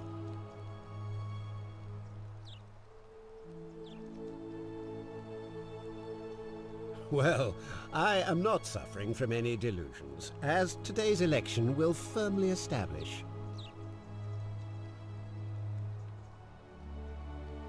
Unlikely, because it simply isn't true. Now, was there something else you wanted? I trust you can see yourself out. Citizen.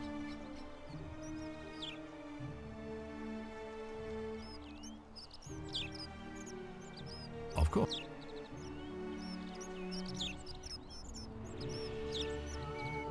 Yeah.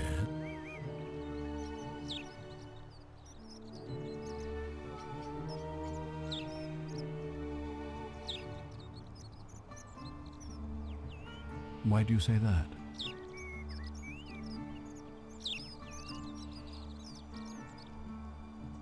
Well then, you'd better make sure she doesn't lose another patient, hadn't you? Whatever it takes, do it. It looks like you'll have to continue your investigation. Now...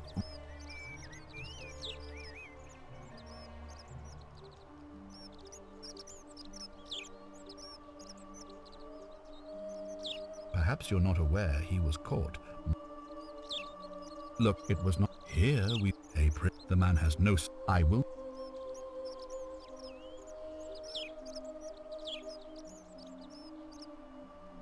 Of course. Yeah. Why do you say that?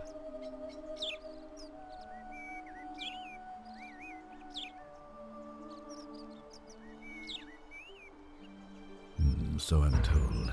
But while that is distasteful, asking for tributes is not uncommon, so I don't think it's going to break the golden rule. It looks like you'll have to Of course. Yeah. Why do... So I'm told. This is truly atrocious behavior, which undermines the very foundations of our democracy. Thank you for bringing this to my attention, but before we proceed, I must ask, are you sure he's the one? Well then, in that case, as much as it pains me to do so, I must act decisively to ensure the survival of my people. As magistrate, I hereby declare him an enemy of Rome and authorize his execution by your hand. Thank you. Please act quickly before...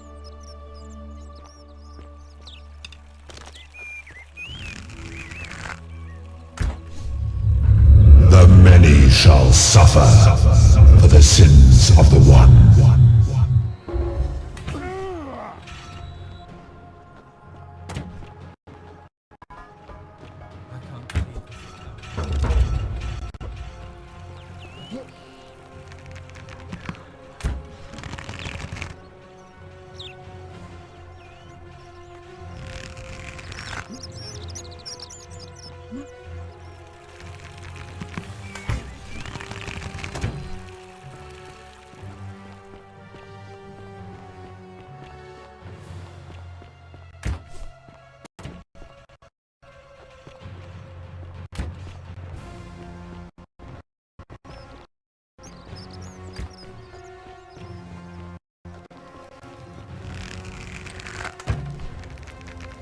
No!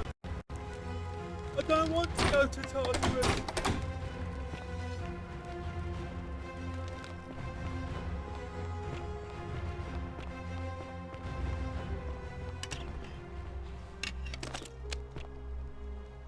You fool.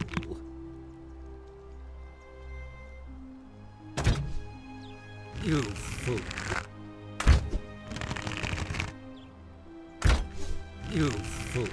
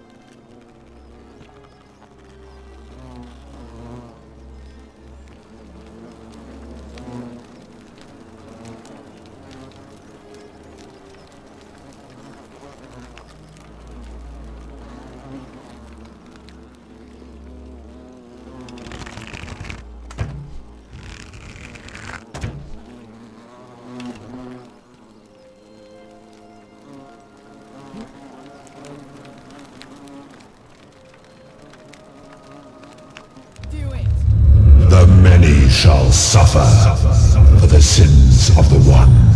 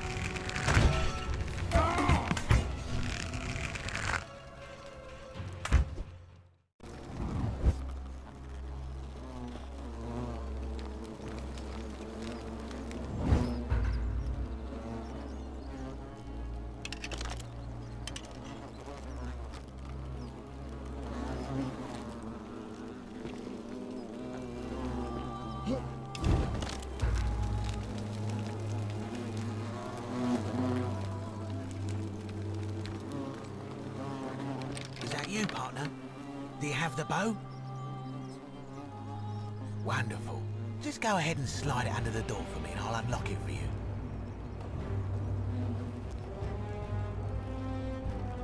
A little bit slow, aren't you?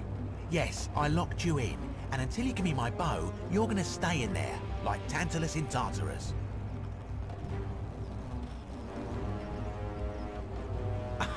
No, technically, I never said that. I said, if we were to split all those riches between the two of us, infinite wealth is still infinite. It's hardly my fault if you can't tell the difference between a hypothetical and a promise, now is it? Oh, I do love a good loophole.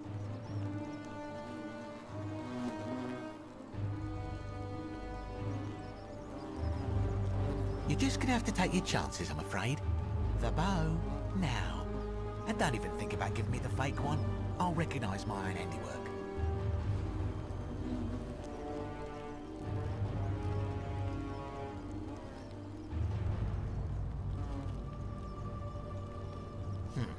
I would reconsider my position quickly if I were you.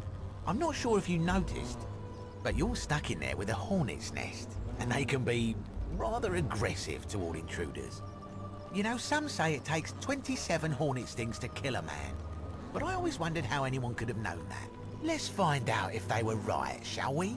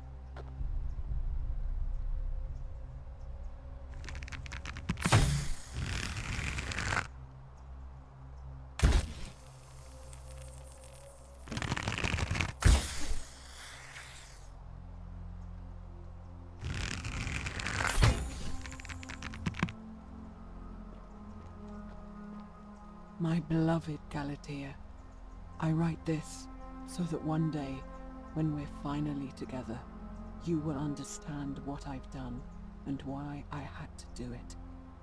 The others will call me mad or a monster, but I don't care what they think. Everything I'm doing here, I'm doing for you. I'll start at the beginning. Soon after my arrival here, as I walked down a corridor lined with golden statues, I thought I heard a whisper behind me.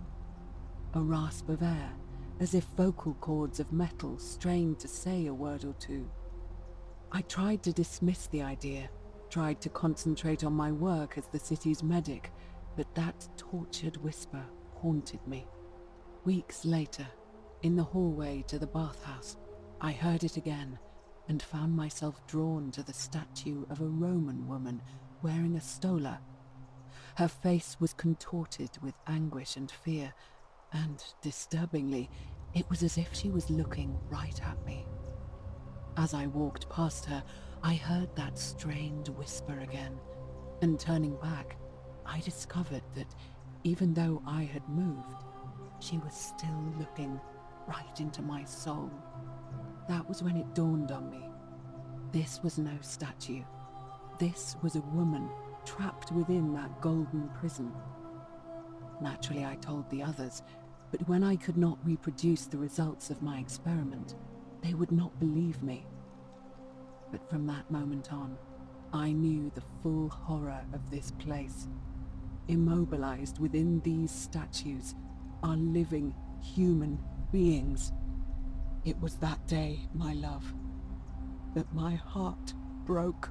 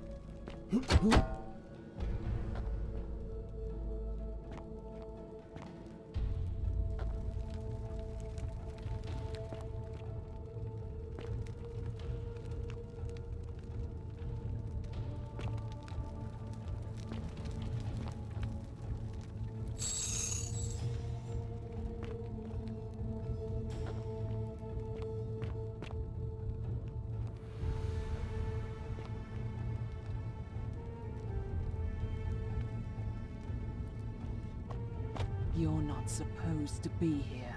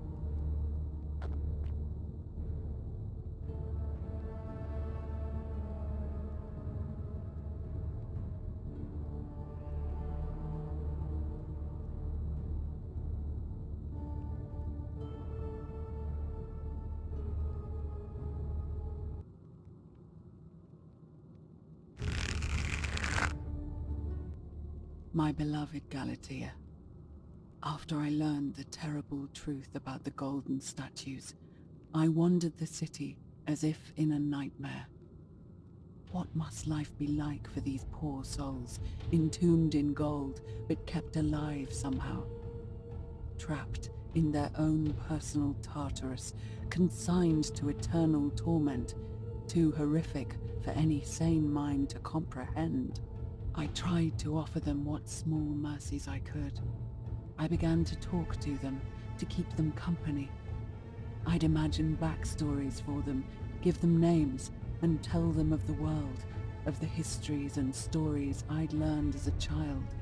As the others became more concerned by my charity, I sought solitude from them, preferring the company of my tormented charges.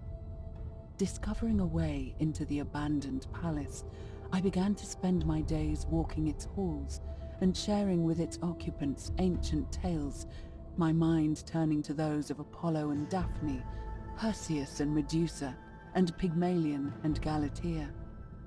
Pygmalion, the sculptor who fell in love with a beautiful statue, and who, praying to Aphrodite for aid, discovered that his beloved Galatea had come to life. It was then that I heard you whisper to me, Galatea. Forgive me. I know that is not your real name, just one I have borrowed from a story. But when I turned to look at you, I saw the most exquisitely beautiful woman I have ever known. Your face, forever frozen in a look of haunting sadness. Our meeting gave me new purpose, to free you from your golden prison, so that I might one day hear you speak, not just whisper your true name to me. So I gathered tools for the long and difficult task ahead, barred the doors to this place, and set to work.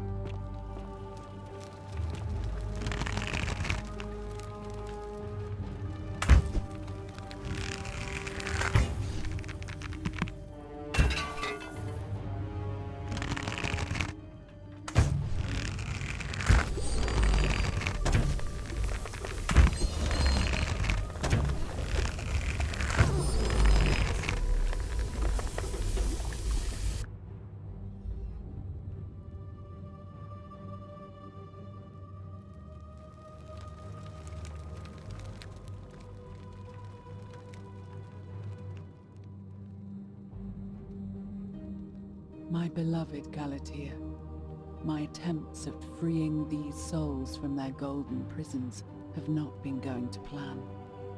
My first charge was a Greek woman who I called Iodame after the Athenian turned to stone by Medusa. Drilling through the gold that encased her, I was vindicated by the discovery that beneath half an inch of gold, which is so rigid it must be some kind of alloy, was living flesh. Unfortunately, this golden alloy seems to have fused with her skin, so removing it exposed the sinew and muscle beneath and appeared to cause her great pain. At first, I braced myself, expecting that inflicting such pain would break the golden rule, and yet, somehow, it did not. It seems whichever god is responsible for imprisoning these poor souls does not care about their suffering at all. They are forsaken. Undeterred, I pressed on, working late into the night, attempting to remove the golden layer that encased her as delicately as I could. Eventually, I was able to free most of her body, but when I released her from her restraints, her first act was to lunge for my throat, clawing at me with all her strength and those sharp metal talons. This was my thanks for trying to save her. Whatever possessed Iodame to attack, she was clearly not a suitable subject for my experiment, and I was forced to lock her inside an isolated wing of the palace and bar the door. As I continued working on others, I could hear her flailing and launching herself at the other side endlessly. Regrettably, my other experiments bore similar results, and after relocating a few times, most of the palace is now too dangerous to work in. Still, as much as my heart aches to know that you're suffering, I cannot risk attempting to ungild you yet. Not until I have perfected a method that will bring you back to me, whole in both mind and body, and ensuring your humanity is preserved. I promise you this. One day we will be together, even if I have to free every last statue in this god's forsaken place.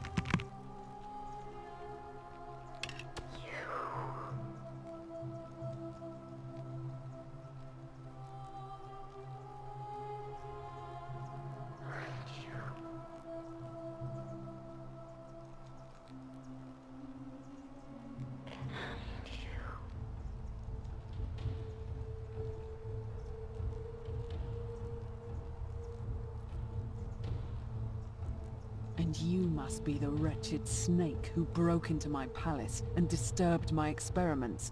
And, worst of all, look at what you made me do to her. This never would have happened if you just stayed away. You're going to pay for that.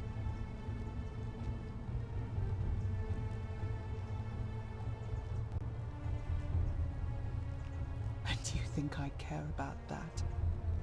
I don't care what happens to me, as long as you get what you deserve. You think you can bring me down with your little wood... What? How? That's impossible. You're trying to intimidate me.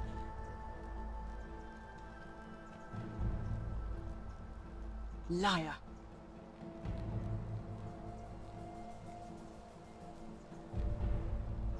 Really? I'm not sure I believe you. But if you can undo this mess, I'll give you the key to my old medical chest in the Shrine of Apollo. I imagine it would help Lucretia ease the suffering of those still in the city. But if you're lying to me, I'll break the golden rule and kill you and everyone else in this city. Understood?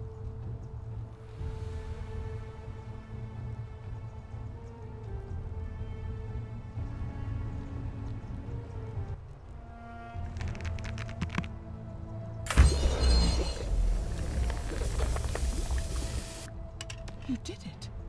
You took away her pain. I don't know what to say. Thank you, thank you. I swear I will never harm her again. I swear it. I'll stay here to keep her company. But these poor souls, what can be done for them? I've tried everything I can. I fear the only one capable of releasing them properly is whichever god doomed them in the first place. In any case, I must honor our bargain. Here's the key I promised you. It opens a chest in the Shrine of Apollo. I believe there are a few things in there which may be useful to Lucretia.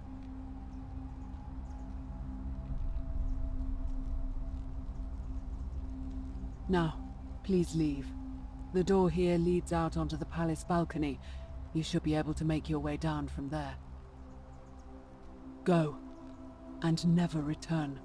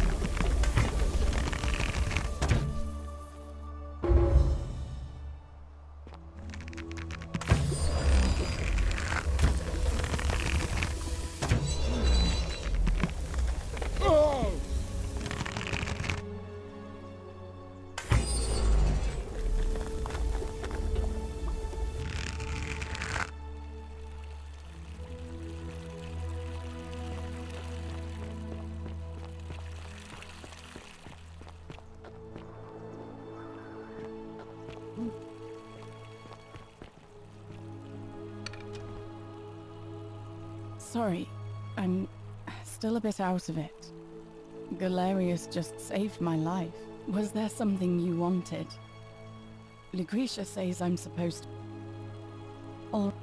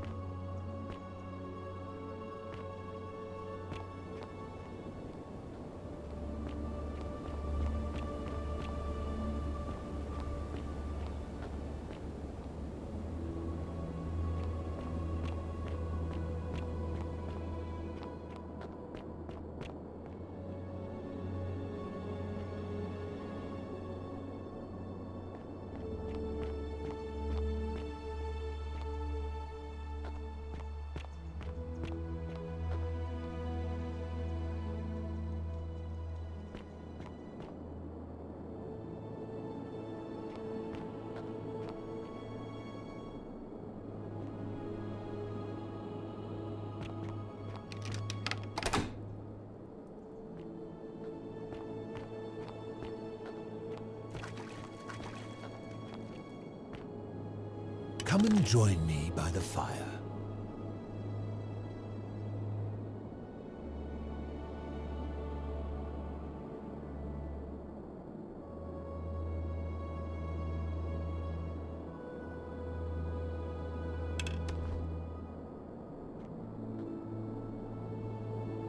Welcome, welcome. May I ask your name? It's a sincere pleasure to meet you. Tell me, what brings you all the way down here? Then perhaps the fates brought you here to learn the secrets of this place. I will tell you everything I know, but first, a request. I have been living down here alone for many years, with nobody to talk to but myself. The one thing I long for above all else before I die is a good philosophical argument with somebody astute. I'm hoping that person is you. Let us find out with this simple question. Have you deduced the name of the god responsible for the Golden Rule? You have much to learn. It's best if you figure it out on your own. Come back once you've made progress. Then you should speak with your contemporaries in the city above. Ask them about their stories and see if you detect a pattern of some sort. It is best if you come to this realization for yourself. You would never believe me if I told you.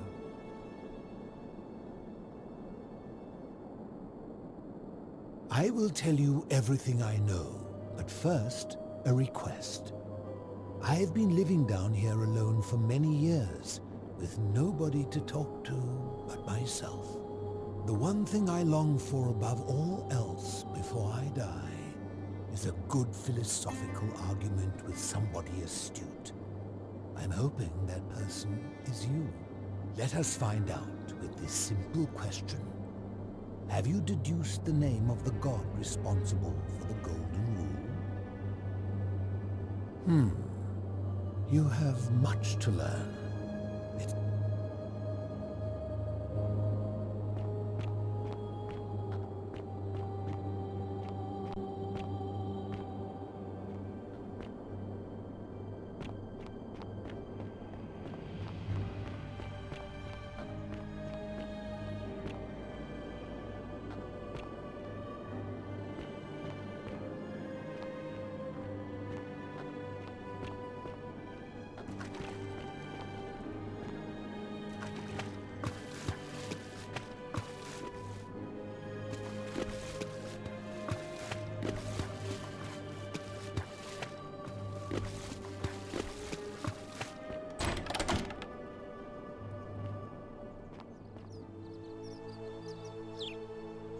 When you say he asked for help, you're not thinking of helping him, are you? Good. But still, he's been trying to enlist help with this for months. Even if you don't help him, it's only a matter of time before he becomes desperate enough to do it himself. Thank you for bringing this to my attention, but before we proceed... Well then, in that case, as much as it pains as magistrate, I hereby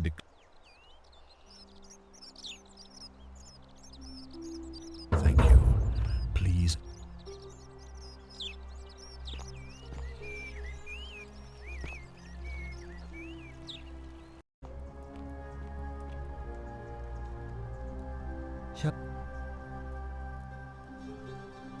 I feel like I've looked everywhere. At least everywhere I could get to. There are still two places I've never been able to reach. First, the palace. If Navia managed to get in, then I suppose Centilla could have too. Oh, you've looked inside. I see. The only other place you could be is somewhere in the cistern network. I remember hearing that Dooley had been poking around in the upper cistern before he was locked up.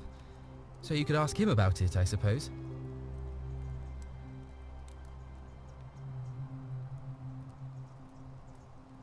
You mean where am I from and all that? Judea, originally. But when I was a child, I moved to Rome with my family, Romanized my name and spent most of my life in the Jewish district of Trans-Tiberim, across the Tiber from the main city. That's where I was when the fires broke out. Everyone was running toward the river and I, listening to my inner contrarian, ran the other way. Every road leading out of Rome was in chaos, full of people with all their belongings in carts and brigands preying on them. Several hours down the Appian Way, I saw another Jewish family being attacked by 3 opportunists. So I picked up a branch from the side of the road and went to defend them. I can only assume they got the better of me because the next thing I knew, I was waking up in a forest, by a river not far from here, with no memory of how I got there. It's strange though because I still had my purse on me. Why would a robber knock me unconscious and throw me in a river, but not take my coins?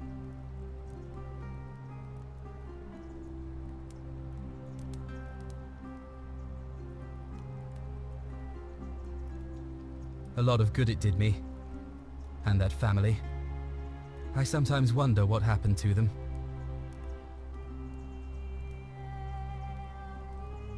You mean but when that every several it's straight. You're right. I always just assumed the river carried me, but I'm not sure I was anywhere near the Tiber when I fell. I'm sure it'll all make sense if we ever get out of here. I don't. But even if I did, I'm not going anywhere. I have unfinished business. Well, neither of us have a couple of hours to stand around talking about theology, law, and collective punishment, so I guess you're looking for a pithy summary? You remind me of an old story from my people about Hillel the Elder. He was approached by a Gentile and asked to explain the entire Torah while he stood on one foot. Obliging, he replied, "What is hateful to you, do not do to another. That is the whole Torah. The rest is commentary. Go and learn." Of course, what I want to know is, what kind of a god sees a young woman abducted and does nothing about it? Not my god. That's for sure.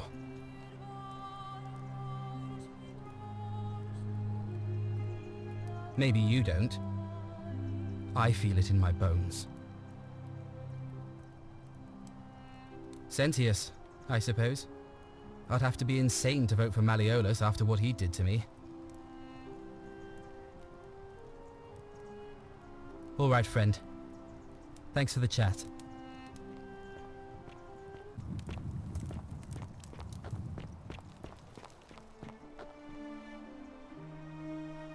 Citizen. Oh, hello there, partner. I'm glad you're here. I think there might have been some confusion about my little practical joke earlier. You see, my plan was to give you a little fright. You know, like 2 friends joking around at the Saturnalia, and then, surprise, I'd open the door. But when I opened it, you were gone.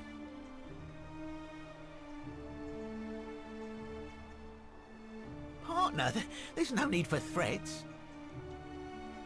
Yeah, well, I don't have to listen to this. Get lost.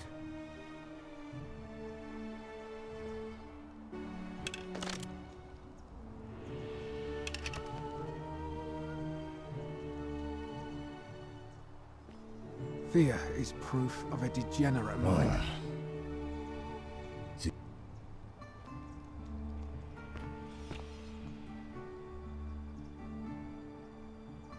All right. Don't you just love Wow, springtime? isn't that a big, long... Oh, you're here. And, Oh, I see. You prefer the company of men. Maybe you should go and best make behaviour, friends I with trust. Virgil instead. I take back what I said. Suddenly, let's just forget that ever happened.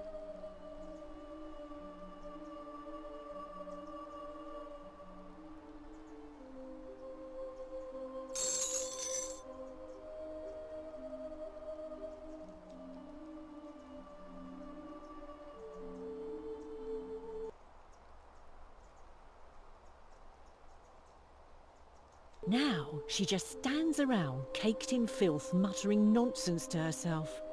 It's a real shame. Now I have to do my own hair. I hear that if Malleolus is elected, he's gonna throw a small festival to celebrate, with entertainment and everything. Can't wait to find out what it is. There used to be a midwife here, Naevia, but this place drove her mad as a Maenad. Said she could hear the statues whispering to her. Can you imagine? Fortunately for us, she locked herself in the palace weeks ago and hasn't been seen since. Good riddance, I say. Scintilla, the magistrate's youngest daughter, went missing a few weeks ago, right out from under Daddy's nose. How can we trust him to govern a city if he can't even protect his own daughter? I heard Dacius has been offering a lot of money for a bow. Of course, Sentius banned all weapons in the city, so I can't help but wonder what he's up to. Have you seen the way Rufius walks around staring at all the statues? He says he's afraid they're going to spring to life. But then, why does he have a collection of them in his room? I hear Galerius has a thing for Equitia, but of course she's a Vestal priestess. If she sleeps with him, the magistrate will have to bury her alive. Why do silly boys always want what they can't have? I hear there are blasphemous cultists walking among us. You know, the ones that lit the fires last year? Some even say they have a secret shrine around here somewhere. I've already told you everything I know, I'm afraid. You know, normally I'd expect you to buy me... Straight to business, huh? As a matter of fact, I'm happy to tell you all about it, but this is valuable information we're talking about. So, how badly do you want it? Is it worth, say, 1,000 denarii to you?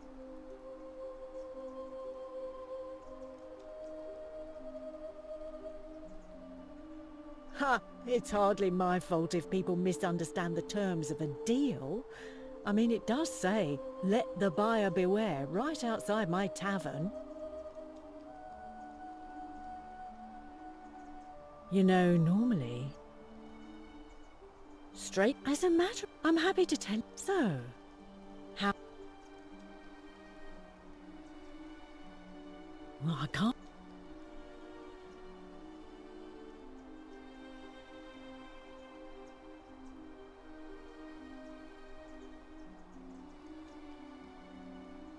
I think of it this way. I have something of value, and I'm willing to share it for a price. That's not... simple. What? Ha. All right. And lets out his threefold braying. You're Livia, trespassing. Get out. would you now. stop muttering like Medea over a cauldron? You'll scare away my customers. They follow their trades, imitating their previous lives, but they are ignorant. This again. You're in a world of your own, aren't you?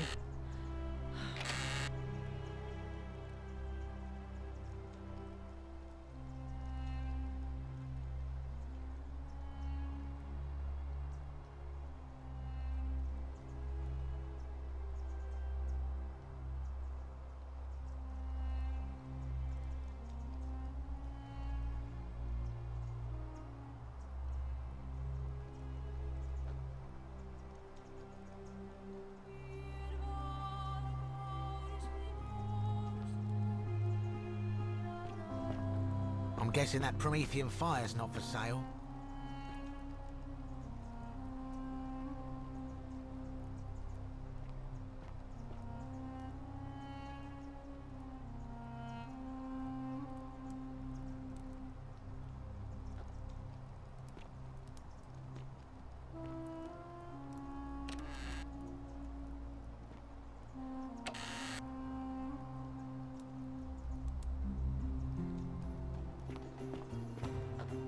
Time to go to the theater.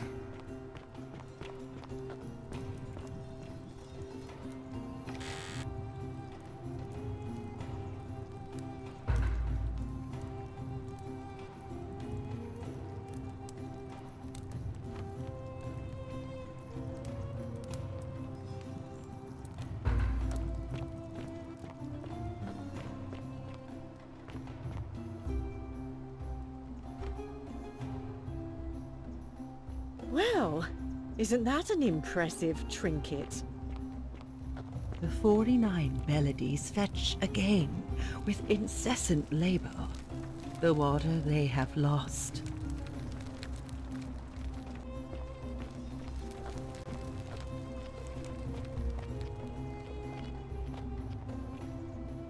Citizens, we have a quorate body of voters gathered here to elect the city's magistrate. The candidates are Sextus Sentius Imperiosus and Marcus Malleolus Gurges. As agreed, we shall dispense with ballots and candidates will abstain from voting. Let's make this quick. As I say your name, call your vote. I'll start with you, Horatius. Sentius, of course. Georgius. Sentius. Dacius. Galerius. I abstain. I'm just here to observe. Virgil. Malleolus. Ulpius. Sentius. Rufius. And finally, Domitius. Malleolus. Who else? Citizens, you have made your decision. Sextus Sentius Imperiosus. My fellow citizens, you've placed your trust in me once again, and you won't regret it. I vow that each day henceforth will be just like this one, and I will deliver. You and your rival, whatever your name is, you're responsible for this, aren't you? Nobody likes Caput Murdae foreigners interfering in an election. Shut up and let the magistrate speak. Malleolus is gonna be magistrate by the end of the day. You have no idea what you're doing. You're going to get us all killed. Just stay out of our way, and we won't have a problem. Wait, I will not allow you to do this. You're showing your true colors now, priestess. Your corruption sickens me. Domitius, ignore her. Proceed. This is insanity. You'll doom us all. The many shall suffer for the sins of the one.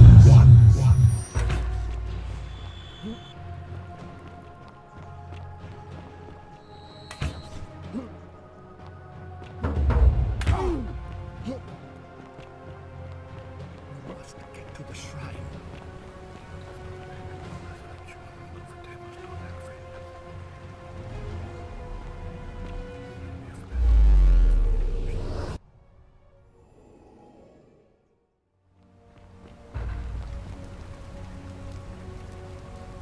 Salve, friend. Oh.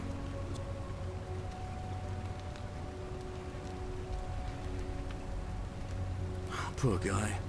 My uncle was a victim at rheumatism's altar, and he ended up killing himself. Alright, got it. Yulia? Oh no. Alright, I can do that. Alright, let me see. Stop Fabia going in, but send the new arrival to the empty I'll go, but once I'm done, I'll need you to tell me how you know all of this.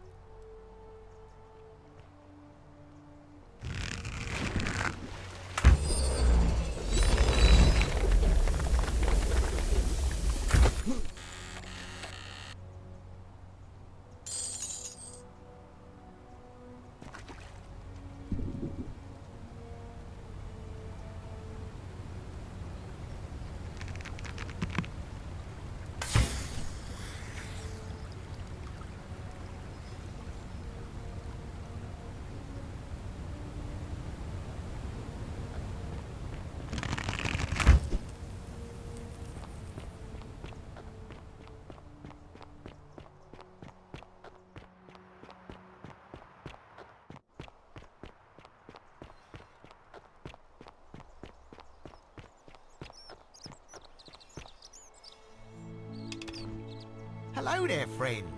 May I say, that is a glorious bow you're carrying. Do you mind if I ask where you acquired it?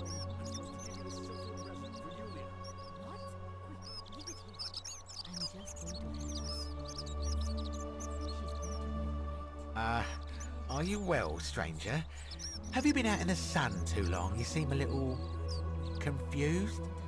Perhaps you should go and see Lucretia in a clinic.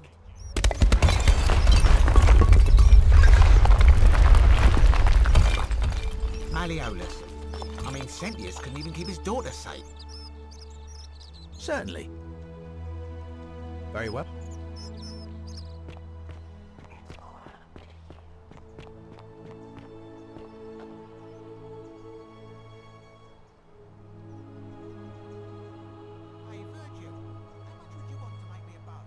For the last time, Dacius, I'm not making you a bow. But why? You know why. But how am I going to defend myself against someone else with a weapon? There's no need for that. I just wanted to give you this willow bark to help you treat it. A treatment? Really? Thank God. Finally, some relief after all this time. You're a good man, Galerius. Appreciate that. Now, I've got to run.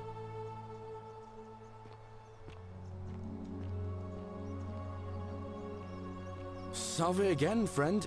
How is it possible that you've just arrived?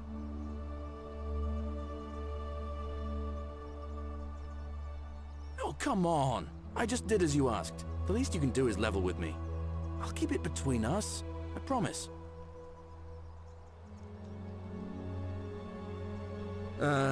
That's a shame.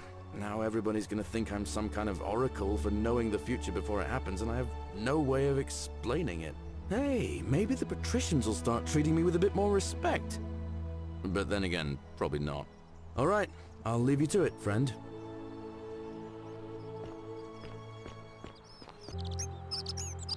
Name's Rufius. Better watch your step. No idea what you're talking about?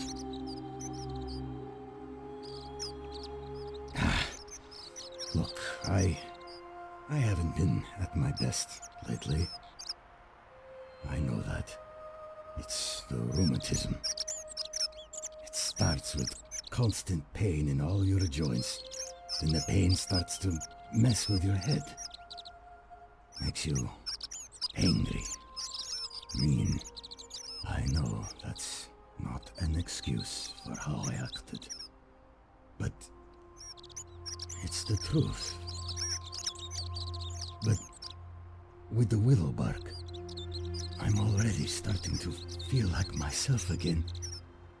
I'll leave him alone from now on.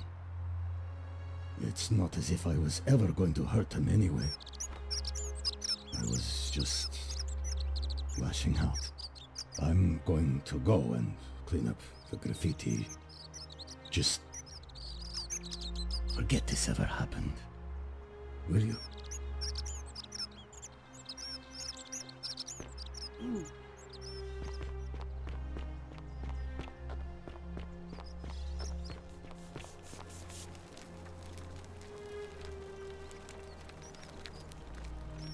Ah, a new face. I hear we have you to... what demon or spirit told you about that?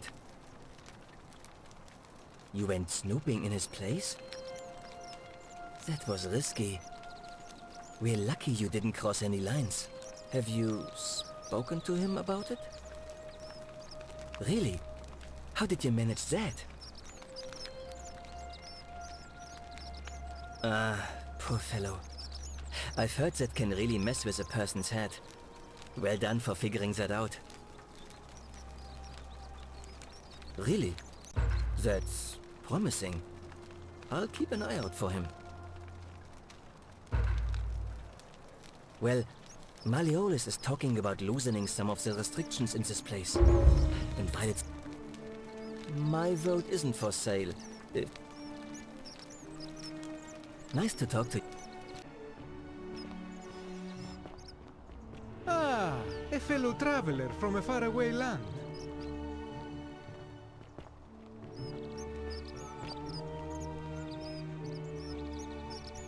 citizen.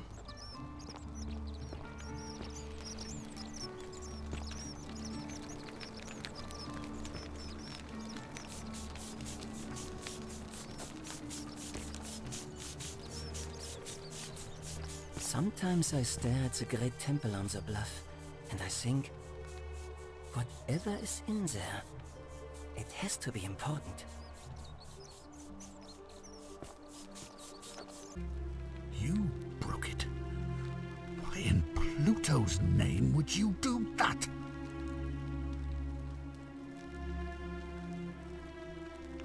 Well, it seems you failed spectacularly.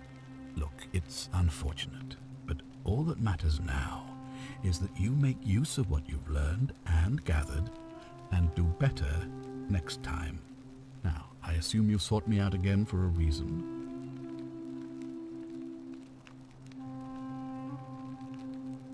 You mean Duilius? Releasing him is out of the question, I'm afraid. Perhaps you're not aware he was caught. Look, it was not so long ago, during the Republic. Here we see to it that he has food, a privilege. The man has no self-discipline, poor comprehension. I will not jeopardize the lives of my people.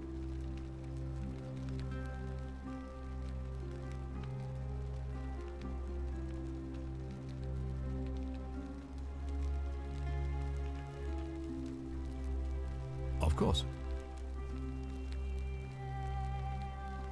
Yeah. Why do you say that? You suspect.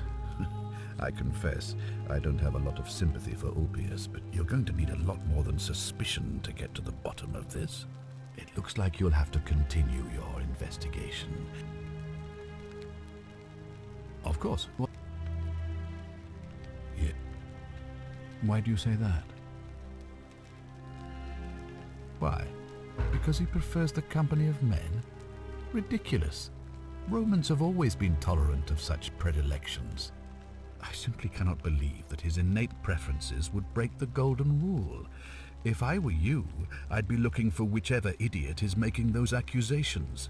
It looks like you'll have to continue your investigation. Now, was there anything else you wanted to ask? Of course. What it... Yeah. Why do you say that? Then you'd better find a way to make him back down, hadn't you? I'm quite sure you're capable of containing that half-wit. Go and do it.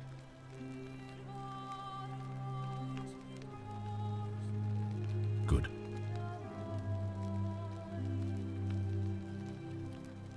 Of course. Yeah. Why do you say that?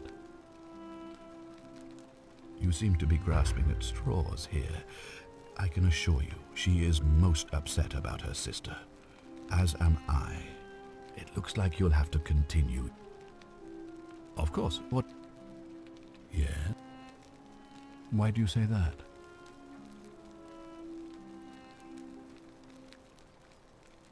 Well then, you'd better make sure she doesn't lose another patient, hadn't you? Whatever it takes, it looks like you'll have to continue. Of course. Yes? Why do you say that? You managed to extract all that from him. Well done. And I have noticed his contemptuous stares, but I had no idea he was so dangerous. Thank you for bringing this to my attention, but before we proceed, I must ask, are you sure he's the one? It looks like you'll have... Of course. Yeah. Why do you say that?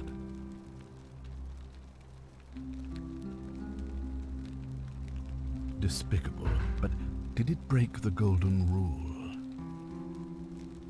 Then it seems the gods are not concerned with her conduct, so she can't be the one you're looking for. It looks like you'll have to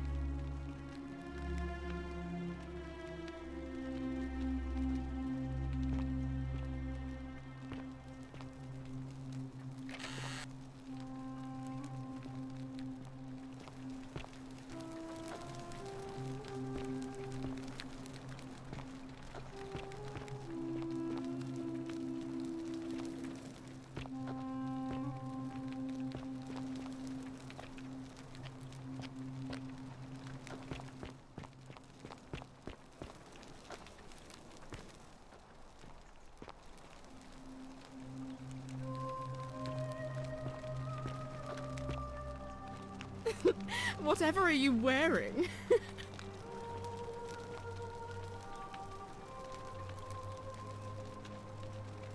Oh, look, you're back. How lucky for me. What is it now?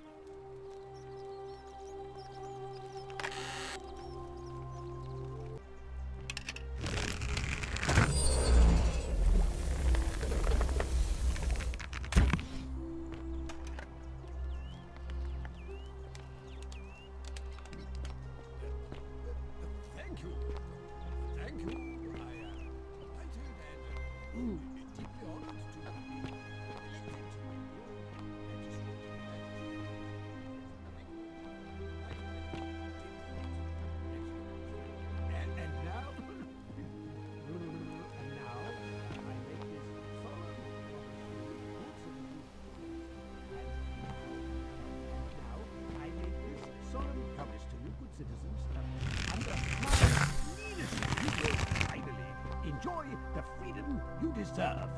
And, yes, no more shall you walk on, eggshells, yes. No more shall you walk on eggshells, fearing simply to live and breathe because the tyrant Centius told you it was forbidden. Yes, for my first act as magistrate, I hereby announce a day of, a day of celebration. I hereby announce a day of celebration to mark the end of an era. Yes. Yes.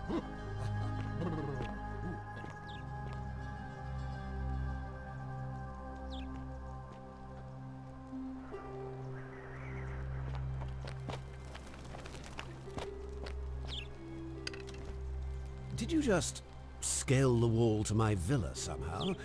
I must remember to have words with that buffoon Domitius. Well, why have you risked life and limb to see me?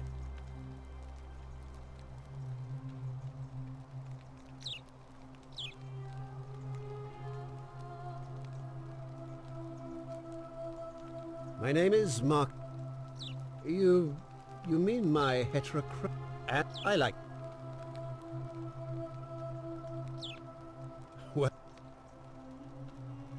that's quite all right.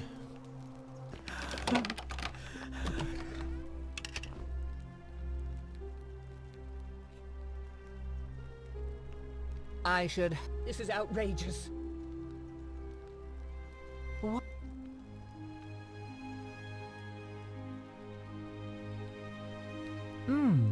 An intriguing proposition. Go on. Perhaps you're not as silly as those clothes make you look. What makes you say that?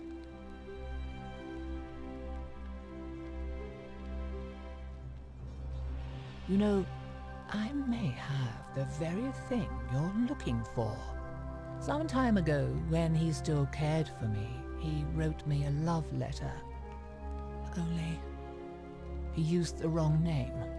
Now, addressing one's wife by the wrong name is not unheard of among philandering Romans. But in this case, the name he got wrong was his own. I confronted him about it, and he stammered through some incoherent response.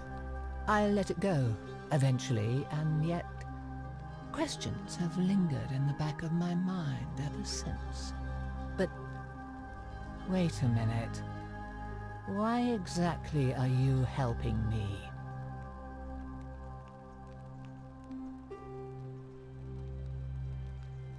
Oh, aren't you charming?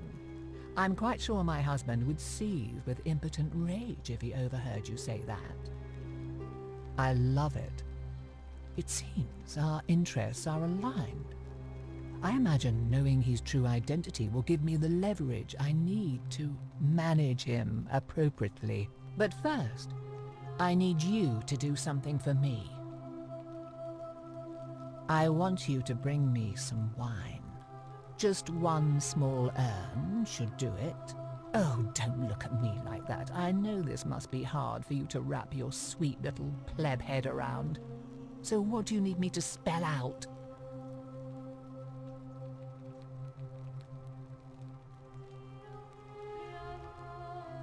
So you'll help me?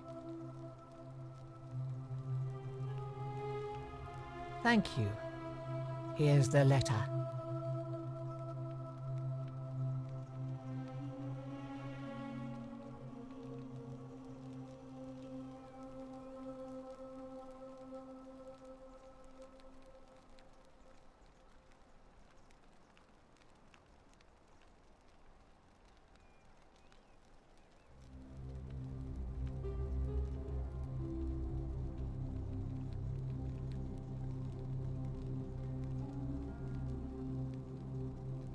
Now, perhaps you can tell me who Quinctius really is. What? He's...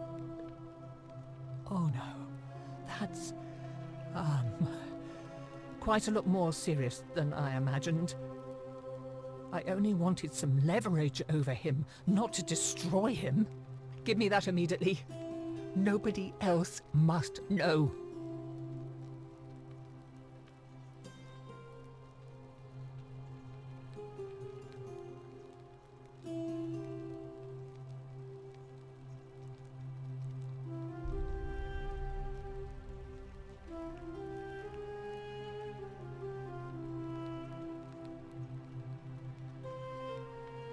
What? No.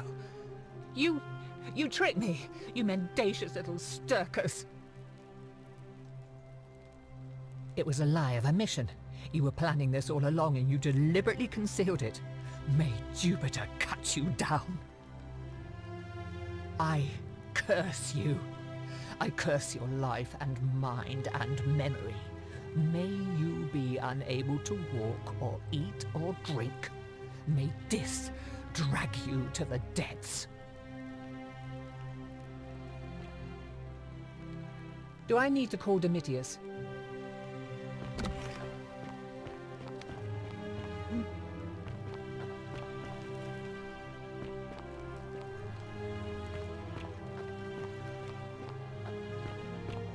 Still here? Get out of my villa before I have to... Are you... Why would I...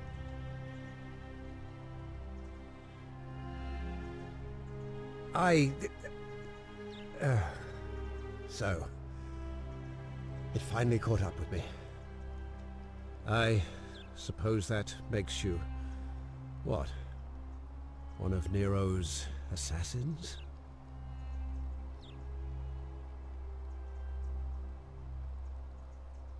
So... You're not going to kill me?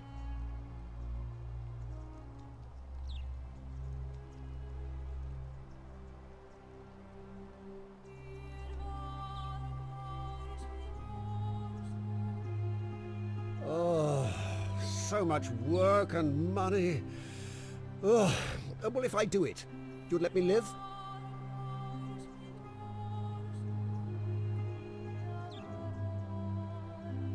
Fine. Ruling this cesspit of a city would have been beneath me anyway. I'll have Domitius notify the priestess of my withdrawal and release those two from debt bondage. There, you got what you wanted. Now, please, leave my villa and never speak to me again.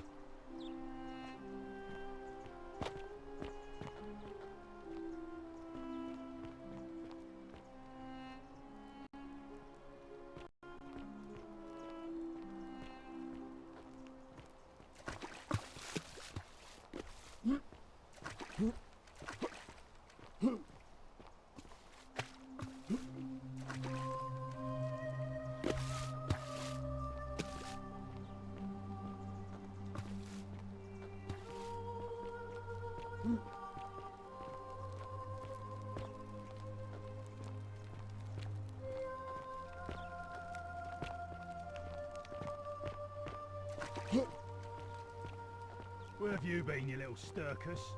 You shouldn't even be outside the villa. None of that matters anymore. I'm paying off my debt, and Julius. Our debt bondage is over. Let me see that. Here. In fact, you take it to him. I don't ever want to see his face again. Huh. You actually did it. I'll make sure he gets this. But you're still a pathetic little Sturkus, free or not. I don't care what you think. You don't have any power anymore.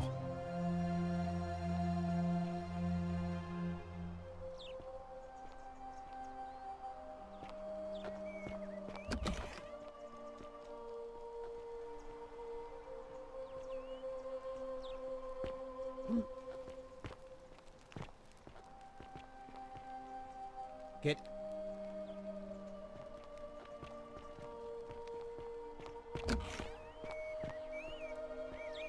Well, I wouldn't describe impatience as a good reason exactly. Yes. I have overheard some rather unpleasant arguments. The last thing we need here is a dish... Very well. Citizens, it is time. Let us meet to elect our magistrate. Time to go to the theater.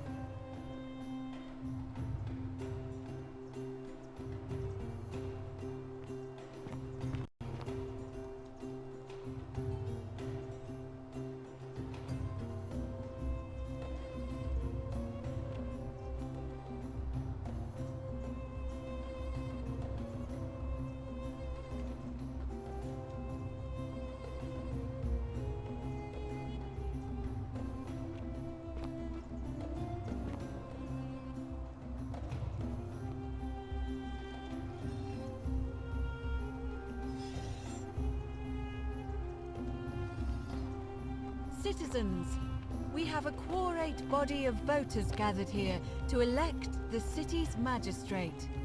The candidates are Sextus Sentius Imperiosus and Marcus Malleolus Gurges. As agreed, we shall dispense with ballots and candidates will abstain from voting. Let's make this quick. As I say your name, call your vote. I'll start with you, Horatius. Sentius, of course. Georgius. Sentius. Dacius. Malleolus. Galerius. I abstain. I'm just here to observe. Virgil. Sentius. Ulpius. Sentius. Rufius. Sentius. And finally, Domitius. Malleolus. Who else? Citizens, you have made your decision. Sextus Sentius Imperiosus. My fellow citizens, you've placed your trust in me once again, and you won't regret it. I vow that each day henceforth will be just like this one, and I will deliver. You and your rival, whatever your name is, you're responsible for this, aren't you? Nobody likes Caput Murday foreigners interfering in an election. Shut up and let the magistrate speak. Malleolus is going to be magistrate by the end of the day. You have no idea what you're doing. You're going to get us all killed. Just stay out of our way, and we won't have a problem. Wait, I will not allow you to do this. You're showing your true colors now, priestess. Your corruption sickens. Salve again, friend. How is it possible?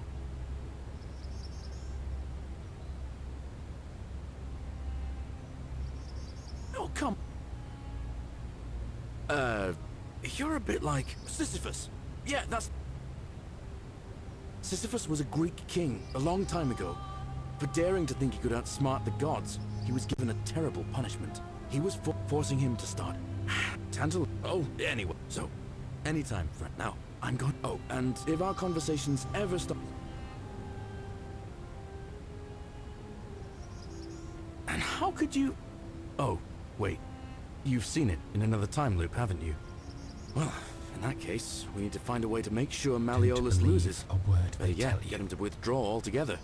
If you can do that, and Sentius is the only candidate left, I'll run against him. Deal?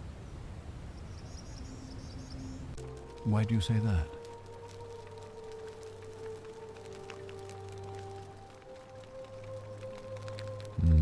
So I'm told. This is truly atrocious behavior, which undermines the very... Thank you for bringing this to my attention, but before...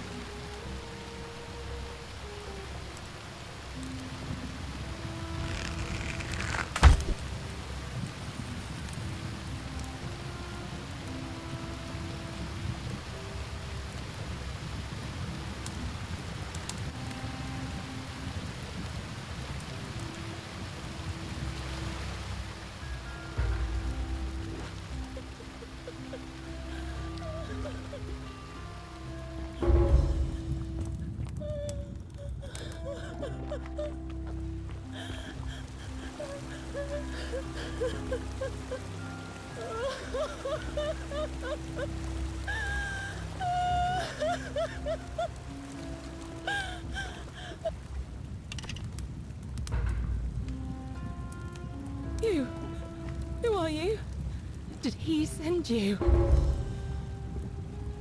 Do you know you're here? You have to help me escape before that monster comes back. I'm Scintilla.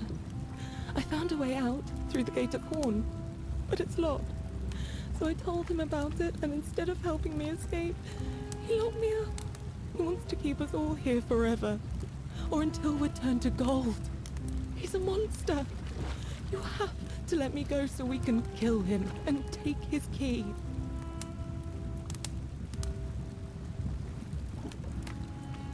Sentius, my adoptive father. Furies help me. I'll castrate and crucify him. I don't know. He said the gods are on his side because they don't want us to escape either. Behind me, there's an aqueduct tunnel bringing water from outside the city, so it should lead us outside.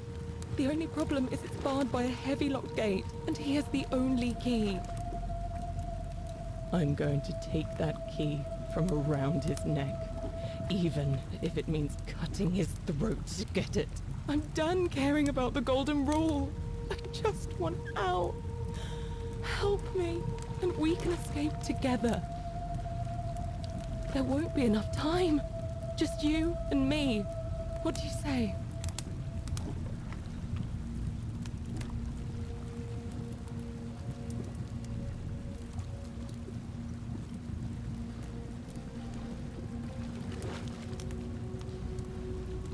There's no time. Wait, did you hear that? He's here.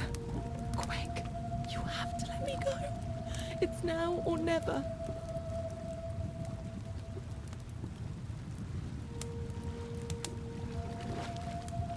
What? No, you can't just leave me here. How can you be so heartless?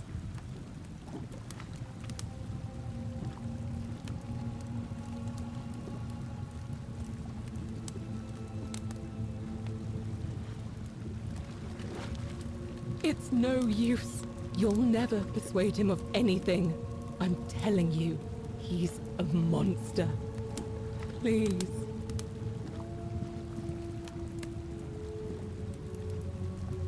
You're making a mistake.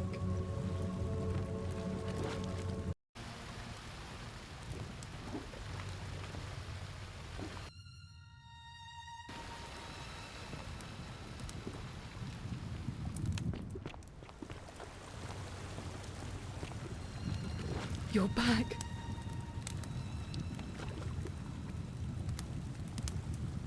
Oh, thank you. Now follow. Wait. Did you hear that? He's here. He must be coming in through the door behind me. You stay right here and keep him talking while I look for something I can use.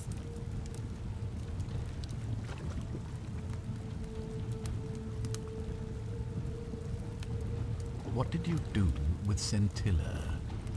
Where is she?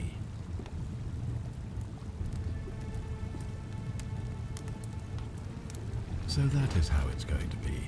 Oh well, this doesn't change anything for me. It's a shame, really.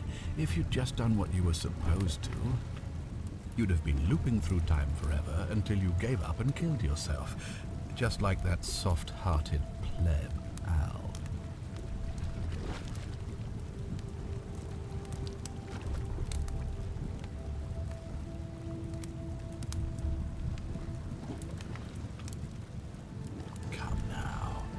Surely you didn't think you were the only one here who remembered everything. You see, my connection to the portal somehow preserves my memories from one loop to the next. Whether that was Proserpina's intention or a happy accident, I'll never know. But I'm surprised you hadn't noticed. Here I was thinking you're a little bit sharper than Al was.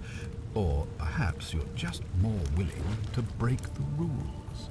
He was a moralistic fellow, never once compromised on his principles. And because of that fatal flaw, he relived this day many thousands of times before we finally had this conversation. I watched him come through the portal each time, always a little older, a little more disheveled, a little more haunted. And when he finally saw the futility of it all, as you're about to, it broke him. He drank a jug of wine, tied a noose around his neck, and took his own life, just before he was shot with a golden arrow. The next time I awoke, you showed up, but you've caught up to where he was so quickly. I'd have preferred if you'd given me more time to enjoy the trappings of my success. How many extra days did you give me? Just the 9? Not a lot compared with Al, but I've seized every day, nonetheless. In any case, there's no escape for you except the path that Al took, the path he wrote about on his tablet. What was it? Ah, yes. Better to end it all now than find out what awaits you beyond that portal. So, you discovered my secret. So what? What are you going to do about it?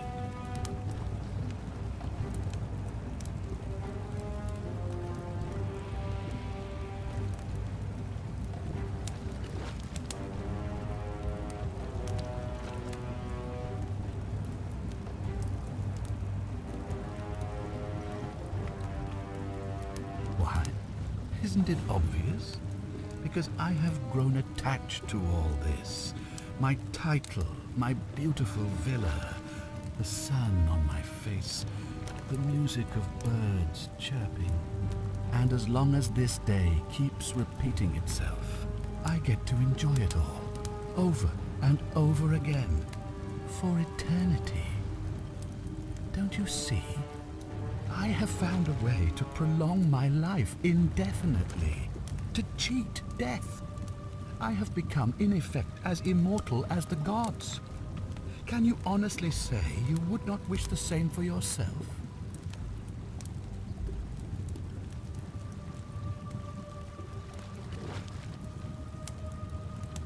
Of course.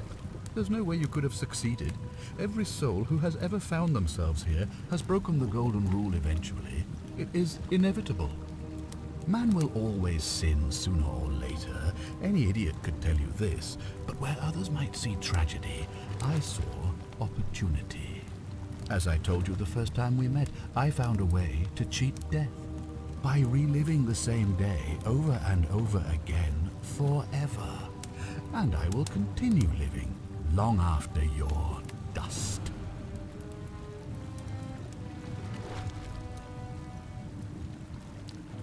Do you really think you can take on a Decurion with that flimsy little bow? Who? Scintilla? Where is she? I'm right here, Father.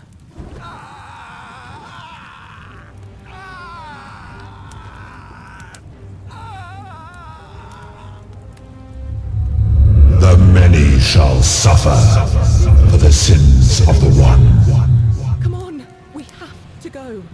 Hey, what's happening to you? That light, it's so bright.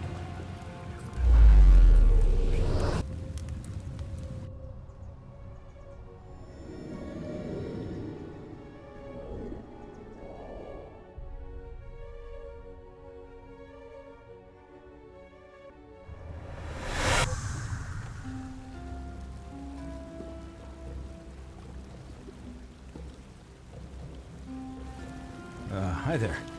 Gave me a bit of a fray. Thought I was in here alone. I'm Al. Well, here I am. I'm sorry, I didn't catch your name.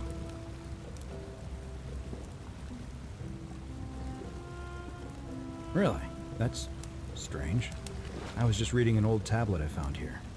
Well, trying. My Latin is kinda rusty, but the last entry mentioned someone with the same name. It described an event about 2,000 years ago. Someone with your name appeared in the city out of the shrine of Proserpina. Freed an imprisoned woman named Scintilla, who then murdered her captor, breaking some kind of ancient law. It said the attack caused golden statues to come alive, hunting down everyone in the city and turning them into gold. Apparently, the only person to survive was Scintilla, while the stranger disappeared in a flash of light.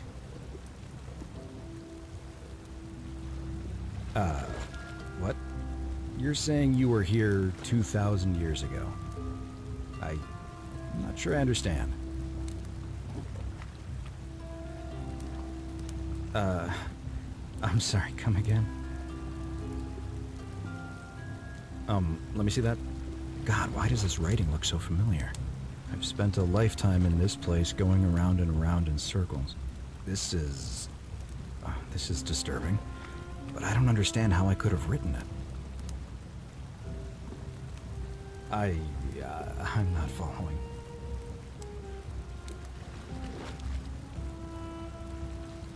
So you're saying, because a man from 2,000 years ago is dead, he never created a time portal, so I never went through it, and that's why I don't remember any of this. I guess you saved my life then, as well as helping that poor woman to escape. That's a lot to take in. Maybe we can escape through the same aqueduct Scintilla used, if we can find it.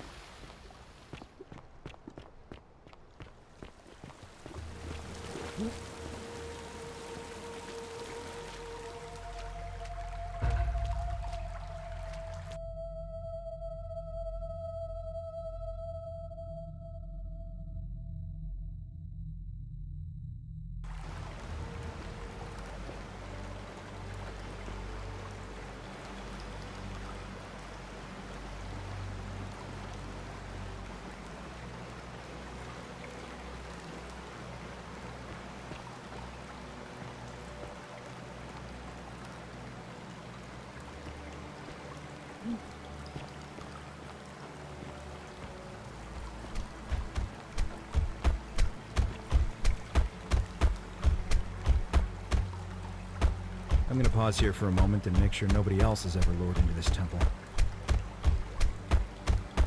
You go on ahead. I'll be there soon.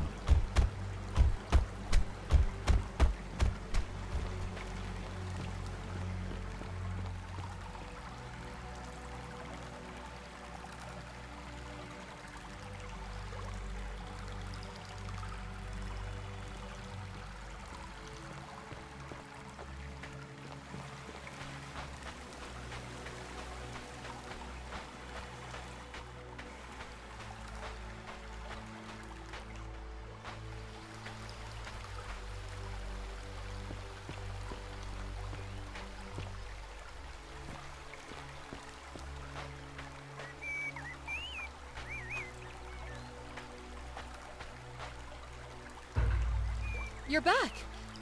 But you're alone. Does that mean you didn't find Al?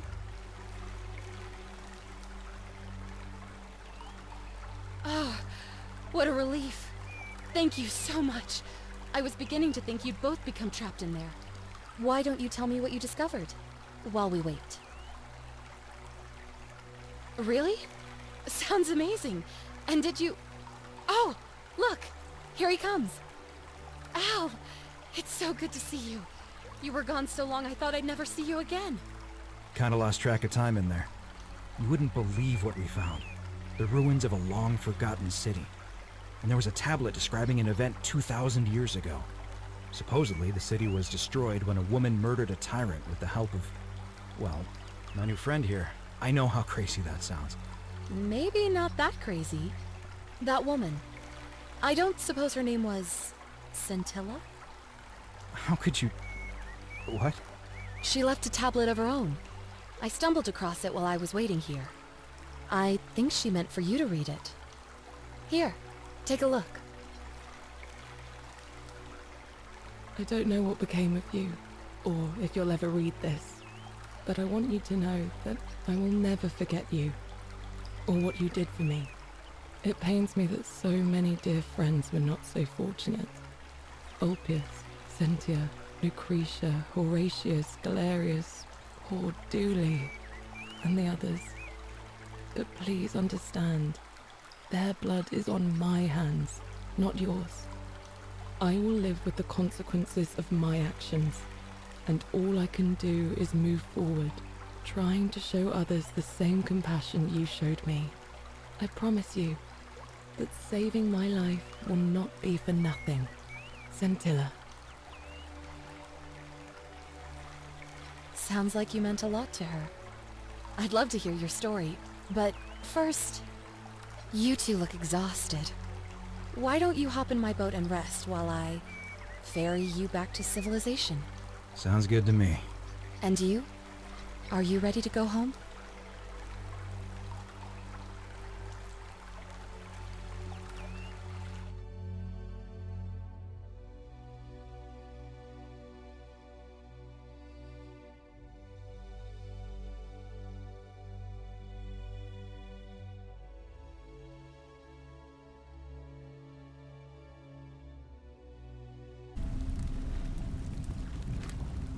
I hate you. I spit on you. I hope Dis drags you to Tartarus.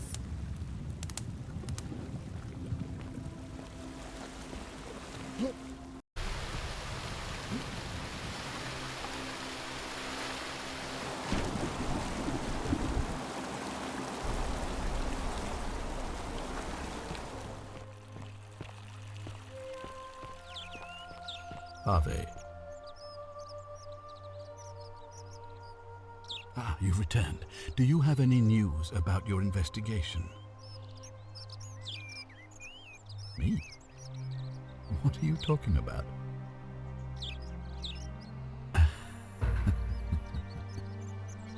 You know, you remind me of him. Al Worth. The fellow who came through the portal before you. Come now. Shh. Surely you didn't think you were the only one here who remembered everything. You see, my connection to the portal somehow preserves my memories from one loop to the next.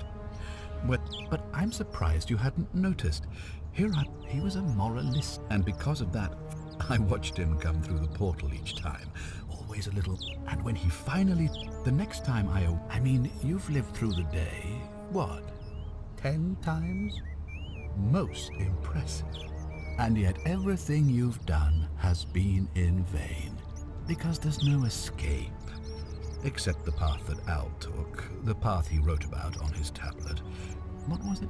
Ah, yes. Best to take your own life now. So, you discovered my secret. So what? What are you going to do about it?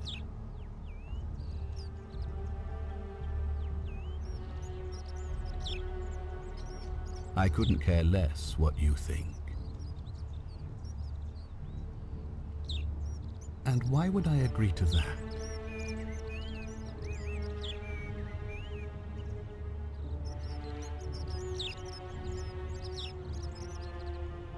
You might want to think that through. If anyone so much as touches me, everyone dies. The only way you're getting this key is over my dead body. And if I die, I won't be able to open the portal for you again, meaning you'll have created a paradox. You see, it was my actions that brought you to this point in time. So if you kill me, you'll stop me from doing so, and you being here will be an impossibility. That means if I die, you'll be flung back to your original time, having caused the deaths of everyone here, and you'll never be able to undo it. Is that what you want?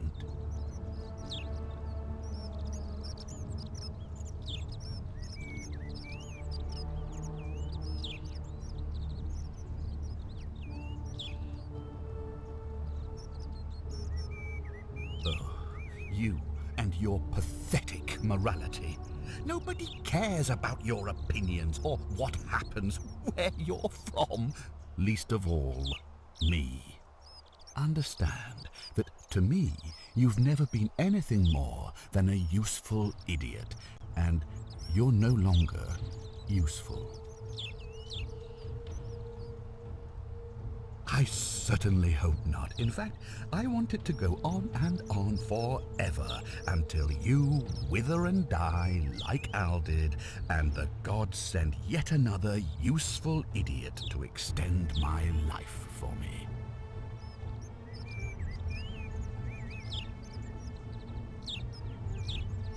What are you going to do? Beg the gods for help? They don't care about you, and neither do I. Now, get out of my villa. I'm bored with you.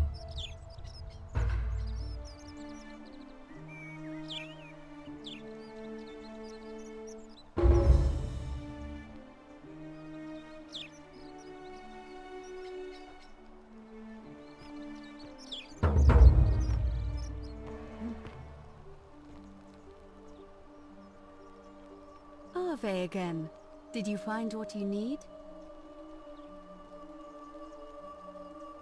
Well, I suppose we'd first need to figure out which god that is, and I'm afraid even I don't know, although I have my suspicions. This might sound like a strange question, but please, humor me. How did you find your way here?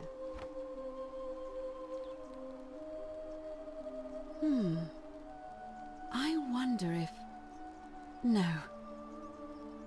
I apologize. Have you spoken with any of the others? I really think you should. I know. I just don't want to see what happened to Livia happen to you, too. Up until a few weeks ago, she was a perfectly productive member of our little community, darning clothes and cutting hair. She was always so chatty, always seeking out newcomers and asking them where they were from and how they wound up here. And then, about a month ago, she suddenly changed. She withdrew, stopped working, and became despondent, started muttering to herself. Galerius and I visited her to see how we could help, but she just looked at us with this haunted stare, called us bloodless shadows, and told us we were ignorant of some pattern. Look, it could be unrelated. Perhaps she simply fell ill. Or, as Galerius suggested, the weight of the Golden Rule was too much for her. But there is a small chance that she learned something, saw a pattern nobody else saw, and that it broke her. I just don't want to see that happen to you. So be careful, will you?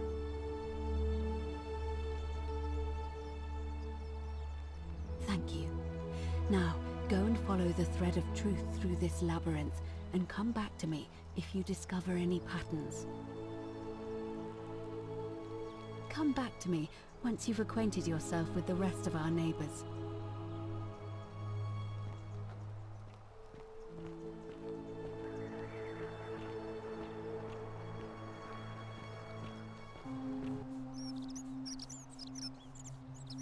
Now you're talking, I'm interested. How about 100 denarii?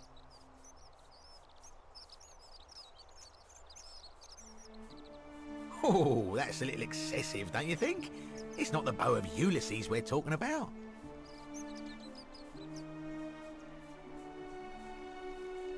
All right, but I'm going to need you to tell me before I pay up.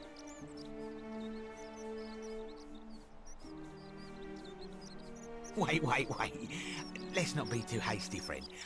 I just want a little assurance that I can trust you, that's all.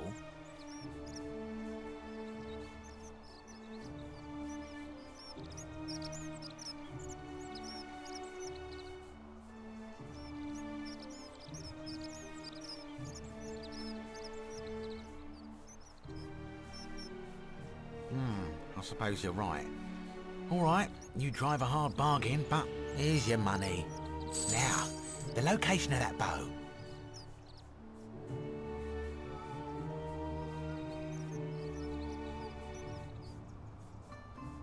What? But I already knew that, you imbecile. Everyone knows that. I can't take that golden bow because stealing from the goddess in her own shrine would break the golden rule. You promised to tell me where I could get one of my own. What is this? Some kind of joke? I don't believe this is happening.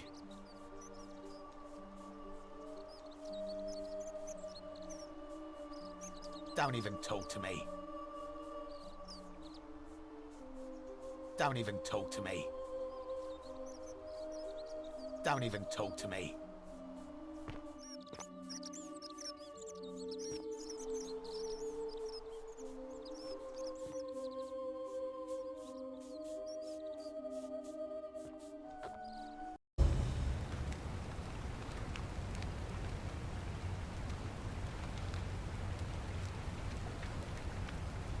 What?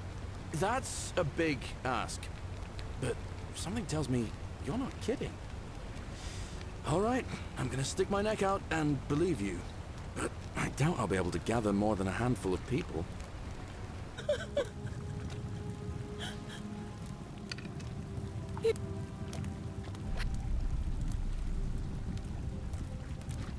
Wait, what?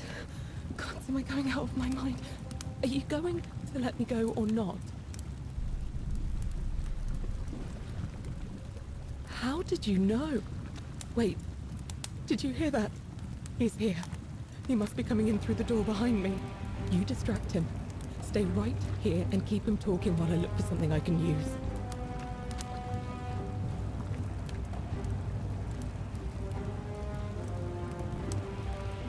What did you do with Scintilla? Where is she? So that is how it's going to be. Oh well, this doesn't change anything for me. So, you discovered my secret. So what? What are you going to do about it?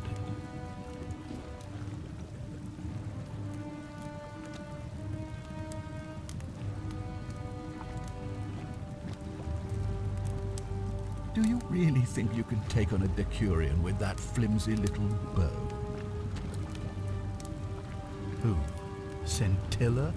Where is she? I'm right here, Father.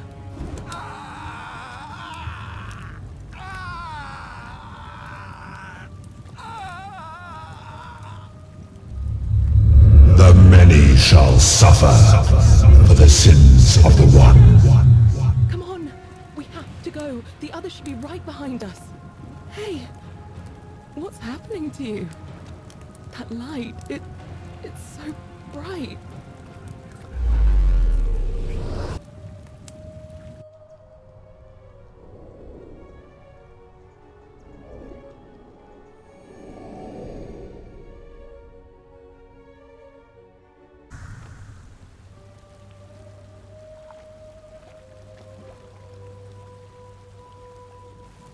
Hi there. Gave me a bit of a fright. Well? Funny you should ask. I was just reading an old tablet I found here. Well, trying. My Latin is kinda rusty. It described an event about 2,000 years ago. Someone with your name appeared in the city, freed an imprisoned woman named Scintilla, who then murdered her captor, breaking some kind of ancient law. It said the attack caused golden statues to come alive, hunting down everyone in the city and turning them into gold. Apparently, Scintilla and a handful of other citizens managed to escape, while the stranger disappeared in a flash of light.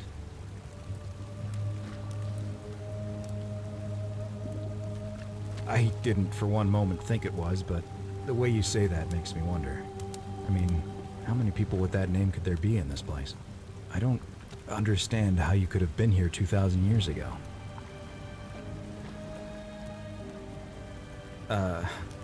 I'm sorry, coming.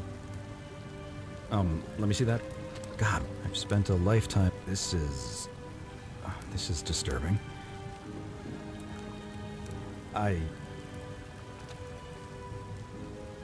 So you're saying, because a man from 2,000 years ago is dead, he never created a time portal, so I never went through it, and that's why I don't remember any of this. I guess you saved my life then. Maybe we can...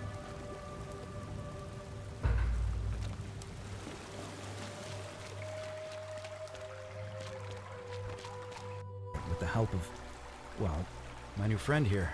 I know how crazy that's... Maybe not that crazy. How could you... She left a tablet of her own. I stumbled across it while I think she meant for you. Here, take... I don't know what became of you, or if you'll ever read this, but Octavia, Lucretia, Horatius, Equitia and I will never forget you, or what you did for us.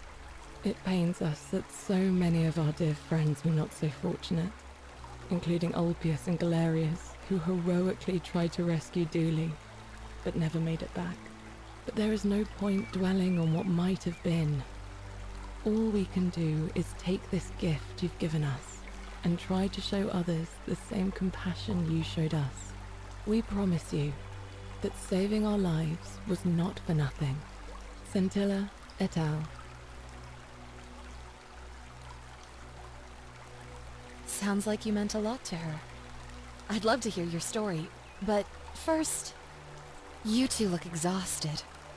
Why don't you hop in my boat and rest while I ferry you back to civilization? Sounds good to me. And you? Are you ready to go home?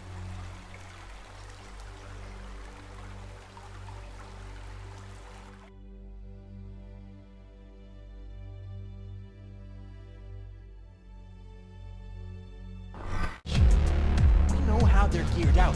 Big fucking beans.